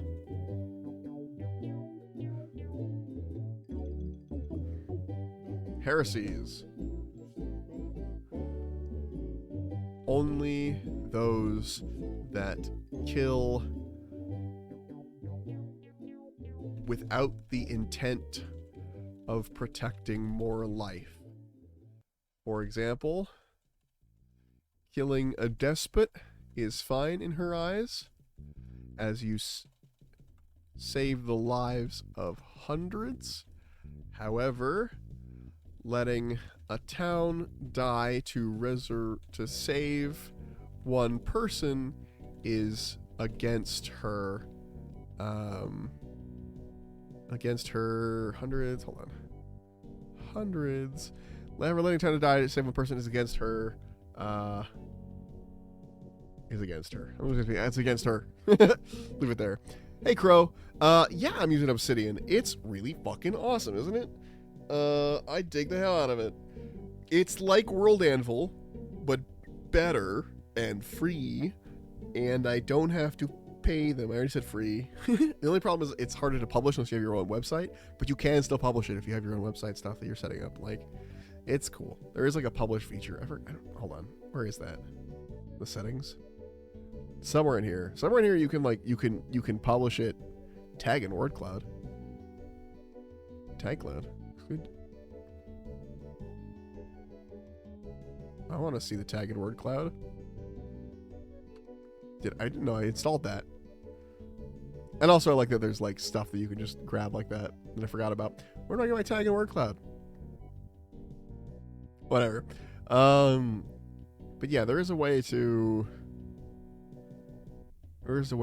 publish it, but I forgot what it is. Anyway,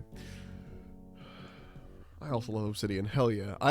Obsidian, I've become like basically evangelical about Obsidian. It's great.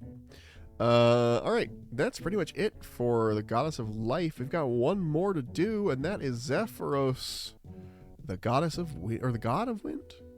The God of Air. There we go. As you keep sitting to play my campaign, but I keep actually getting in the habit of planning stuff for 20 sessions away rather than literally the next session. Yeah.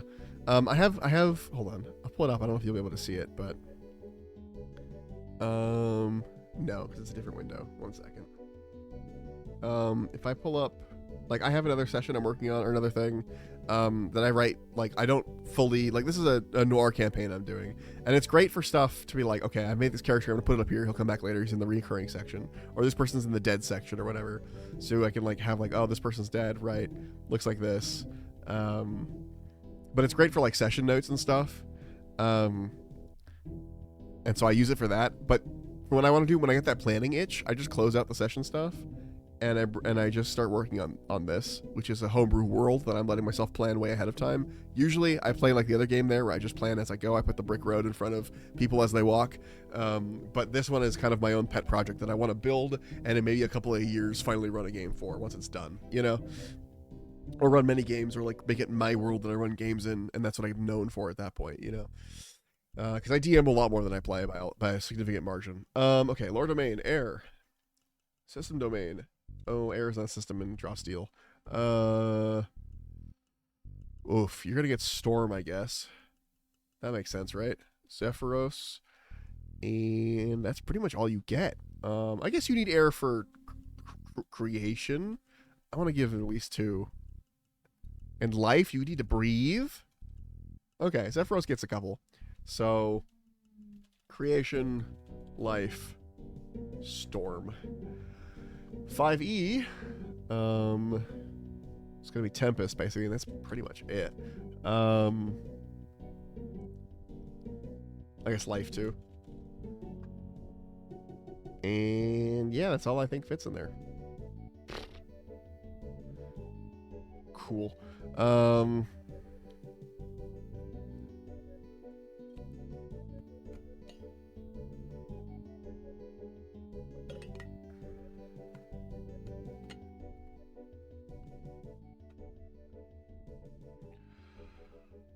Okay. Names and titles. Okay. So you know what? I'm gonna change Nightbot right now. It's bugging me enough. I'm just gonna change it. Timers. Remove these. I don't want them right now. Disabled. No more Nightbot harassing us. Okay. The Eastern Wind. The Western Wind. The Northern Wind. The Southern Wind. Wow, great titles. There should be more. Hold on, this music is making me sleepy. Skip. Yeah. Ray of Sunshine. Turn that shit up a little bit. Hell yeah. Okay, it's a little too loud. No, it's not too loud, but it's too loud for me. Okay. The Southern Wind, Eastern Wind, the Northern Wind. The one that blows. No.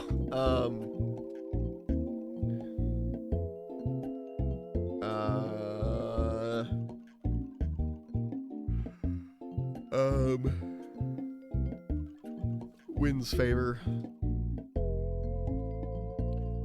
Weird title, I know. It'd probably be From Sailors would say something like that.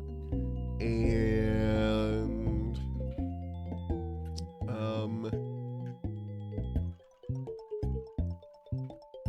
Bringer of Change? Because it'll say changes on the wind, you know? Yeah.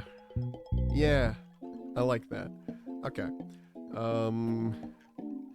Okay, time for me to boot up stream and go to lurk mode. No worries. I'm going to be done here in a second, actually. Heck, I might even... Oh, shit! Thanks for the subscription, Blue. Thank you for the Prime sub. I appreciate you so much. Thank you. And thanks for the lurk.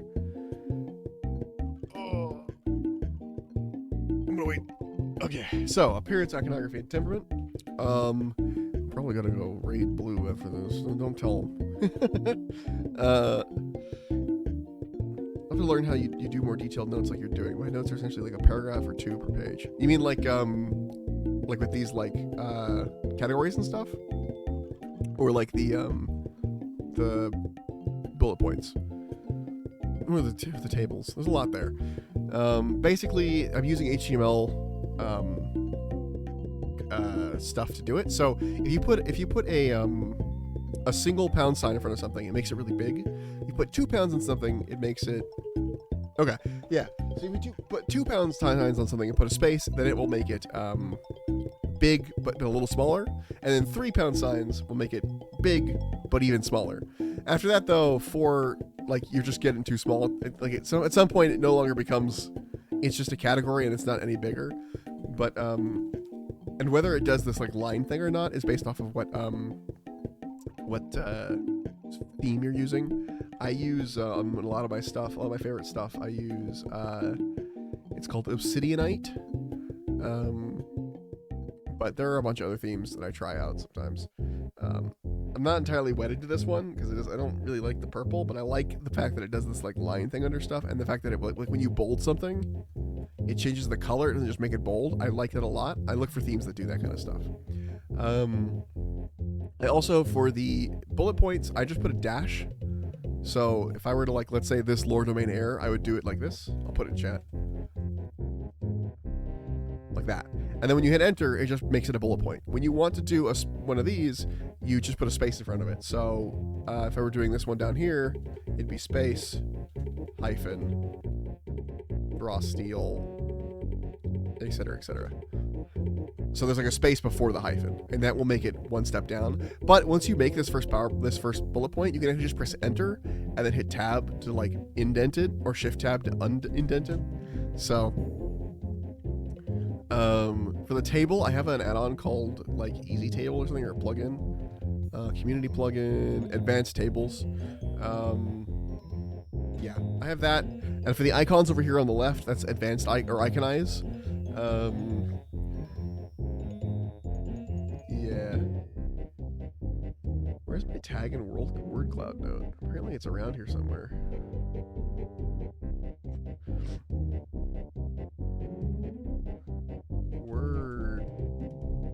Word cloud. Nope.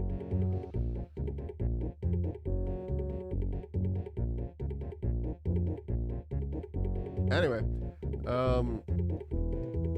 apparently there's a tag. I'll have to look up how that one works. But yeah, that's basically it. And then I just basically make titles like this and use it to organize stuff. Use the things. Fun fact, also that HTML like size thing works in Discord too. So does the bullet points. They have very similar formatting. The same way that you can, like, if you bold a thing, you press B on it, it adds these two asterisks, and that's also how you bold stuff in Discord. So, exact same system. Because Discord is a fancy app that just shows you the browser essentially, but it's like a modified. It's like a modified browser specifically to look at the web Discord website.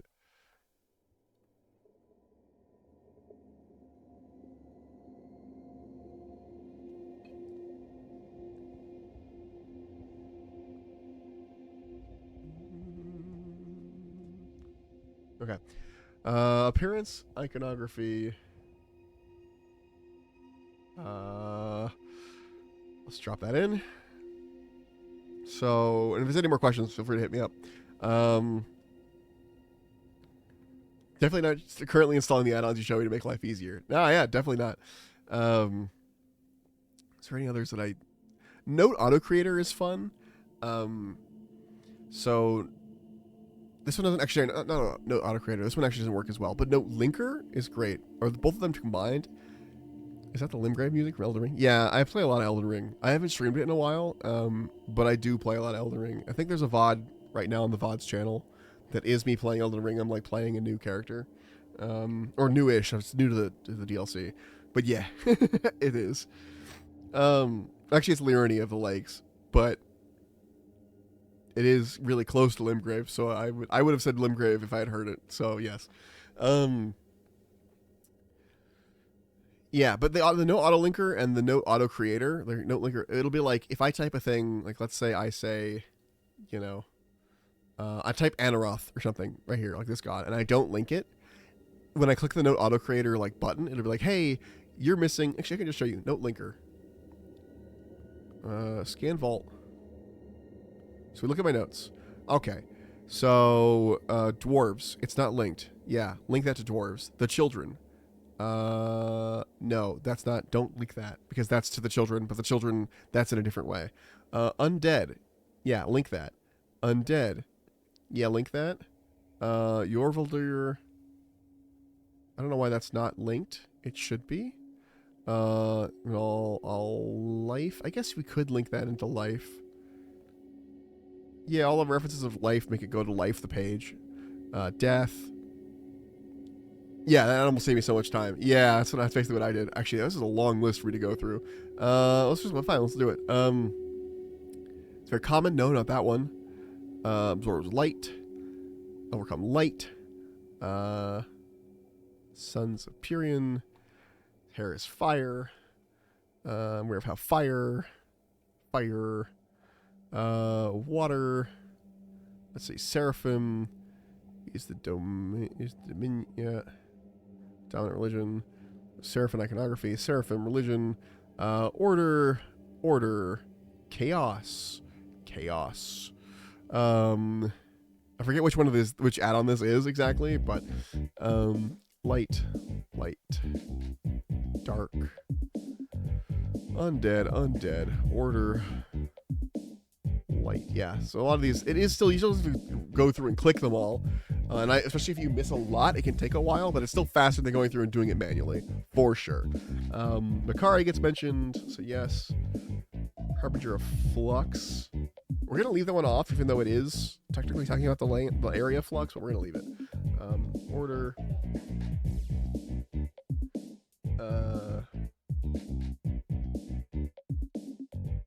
No. Chaos is the base state. Magic. Order, light. A lot of this is going to be the because I'm talking about order. I'm talking about the elements a lot, like the primordial elements. So it's going to pop up a lot. Earth, life. No, not that one. That's with an air of nobility. Actually, not that one either. When this life is done. Yeah, no. Deep beneath the earth. Form of light.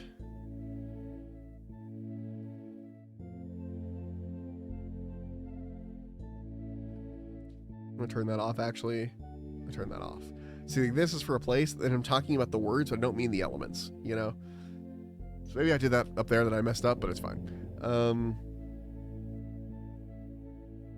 None of that. None of these get the links. Well, that's where all of this is the links.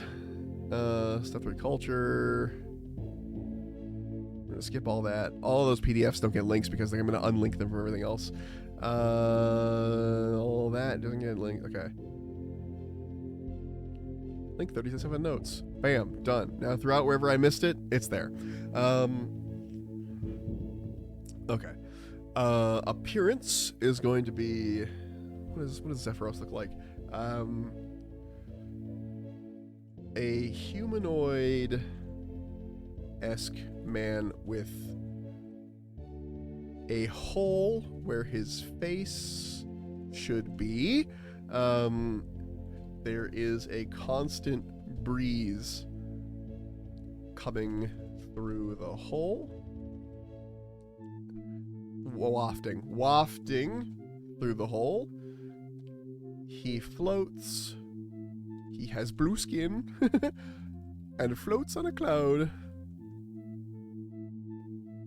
instead of using legs. Now you may be wondering, what the fuck are you talking about with a hole in his head that constantly does wind? Check this out. It's kind of a weird reference to one of these things.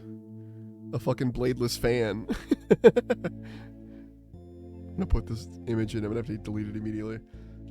One of these, like a woodless, or not woodless, a bladeless fan, like just a hole that just blows air. That's his face. Iconography, simple wind, iconography. Basically exactly what I'm doing up here with the wind on his icon. This exact like icon. Hey, thanks for the follow. Appreciate you. Another bird. I just processed crow. Yes, bird team. I'm like collecting a lot of bird followers and or bird streamers and stuff too. Okay, temperament. What's his temperament like? God, what is Zephyros like? Uncaring about the designs, gods, or mortals. He simply wishes to move his winds about the earth, about world name, and be left alone. Done. Yes. Anyway, switch it to my first D&D character. Was it a Kenku or was he just named Crow? Plane of existence.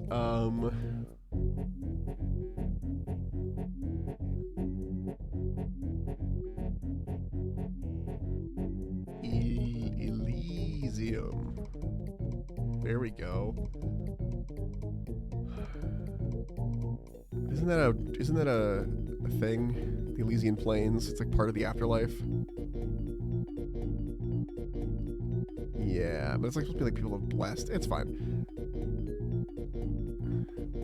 He's a lizard folk rogue, so it was That's funny. Yeah, I'm gonna stick with Elysium. That's fun. That's fun. Because it implies it's a nice place to be, but it's not. It's awful. Constant winds, awful. Just imagine a constant hurricane. Mortal offspring, I don't think any. God of Air, Sothar, who's the god of storms, and there's no creature of storms that I have made. So, oh, you know what?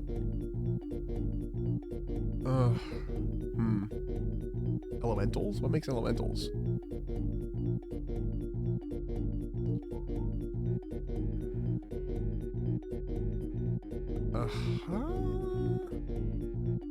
You know what? No, elementals are magic. They're mainly magic. And I'm gonna say that he doesn't have any mortal offspring. None. Oh, actually, you know what?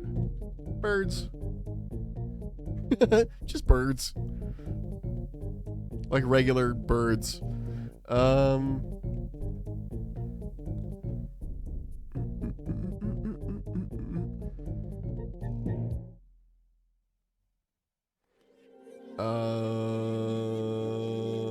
Cultural significance.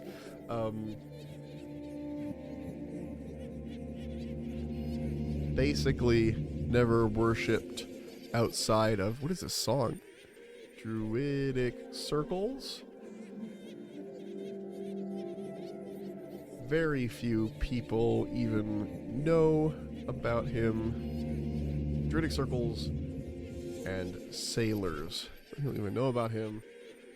And even amongst sailors, he is secondary to his child, Sothar. I think Sothar's the god of storms, right? Yes. Sothar and his friend, Nymira.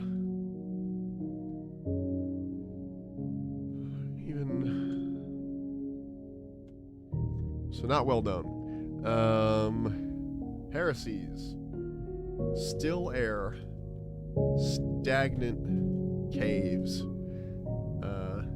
Anything where... Any place where air cannot flow freely. Okay. Yeah. That's pretty much, that's pretty much all I got. That's all the energy I've got. This is a long stream. 5 hours? This is the longest stream in a while.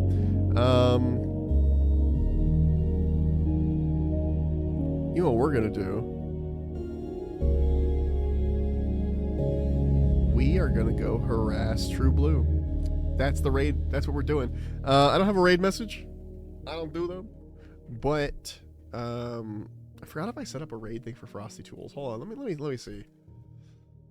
Let me check my dashboard real fast.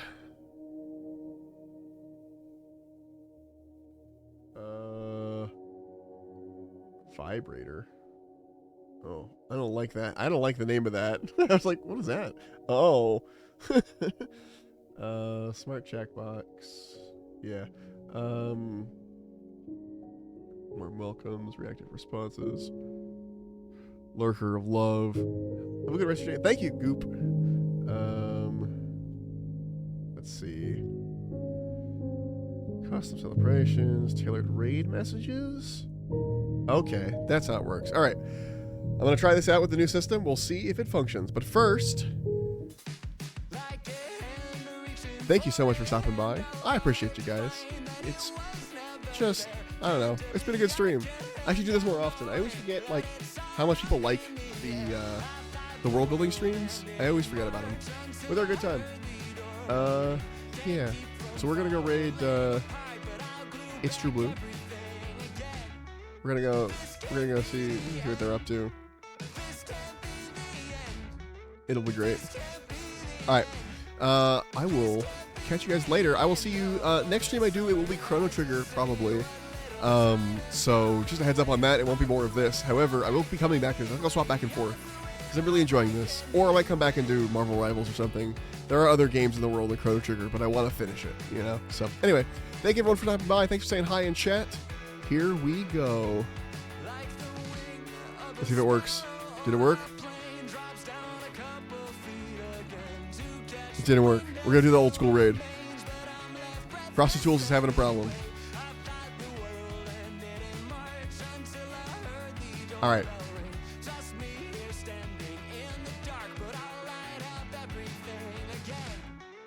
I'll catch you guys in there. See you there. Thank you for stopping by again. Woo, goodbye.